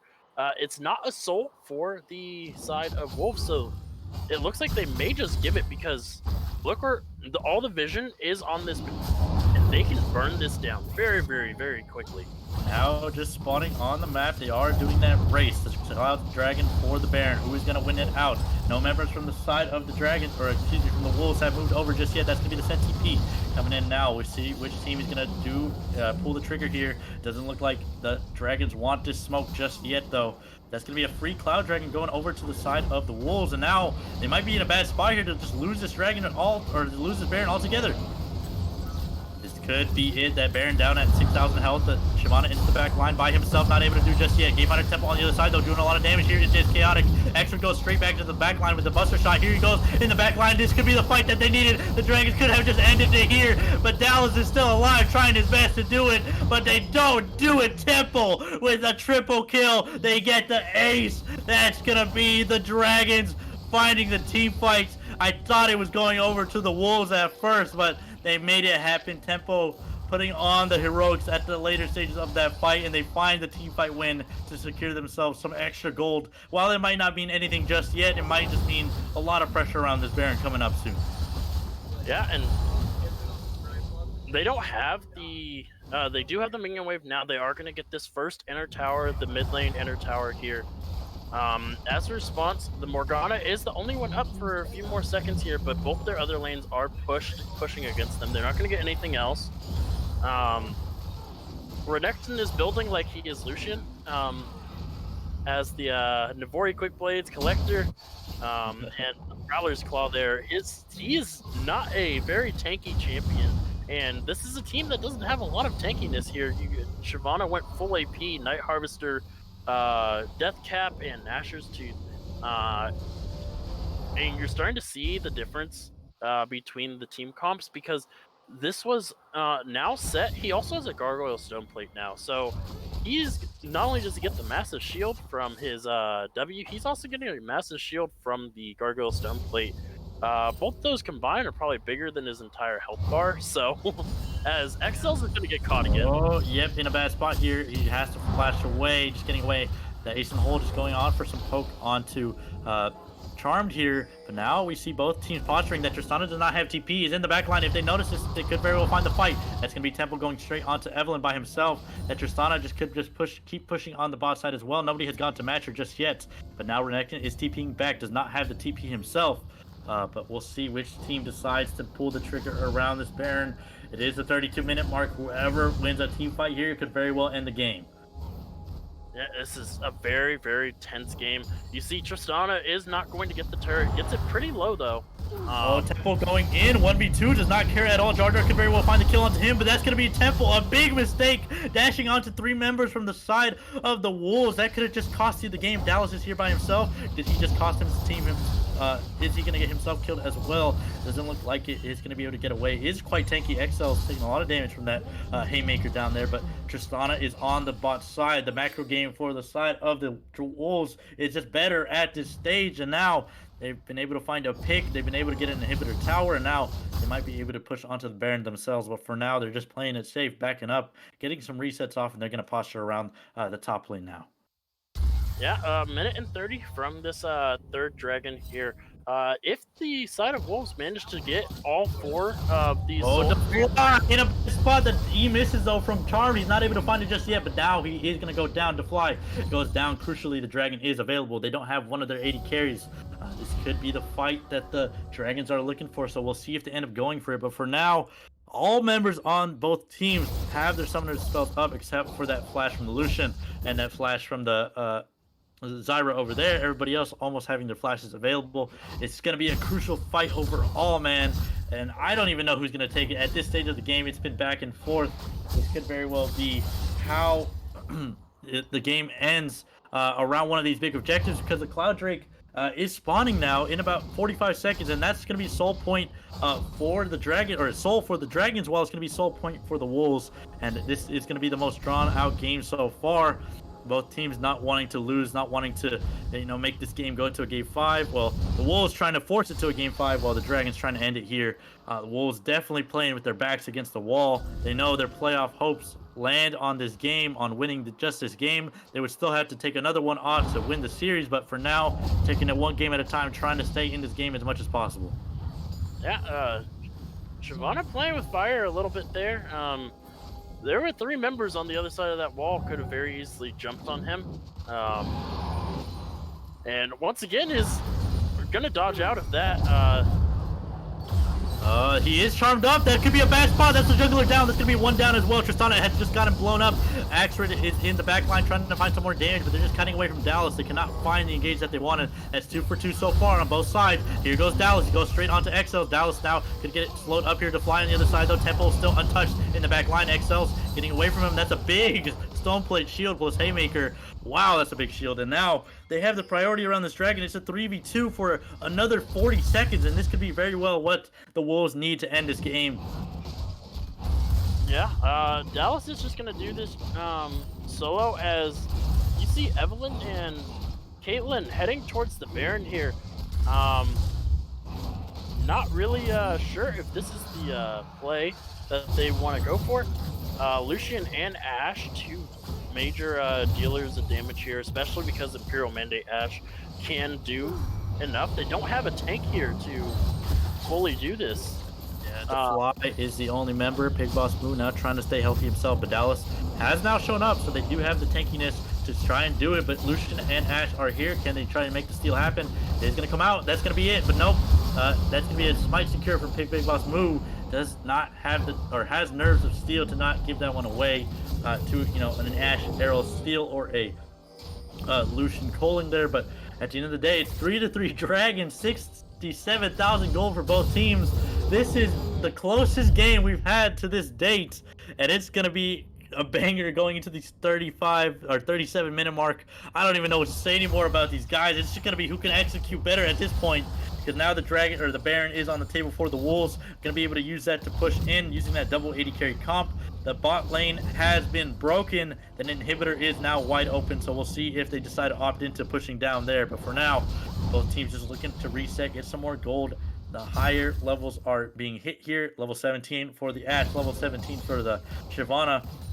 But the engage comes out to Fly using that QSS to try and stay alive. But here is Charm. Did he just do the wrong thing? He just almost gets bursted down there from the Fly, almost dying there in a 1v2. But Bamboober goes in. The Tempo goes in as well. Gets rooted up now. The Fly could have just found the kill. This could be it. This could be the 2 picks that they needed. The jungle and mid laner are down for Dragons for another 50 seconds.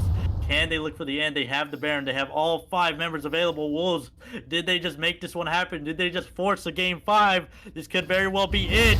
He goes straight into the back line. Excel is alone. Dallas is in a 1v3. Does not give a crap. But now they're going to be able to take down Evelyn as well. Dallas trying to stay alive. He's getting kited out by JS Chaotic. Trying to find some more damage. But Dallas is just too tanky at this stage of the game. Full build on himself. That's going to be them pushing onto the inhibitors. Onto the Nexus towers. This could be what ends it all here.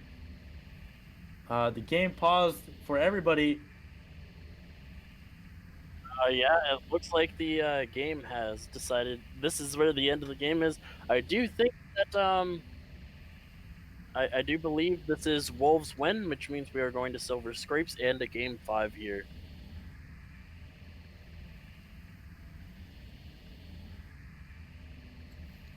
All right, that's going to be the Wolves winning out that game. I know we're not going to get to see that Nexus explode, but from what we have seen from post game, it is going to be the Wolves picking up that one. They do make it happen. They played a great game all around, and now going into this game 5, we're going to see who decides to take this series because it has been quite a banger all throughout. Yeah, Dallas actually, I gotta hand it to Dallas. He is definitely the true MVP for that game. He was solo fighting pretty much everybody in that game. Sometimes it worked out, sometimes it didn't. But you can see on the damage charts, 35,000 damage from the set there, doing more than even the Shyvana, who only had 28,000 damage in comparison. Dallas definitely just did way more than what everybody else was able to fight against. The set coming in clutch there, and we talked about this. The Wolves had to come out with something unique. They had to come out with something new, and both times it's been Dallas coming out out of the gates with the Dallas diff. First game they won with on the Poppy. Dallas absolutely destroying his top lane opponent, and then this time around it's going to be Dallas once again on this set. The build from the Renekton was a little bit questionable. I do think Boris might have been involved a little bit. Yeah, very good job to Wolves, and now we're going to a game 5. Yeah, bring on the Silver Scrapes.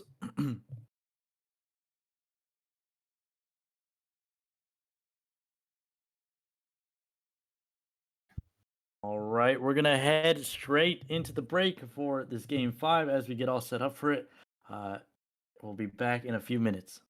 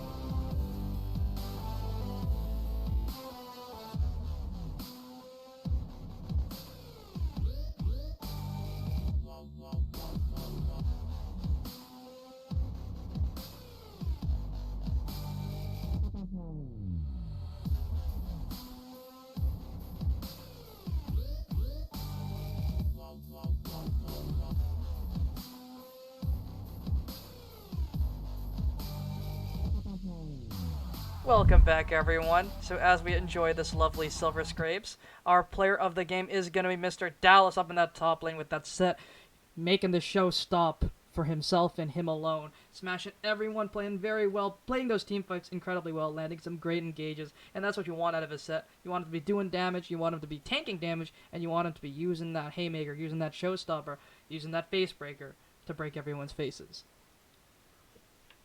What do you guys think, though? We do have a substitute caster for game number 5, and please welcome Mr. Gurf back on the desk.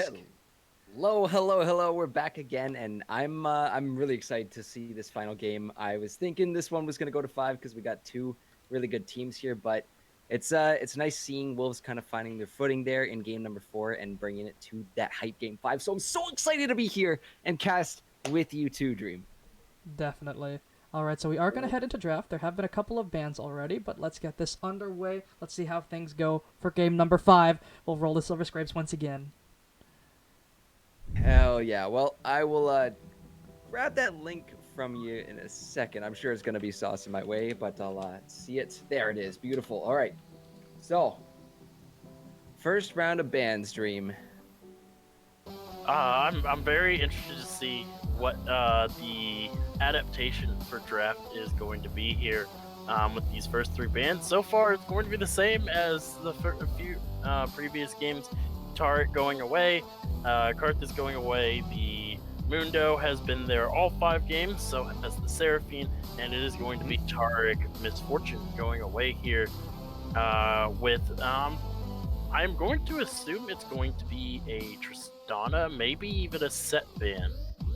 There's a couple options that they can go for. I think that set from Dallas last game was pretty damn nuts. I mean, we saw in a couple fights back and forth too. It was Set was kind of having a rough time there in the early bit, but by the end of that game, he was able to go in and basically take on the rest of the team because he was just so damn powerful. So I think that's definitely on Dragon's radar right now. But I think all these other bans are fair too. The Misfortune away from JS Chaotic, but it's actually going to be the Karma coming in as the final ban.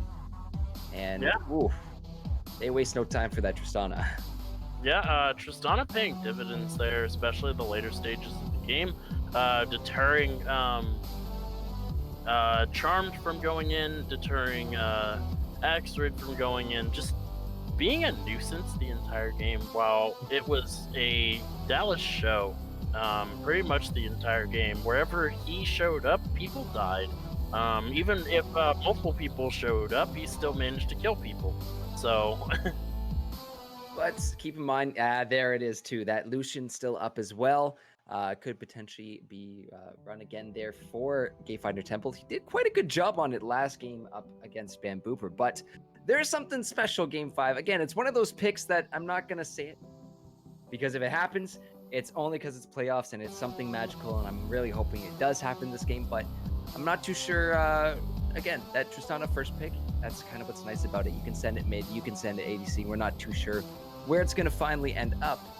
And wondering what the Dragons are going to pick here as their R2.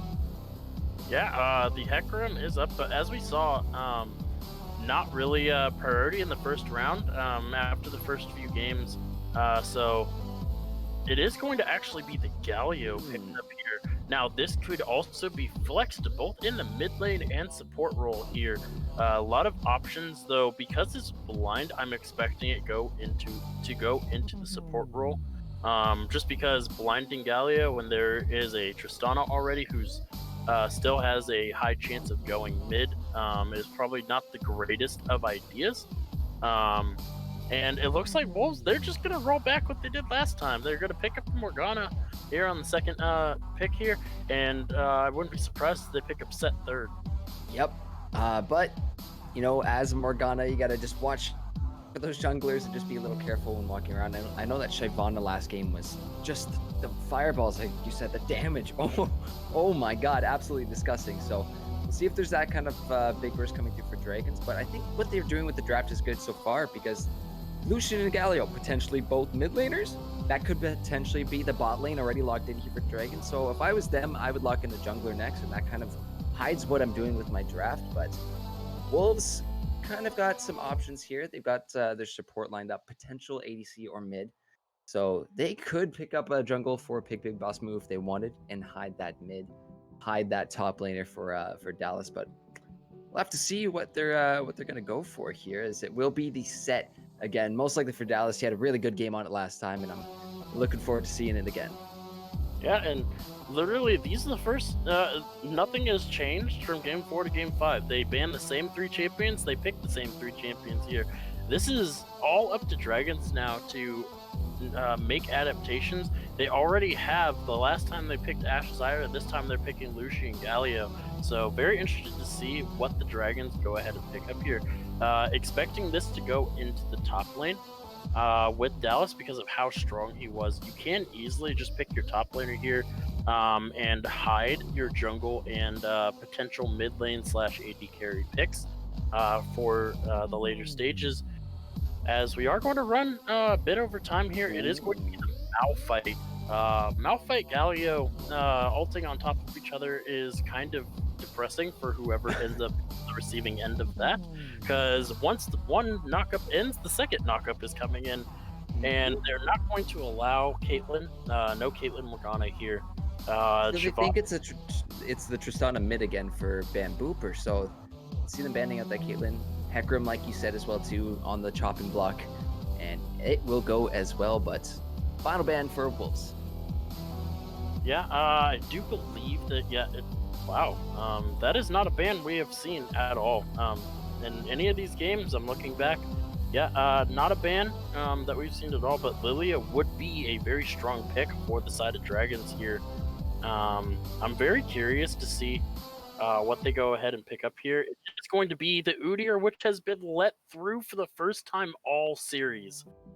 First time we get to see the deer running around. Well, I mean, it's this team for the Dragons. 1, 2, 3, tanky boys there lined up already.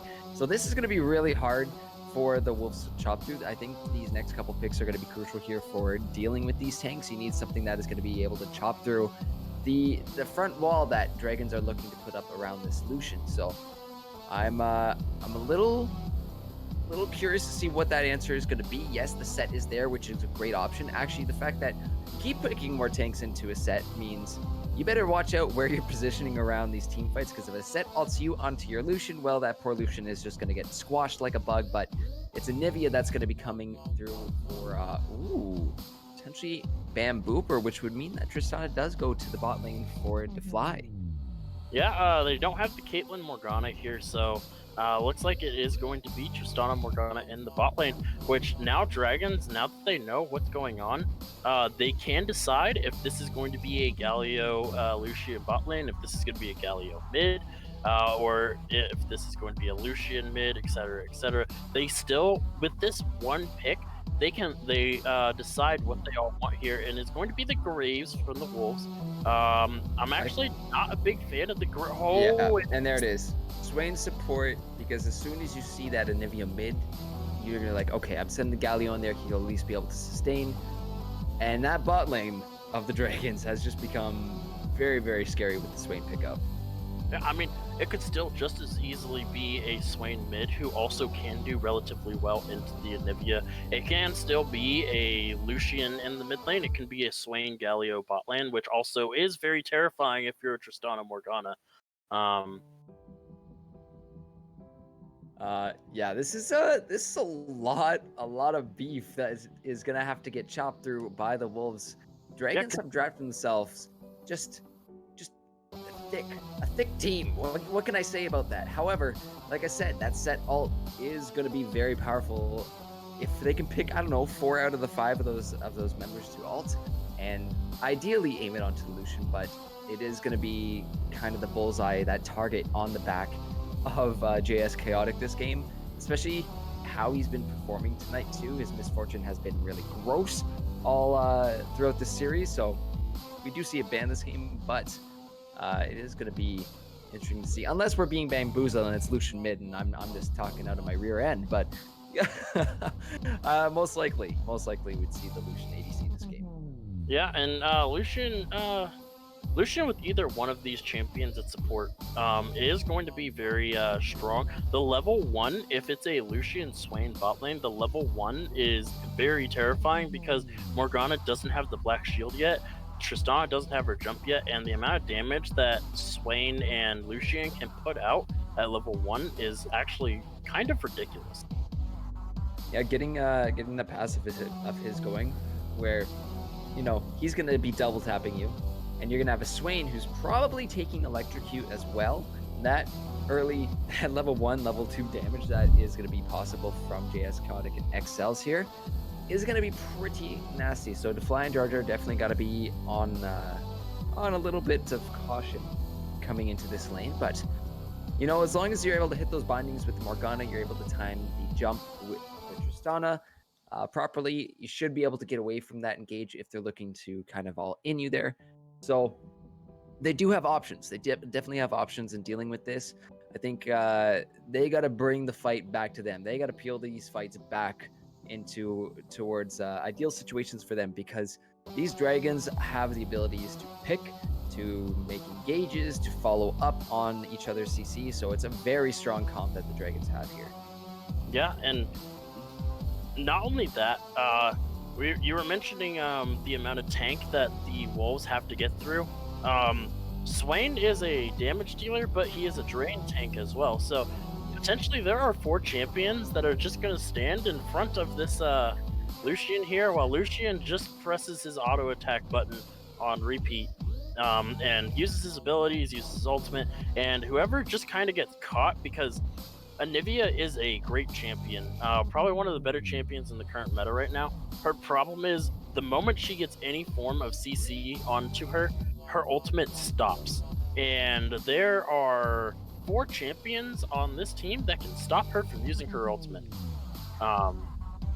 Yes, and we were bamboozled. So Lucian mid. So that means it's going to be a Swain Galio bot lane, which, in my opinion, is worse for Tristana Morgana. They're not going to have fun down there. Oh my glob! And I mean, even the black shield won't save you. That's only for one piece of CC. It's one ride per ticket, and guess what? You got multiple forms of CC down with the Galio and the Swain. You get pulled back, you get taunted. Well, you got to pick your poison there for that one, and hope that the electrocute doesn't get procced as quickly as well it does. It gets proc quickly, and there's not too much you can do about that. So they are probably gonna have to keep their distance away from this very beefy bot lane that is being run through by the dragons right now.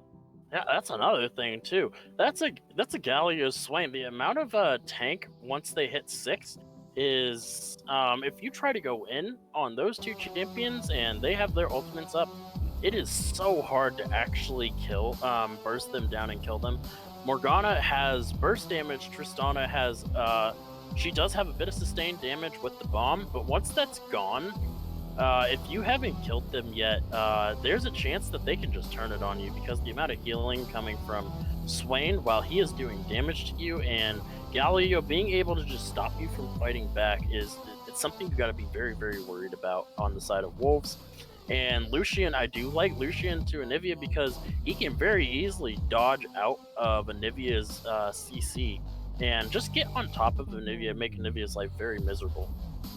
And I'm curious as to what is going to actually happen this game in terms of builds and runes. I know we'll get to go a little deeper in once we actually get into this game and get to see some runes. But looking at these teams just off of basis, you would assume that Wolves have more damage, and I think that's rightfully fair to say.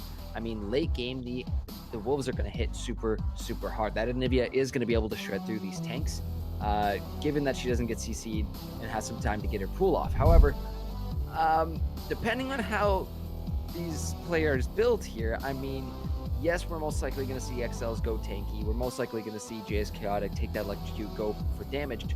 But I'm curious to see what's going to happen with Axrid and with Charmed, because we could see tanky Udyr. We could see lots of damage from Udyr and him just focusing on his Phoenix stance. Same kind of thing with Malphite too, if they decided to run a full AP Malph. However, I don't think that would be ideal here for them, because the Graves is kind of a nice answer. Again, late game though, you got to get him to the late game. because he is going to be able to at least shred through some of these tankier members of the Dragons. But the issue is getting close to them, and I personally want to keep my distance from this Dragons team. Yeah, Dragons have drafted a composition where they want you to walk into them repeatedly. And I believe me and you on Friday casted a game where Udyr built a Magi Soul Stealer. Yeah. So that was the one I was actually thinking about, is that usually it's the take Udyr, but you and I got to see that firsthand, is going Magi's on the Udyr and focusing Phoenix stance. It's ridiculous. the amount of damage that Udyr, I do believe he ended the game with the most damage out of his team. So Yep. Yes, they did. So we'll see who is gonna win this, and it is game 5. So whoever wins this is punching their ticket to finals against the Gators, who were able to go 3-0 earlier tonight. I was getting updates on those, but we have one final game, and I love these game 5s. I'm so excited to see what these guys are gonna bring up, but I don't know if we can say our predictions now. I don't want to cast a curse one side or the other. I think it's a coin flip. Literally, you can flip the coin and say that wolves are heads and dragons are tails, and whichever side it lands on can win this game. It's literally that up in the air. Like, 2 of these games were very one-sided, but the other 2 games were very, very close. Could have swung either way, and this is looking to be no different. Either one of these teams with their compositions can definitely come out on top. And even if one team gets an early lead, that doesn't necessarily mean they just won the game, unless it's a massive early lead, like 4 kills to 1 in the early game, or 5 kills to nothing in the early game. Those are the types of leads that will end a game very, very quickly, but I don't see that happening here in a game 5. I think this is probably going to be a 30-40 minute slugfest, and the person that makes the first mistake in that time period is just going to lose. I can't believe you got away with saying Dragon Tales on stream, but we're gonna head to break, and when we come back, we'll be on the rip for game number 5, guys. Don't go anywhere, because you're not gonna want to miss this.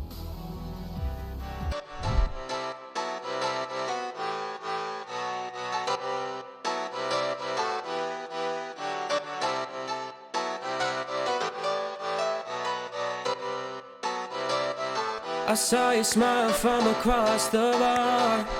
Yeah, she was pretty and so close but so far. She flipped her hair and I thought this can't be true. How does a man like me get someone like you? And then she looked at me and I was confused. Everyone here can't be the one that she'll choose. And I looked back and saw the spark in her eyes.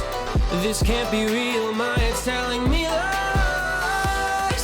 Just like that, you're coming closer to me. Come shake me, grab me, so I wake up from this dream. I can't breathe, come with me. I don't know if I can speak. Then she said, come with me and let's be free.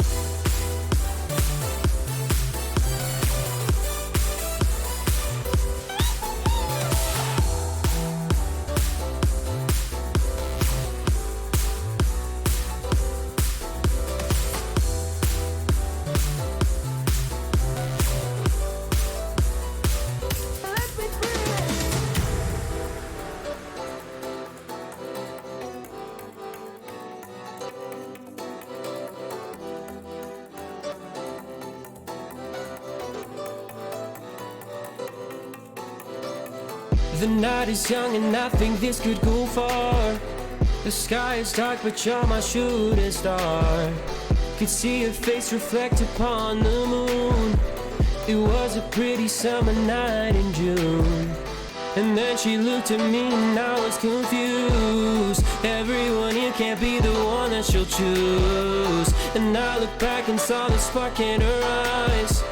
This can't be real. And welcome to game 5 of the LAS draft semifinals. This is it. We have made it all the way here to the final game of the night. the final game, which decides who is going to the finals against the Gators next week. And we have some crazy teams here to end it off. Is like you said, this is going to be a big game. I think we're in for a long one. So get comfortable, get a snack, and get ready for some absolute mania here on the Rift. I'm looking forward to this one, Dream. Interested to see if something's gonna come out of this 5-stack. They are walking in. No, they're not. They are walking in as a 4-man. Now they are gonna back out. He's gonna sniff something out. So he backs out to safety, but all this is really gonna get is that early pressure, but not really pressure. It's more just asserting your dominance here in this game. Not afraid to step in. However, we do see some early vision coming out from the side of the Dragons, so that is going to give them a little bit of information here in these early stages of the game. Yeah, they are going to see Anivia walking over to that ward.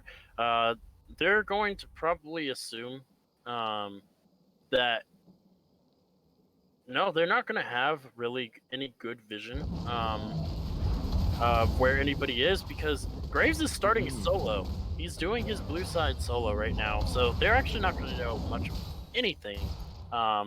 And they did put a ward on the red side here for them, so... You see the question mark ping come down, so they know Graves isn't as red. They saw this Tristana and Morgana actually show up a little early, so hopefully they recognize that, and they're communicating that to each other, because that's just a good indication of, okay, we know Graves is at his blue right now, so Charm better be tracking that right now, and probably has a good idea of where Pig is sitting on this map. As a little stun there in the mid lane, but look at the electric damage come through here from Bambooper. However, Temple gonna be getting a little bit of poke back onto him. It's not too bad to start this game off. Oh. More stuns, more damage, and that's what we've seen in Anivia's recently, is that they tend to max their E, the Frostbite. We saw, if you remember from Friday, Fauntleroy's Anivia was absolutely disgusting. And oh no, Temple! Oh, the electrocute is off cooldown again. And Temple is gonna have to play so safe in this lane. He needs to play really far back, because if he gets caught by another one of those, he's just gonna die. Yeah, and I'm really not a big fan of this Dorian Shield from the Malphite. He has no mana now, as one auto attack away. Oh, Dallas is going to get caught out here. Oh, Dallas, I don't think he's got anywhere to go. It's going to be really tough. He does have Flash still available, but look at the damage coming out from Charm. However, it's a 1-for-1, but there will be that extra 100 gold going on over to the side of the Dragons, because it is first blood, but it's at least having a little bit of gold in the pocket of Dallas as well. I'm surprised he didn't flash there, but I could see why the Udyr could just run in at him as well too. But 1-1 so far on the board. Gold is pretty tied up, and we do have a Mountain Dragon coming up in about a minute 20 here. So got to keep our eyes on the map. Who's getting that early vision? Definitely around this time is when you want to start rotating as a team, starting to get those boards up. Yeah, and Udyr is going to... He's not going to feel too bad about dying there, because since he did kill Dallas, that means the double buff transfer was not complete, so Dallas will not have those double buffs to further abuse this Malphite up here in the top side of the map. Malphite actually picking up the Bramble first. Pretty good first item buy. Going to be a bit harder for the set. Oh, take a look at this, JS Chaotic. Get some good damage down onto the fly, but Binding's gonna go a little wide. Excel's looking to re-engage here onto Jar Jar. Hits the taunt, followed by the Swain pull, and that's gonna force the flash out of Jar Jar. However, the fly looking to trade some damage back. It's just not as much as the Swain and Gallia are outputting right now, so they still have to be very, very careful around these engages. Yeah, and unfortunately, the Swain doesn't really have that much in the way of mana here. We are looking for a bit of a possible gank in the mid lane. Dallas is trying to fight this Malphite, but he is not winning out on this anymore. No, the Bramble is doing so much. Brambles in these early levels is what's helping Axrid so much, and when it comes down to these very small numbers, Axrid is going to win out in these early trades. However, Bambooper has joined this fight. He's going to land an E. He's looking for the electrocute, but I don't think it's going to be enough to finish him off. So Axrid gets out unscathed. However, in the bot lane, Jar Jar also returning the same kind of feel as the Fly, actually in trouble. He's not able to jump away, gets stopped by XLs, and instead decides to go in onto the Swain. However, you got numbers here. Dallas showing up as well too, trying to find a trade kill back, but just gonna get CC'd up by JS Chaotic. So Dragons find themselves another one now, 3-1 for them. They're up roughly around 600 gold right now, so the lead isn't that huge at this point. But nice to see this this early tiny little lead getting taken by them. Yeah, and you're starting to see the problems that Wolves are going to start running into. You saw the amount of burst damage that went on to Jar Jar there. The moment his Black Shield is down, the cooldowns are much shorter for Galio Swain, and whoever doesn't get Black Shielded is their target until that Black Shield is back up. Set actually burns his TP, and he gets nothing out of it. And this allows Axer to actually catch back up a little bit. He's down 10 CS, but it was a lot more before that TP happened. And now Set has to walk back to lane, and there's a potential freeze that Axer can set up here. Yep, so hopefully Jar Jar's got to be a little bit more conscious of that Black Shield. It's still a 26-second cooldown, so it's pretty damn long. Like you were saying, the cooldowns for Galio Swain are much, much shorter. However, a little bit of trading going on between these junglers right now, as Pigby is going to find out Charmed as Malphite's coming on in with the Unstoppable Force, and Pigby gets so low, he is going to be able to trade it as Set popping the ult as well too. However, the culling being used by Temple. He's going to put Anivia into the egg for Dallas there, trying to keep his mid laner alive. Temple trying to find last minute damage. However, Anivia's back. Starting up, Axrid going to be taken down in the process. However, Dallas is the winner of this Hunger Games. He's coming out on top. A double kill for him and a 2-for-1 for the Wolves. Yeah, but look how much they had to expend. Oh no, Axrid is going to disconnect. Uh-oh. And that sometimes happens, sometimes, you know, but it's a quick pause, so we are out. Luckily, not too long after that is done. Bonnie's going to get hit. However, trade up CC. Like I said, that Black Shield can only block one, but XL's going a little ham underneath this tower. He's going to have to back on off, but you can bet JS Chaotic and XL are just always thinking, we engage, we CC, we damage, we kill. This is... That time they didn't even care that Morgana spell shielded herself. They decided to go in on Morgana anyway. We're gonna break your CC. Your Black Shield is only stopping one of us. There's two major CC champions down here. Have fun. Yeah, and look how far back Defly has to play. He can't jump in on these champions, because if he jumps a little bit too far from Morgana, Morgana is just going to won't be able to get the Black Shield, and then Defly probably just gets bursted down from the amount of damage that those two have. Yes, Black Shield will save a little bit, but now that jump is expended, not probably getting out of that unless managing to blow the bomb up a second time. Oh, and what XL's has been really good at is timing his E to interrupt that jump from Tristana. So that's kind of one caveat here to stopping the Tristana escape. So see if XLs can time that again, because you do have to be pretty precise with when you land your damage, or land your CC, sorry.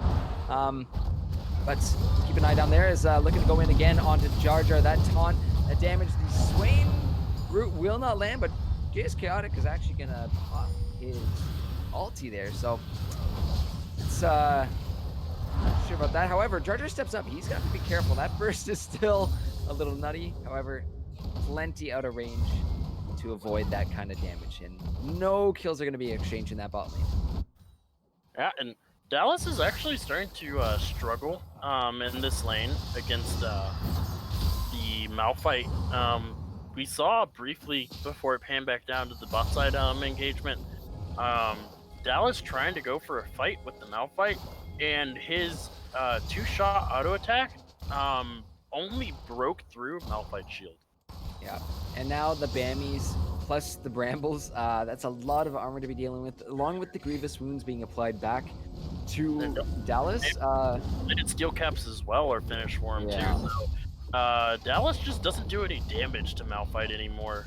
And Malphite is just going to not only do passive damage to him, but he does a lot of damage in return.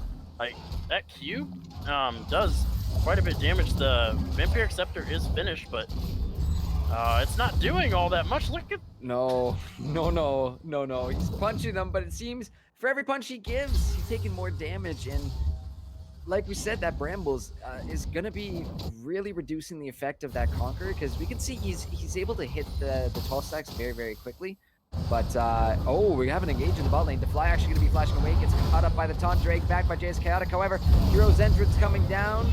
Protect a little bit along with a TP from Axford. Looking to go in. Has the ulti available. And, oh, there goes XL looking for the engage. And Axford to follow on top. They're going to take down the Fly and immediately rotate on over to this Dragon. yeah, and Set is going to get a lot of return in the top side. He's not able to fight join this because he doesn't have TP. That was close. Lateral damage, almost able to sneak that away, but no. Will be secured by the Dragons here. Well, Dragons get the Dragons. I mean, it just makes sense, but no, it's game 5. Anything can happen here. It's just the first mountain of the game. Mountain into Cloud, which Dream, I think that's Infernal, is it not? I think so as well. Oh, what a spicy way to end the series is on an Infernal Drake. That is going to be really beneficial for either one of these teams who's able to pick it up, but have to keep an eye, again, making those early rotations around the pit, getting that vision. But we're taking a peek up at top lane as Dallas possibly in a little trouble again. The showstopper to bring him back into the safety range of his turret. However, Pig has shown up out of the fray, looking to trade back into Charmed. However, that Udyr is, he's fast. He's really fast. Oh, goodness. Yeah, the TP is going to be expended from Anivia there. Gatefinder needs to be a little bit careful. Doesn't have any mana. Yeah, he's going to go ahead and back as... Oh, bot lane, though. And top lane. There we got two little skirmishes kind of breaking out, but... That's, we see JS Chaotic forced back. Dallas forced back to his turret as well. This is a little risky. Axgrid here looking to go in, and he's going to have his ulti available in, well, right now, actually. So that's Dallas, probably what he was trying to delay for. If he can get this into the tower fast enough, he might just be able to kill. No, he's not going to do it. No, Dallas made it out. Mission Impossible, he made it out. However, Charm possibly in a little trouble.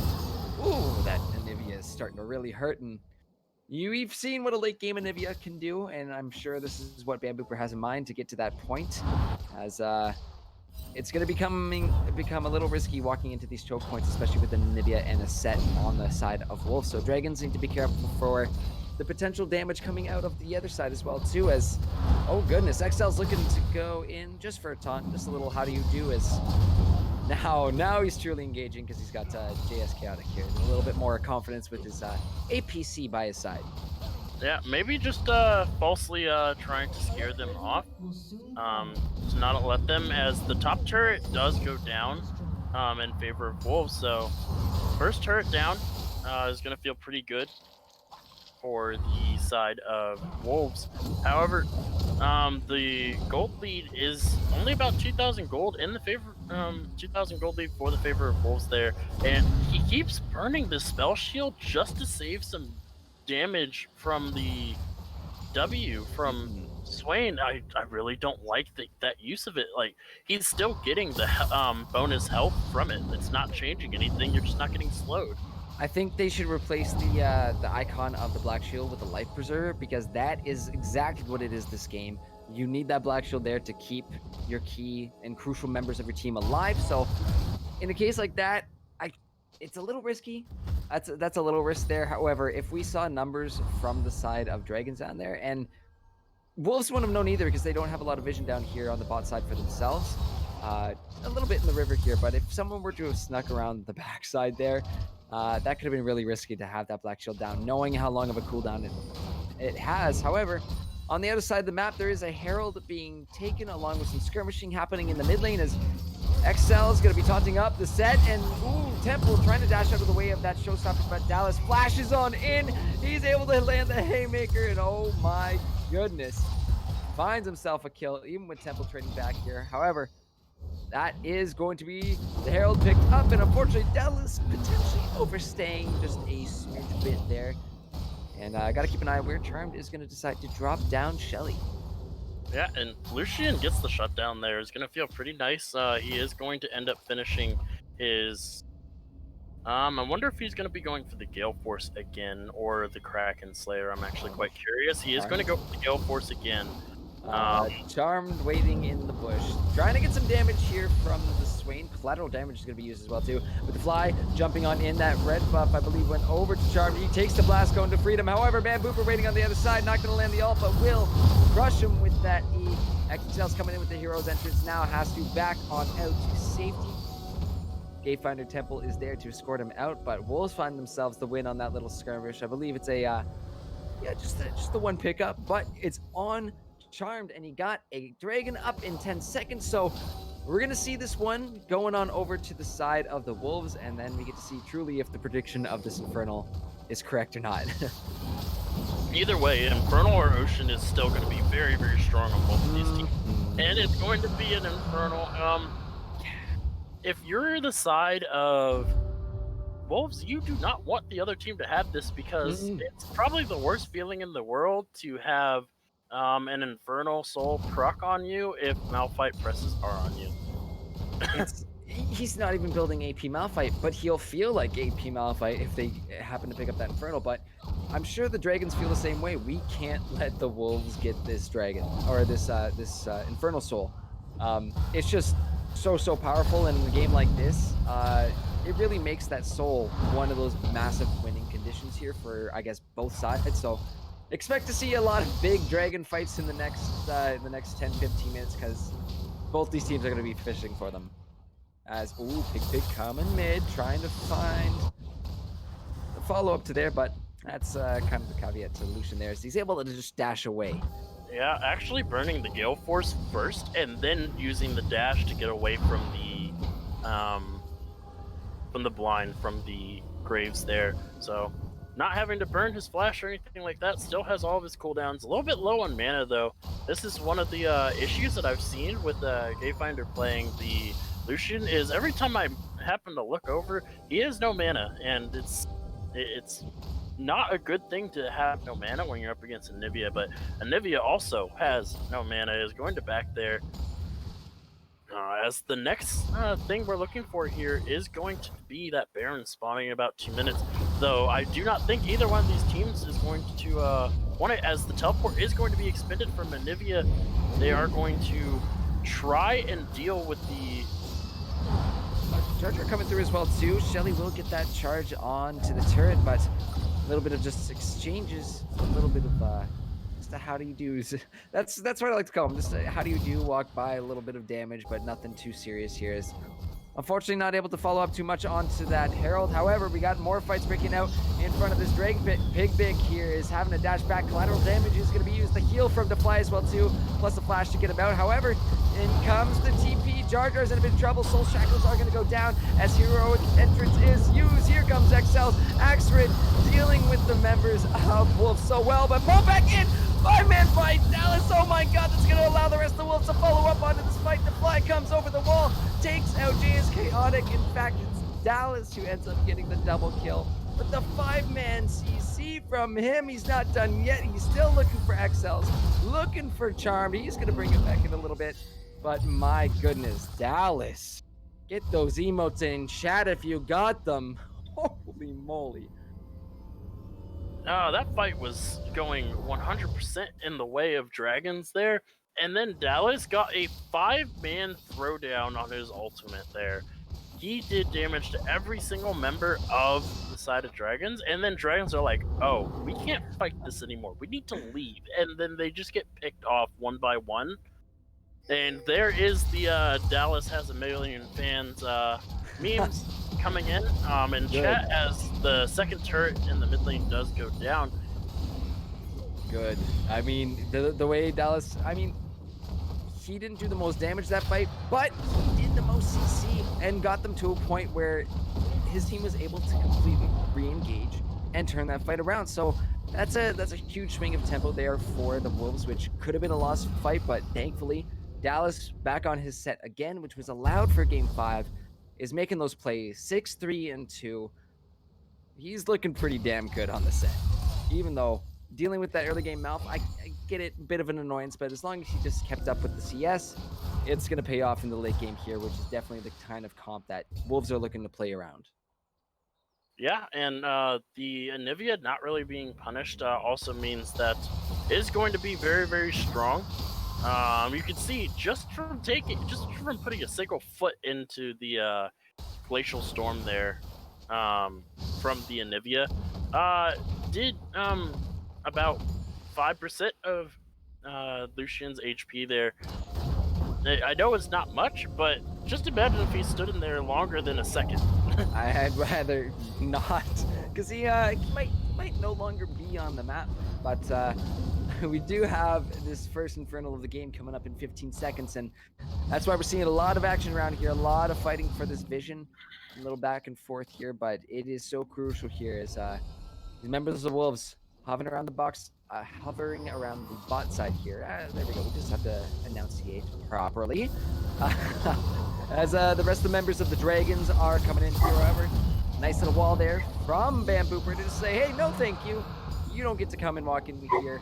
And this is kind of the power of that Nivea. Just a big nope. Dallas. He's gonna do a few crunches for us there as he walks back to lane with the rest of his team.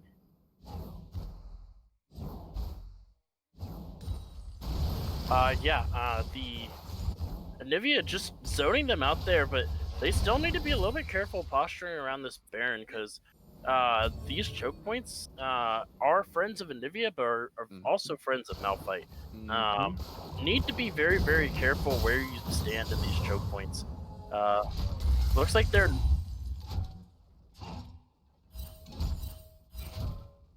Oh yeah, Havzy, what's up, buddy? Hope you're doing well, and happy semifinals. Thank you for redeeming it there. Yeah, I mean, not really that much to else to use the points on. I have about 87,000 of them myself, so we'll figure it out next split. I'm sure we'll look into maybe making some fun stuff with the channel points here. But Dream, let's focus back on this game here as bot lane. This is potentially gonna go one or the other way because both of these champions do a lot of damage. Temple is gonna get hit. Ooh, just steps out of that queue, but Glacial Storm is a lot of damage up at the top side of the map, though. Charmed is trying to chase down Dallas, but he's taking on 2. He's gonna have to deal with 3 on the other side, though. Pig Boston was able to find 1. Dallas now on a killing spree. He's able to find the Udyr. However, Dragons are sending their entire team up to deal with this set. Are eventually gonna find him, but overall, it's a 2-for-1 in favor of the Wolves.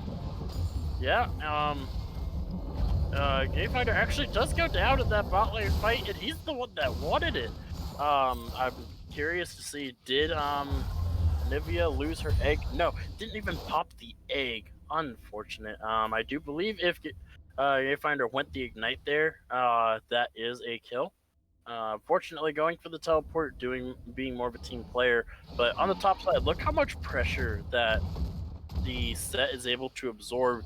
They chose that fight, starting with the Malphite ultimate into the Udyr stun, and then set just runs down Udyr. Yeah, you heard me say that right. Runs Udyr down, of all people, and kills him. So here's the thing with this comp that they've kind of put together is that in most situations we like to see the big 5v5 fights, because with Dallas there, they can usually get the CC, usually get the damage, and win them out. However, if they wanted to, they could split and do like a 1-4 split, send Dallas to a solo lane and siege with the Tristana. It's a lot of damage that they're able to pull out onto tower. So if a window like that opens up for them, it is a little bit more risky when you're at this point in the series to be sending off someone for a split push or looking for a reduced number advantage siege there. But it is potentially something knowing how strong Dallas is right now. As see him down in the bot lane right now, but Dragon's looking a little aggressive in this mid as that wall from Bambooper still just a big nope in the middle of the lane for them. Yeah, that's actually something good to point out there. Speed that the Udyr has is substantial, especially because he has Force of Nature, Turbo Chem Tank, and Oh, Dallas is looking for JS Chaotic. That is going to mean the Demonic Ascension is popped, and that's just to keep him alive there, just to get him out of that sticky situation. So you got to be ready for Dallas at any point in time, as they're going to be waiting in this bush looking for another. Oh man. boy. Binding goes down, pulled back in. Dallas doing a lot of damage, but Blast Cone out. Will take Charm to safety. However, you do have an Inferno coming up in 45 seconds, so it's really good what the Wolves are doing right now. They're getting themselves established around this Dragon Pit, getting their vision up, and this is going to make it really tough for the Dragons to step up here. Yeah, I mean, they do have quite a few options. Oh, no. Oh, no, Gonna no. miss the face breaker. XL's is going to be fine. He's not exactly the squishy member around the block. He does have quite a lot of health. He has the locket finished. But back to what I was saying about the Udyr actually going for the Force of Nature first, and Merc Treads trying to decrease the amount of hard CC on him, but he went a lot of MR into a composition with really only one major MR threat. Uh-oh, this could be a little risky here, as Dallas going to go in with the Showstopper Soul Shackles to follow up on that. JS Chaotic getting really low, but goes golden. And on the other side of this, Adivia blocking off the rest of her team. However, excels with the 3-man Heroes entrance. Unfortunately, not going to matter because it's a double kill there for DeFly. Wolves throwing this one back in their words back in their favor. Oh my goodness, hold on, we just completely blinked out there for a second, but Yeah. that puts them at soul point, and now they're headed off to the Baron as well too, knowing that they have such a strong siege comp with the set, with Tristana. This could really give them a massive Baron power play. Yeah, they're gonna start this up. Only 3 members alive. The bot lane isn't alive for the side of Dragons, and they burn through this very fast. Melting through it. They're going to wall Charmed off from this one. Axford being kept in the back. However, he is able to make it through with the Unstoppable Force. And it's actually stolen by Gamefinder Temple with the culling. However, this fight is not done yet. The fly goes on in. They find one. Pig finds the other. And that will mean the Baron is stolen. So that's going to slow down the Wolves a little bit. Really well done by Gamefinder Temple to find that steal just narrowly with his ultimate. Yeah, able to pick that up is going to staunch the bleeding just a little bit. Very hard to push against Baron empowered minions. And fortunately, Lucian does live, so there are still 3 Barons up as Jar Jar is getting caught up there. He's way too far up here, but Dallas to the rescue right now. We'll make sure he gets up to safety. However, he's going to have to back on off to fly. Looking to go in on JS Chaotic, looking for the 1v1, but the Everfrost is doing so much. Bambooper here to follow up. However, those super minions, no, not the super minions, the Baron buffed minions. Oh no, they're going to take out DeFly there as Dallas looking for some more. Going to get taunted up by XLs. Axrid is here to help out, but the Showstopper takes him back. Looking for the Haymaker, getting a big shield, but is it going to be enough? You got 4 members of Dragons that he's contending with, and they are still not fully committing to this set. Yeah, that's something Giggle there does bring up a good point there. Going for the Everfrost on the Swain here might not have been the correct play there. The Leandris probably would have served him better. I see his point. The set does want to run at you, and so does Graves. They're 2 very low-range champions. I just feel, but the Leandris does a lot more as far as both damage and utility go for the team.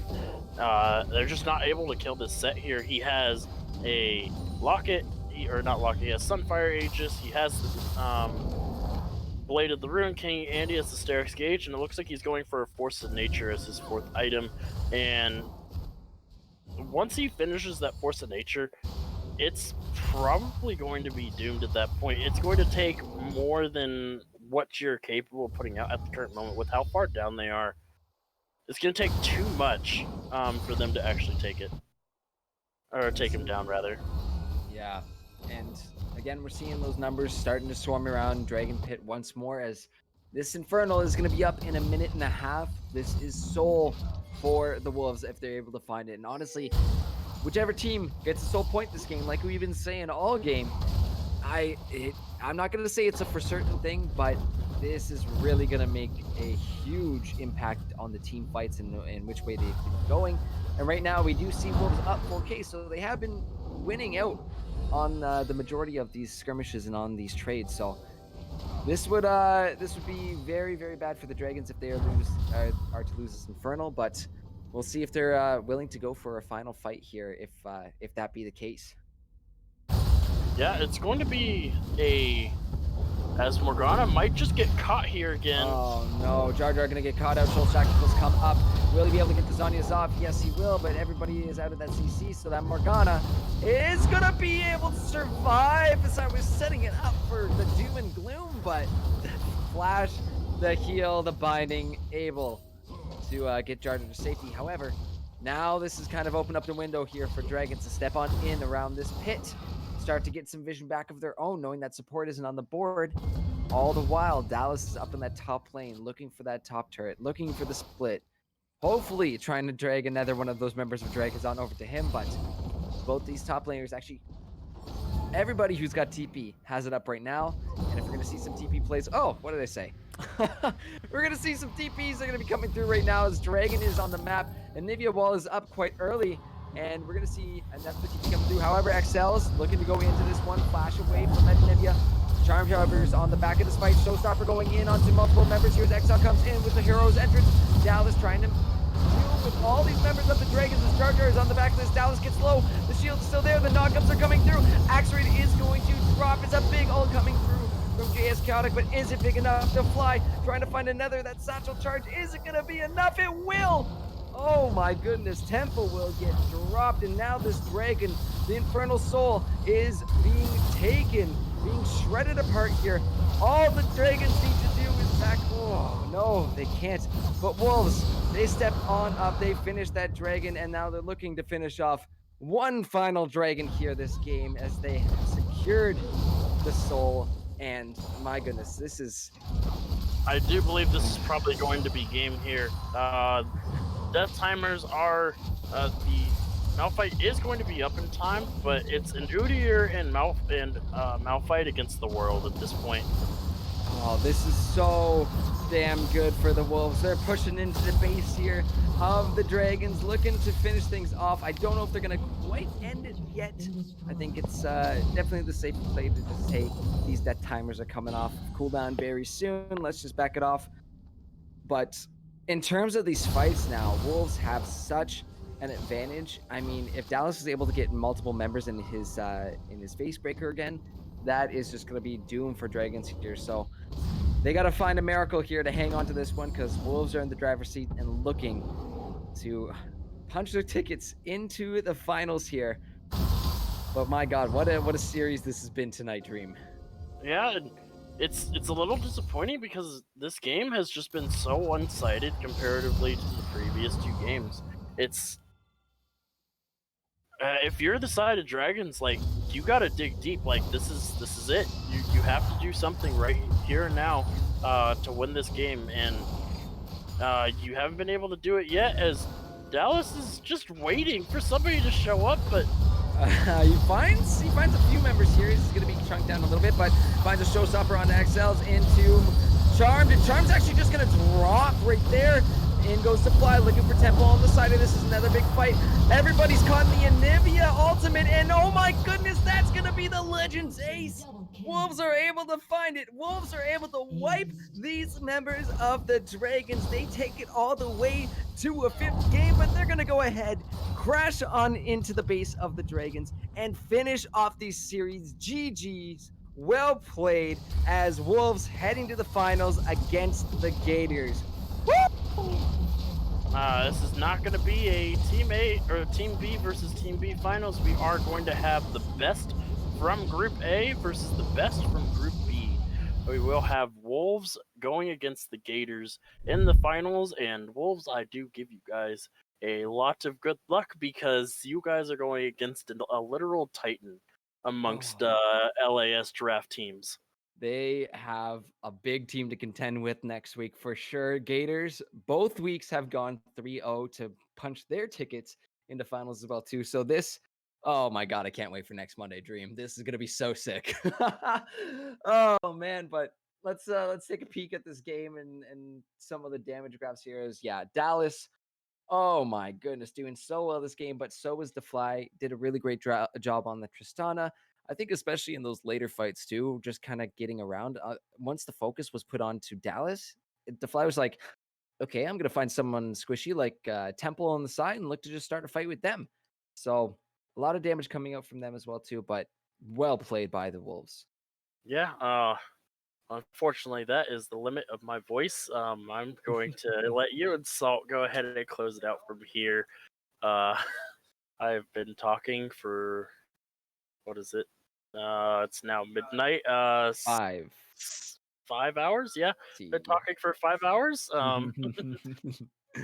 My throat is done, and if I have to cast every day for this week except Friday, then I need to save whatever's left of it. So, True, very true. hey, thank you guys for having me. Very good series. I love this. I'm probably gonna go back and watch it because of how great it was. So, thank you for allowing me to be here to watch this banger of a series, and I look forward to being here next week if I have needed to cast finals, because that's probably going to be even more of a banger than this one is. At Thanks for least I coming hope, on, Dream. because skaters, Oh, they just look absolutely terrifying, and I wouldn't want to see them in a dark alley walking towards me with a red lightsaber. thank you for casting with us tonight, Dream. And now we got Salt with us as well too. You just let me know when to shut my trap. All right, beautiful. We're gonna hop to break in a few seconds, guys. Make sure to vote for your player of the game, vote and the position as well too. But we will see you back on the desk in a few moments with our final player of the game and closing announcements. See you soon.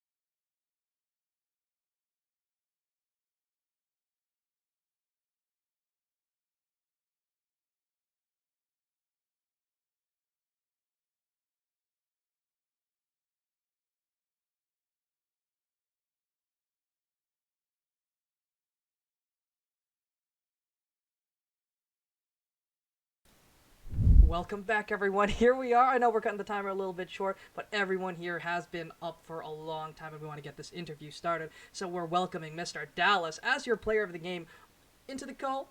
Ask him a couple questions about what his mindset was throughout the game. So we'll let him, talk a little bit about how he felt throughout this entire series. Hello. Hey, Dallas, how's it going? Pretty good. I'm really tired and super stressed. Dragons put up a really good fight, and honestly, game 4 I thought was really doomed until Sam kind of saved it twice with Tristana. So I do need to give him a shout out because he played out of his mind. Definitely. I think everyone in your team definitely stepped up to the plate when they needed to. There were a couple of blunders, but that's expected. Stress is coming in. It's a long series. Everyone has to have the good mental. They have to be thinking about, victory, and I think that's definitely what helped you guys push through. A good mental. Yeah, definitely. And so how did you guys feel after game 1? I know it wasn't as great as it could have been. I think it was a little one-sided for the Dragons, but then you guys came back really strong. So what helped you do that? I think we weren't too tilted after game 1. Gurf was he was playing with us, and even though he's super vocal, so even though we were losing really hard, none of our mentals were too bad because I mean, Mr. Positive in the bot lane over there Hi. likes to rain sunshine down on everyone, but we went into game 1 just going, okay, we're just gonna play super hard death ball, and that's not something we can do against Dragons. They played super well to negate how we drafted to play. So going into game 2, we just switched up how we decided that we'd want to draft and play. Well, it definitely worked out, but you guys did have a couple of rough points. But let's talk about how you guys came back after I think the game number 4 win. What pushed you guys, or was it the game number 4 loss? We won 2-4-5. 2-4-5. So what was your mindset going into game number 5 then? Because I know it was really close for most of the game, but then you guys popped off. Yeah, for game 5, we were all just riding the high of coming back through over game 4. So it was just a lot of it's game 5, and it was a lot of good old game 5 as our comfort zone because against Crusaders, going into game 4 we were down 1-2, so it was just a lot of jokes saying down 1-2 in game 4 is our comfort zone, and it was really fun. Definitely. It looked like you guys were coming back. You guys played very, very well, and I definitely think you were an X factor in both games. There were a couple of odd deaths in game number 4, but in game number 5, you played incredibly well. You were making plays, making some great teleports. And what were the comms like throughout game number 5? Because I know, other than the jokes, it was really hype. It was a lot of most of the calls, comms are just Pig making a lot of the calls because he's our main shot caller. Right. And I think he really stepped up in games 4 and 5 in calling stuff, and Sam got a lot more vocal as well, which was super good for us. Definitely. So that means jungler shot caller worked out incredibly well. Great for him to step up and help you guys make some big plays, and I think those calls definitely helped you guys out. You guys made some really good decisions, especially when you were losing game number 4, when you guys were on the back pedal. And so I guess you guys changed your strategy up going into those 2 games, right? Yeah, no, definitely. So wanted to ask you a quick question about some of the picks. So as we know, Bambooper is an AD carry player for the most part, right? Yep. So he's an ADC main. What caused you guys to draft that Sivir very early in game number 2? Because that was very interesting. We thought it was going to be in the AD carry role after the Senna was picked. Or after the Senna was picked, we thought it would be, Senna mid like we've seen before. But I wasn't expecting a Sivir, and it popped off. So is Bambooper just incredibly confident, or? Yeah, I think he wants to play ADC, but obviously I think the way that our roster's set up, we can't really accommodate that. So we were thinking of picks at last second, and he just said, let's go Sivir, and I said, and I had full trust in him. A lot of the picks, like the Evelyn pick, I had full trust in my teammates when picking it. So I would much rather prefer people on comfort, even if the matchup's not the best, but like as it showed, he played super well that Definitely. game into the Corki. He was just constantly pressuring him, keeping him off the wave, and just dominating him CS-wise. And those fundamentals were definitely very important, and you guys did carry it through. The one pick that did not really work out, in my opinion, was that Ornn. But then again, it did neutralize that Lucian. Both the mid laners did not have that biggest impact in that game, but definitely when he was on comfort picks like that Sivir, and then moving forward into that Anivia, he played incredibly well, was able to output damage, and that's very important. Yeah, definitely.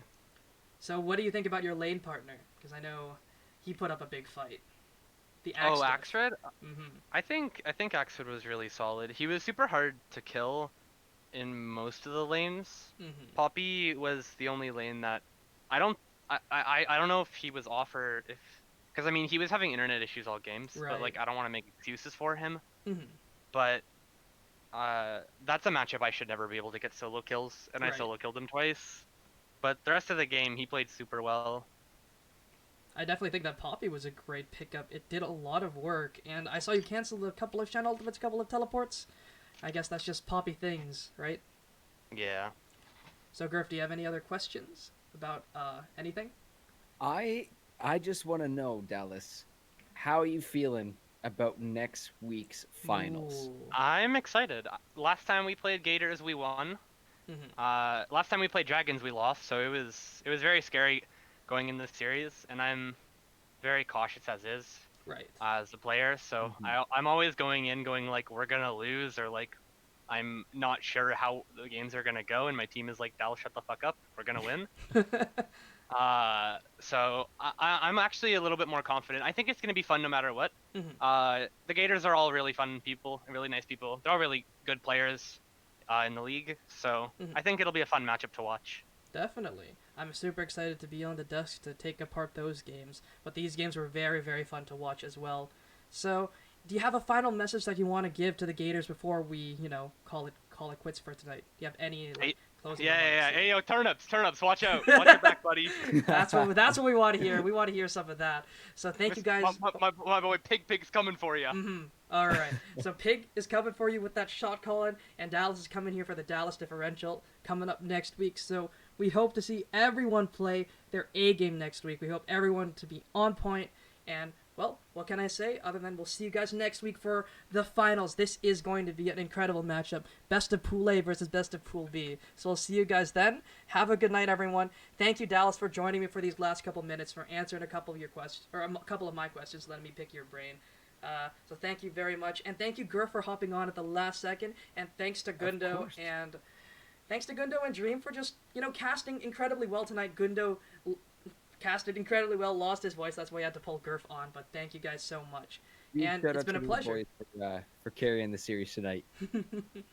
Well, there were a couple technical issues, but we got past those. And I think there were a couple technical issues on everyone's side, a couple of DCs, a couple of, human issues, washroom stuff like that. But hey, that's what happens. It's a best of 5 hours. You know how it is. So we'll see you guys next week for the finals. But we also have some beautiful matches coming up through the next couple weeks, or next couple days. More finals, semifinal stuff coming in and pre-made. And we'll see you guys then. I'll be back on Wednesday, and Gurf will be back here tomorrow on the desk. So we'll see you guys then. Take care, everyone, and have a great night. We hope to see you guys in the next couple days. Take care. Good night.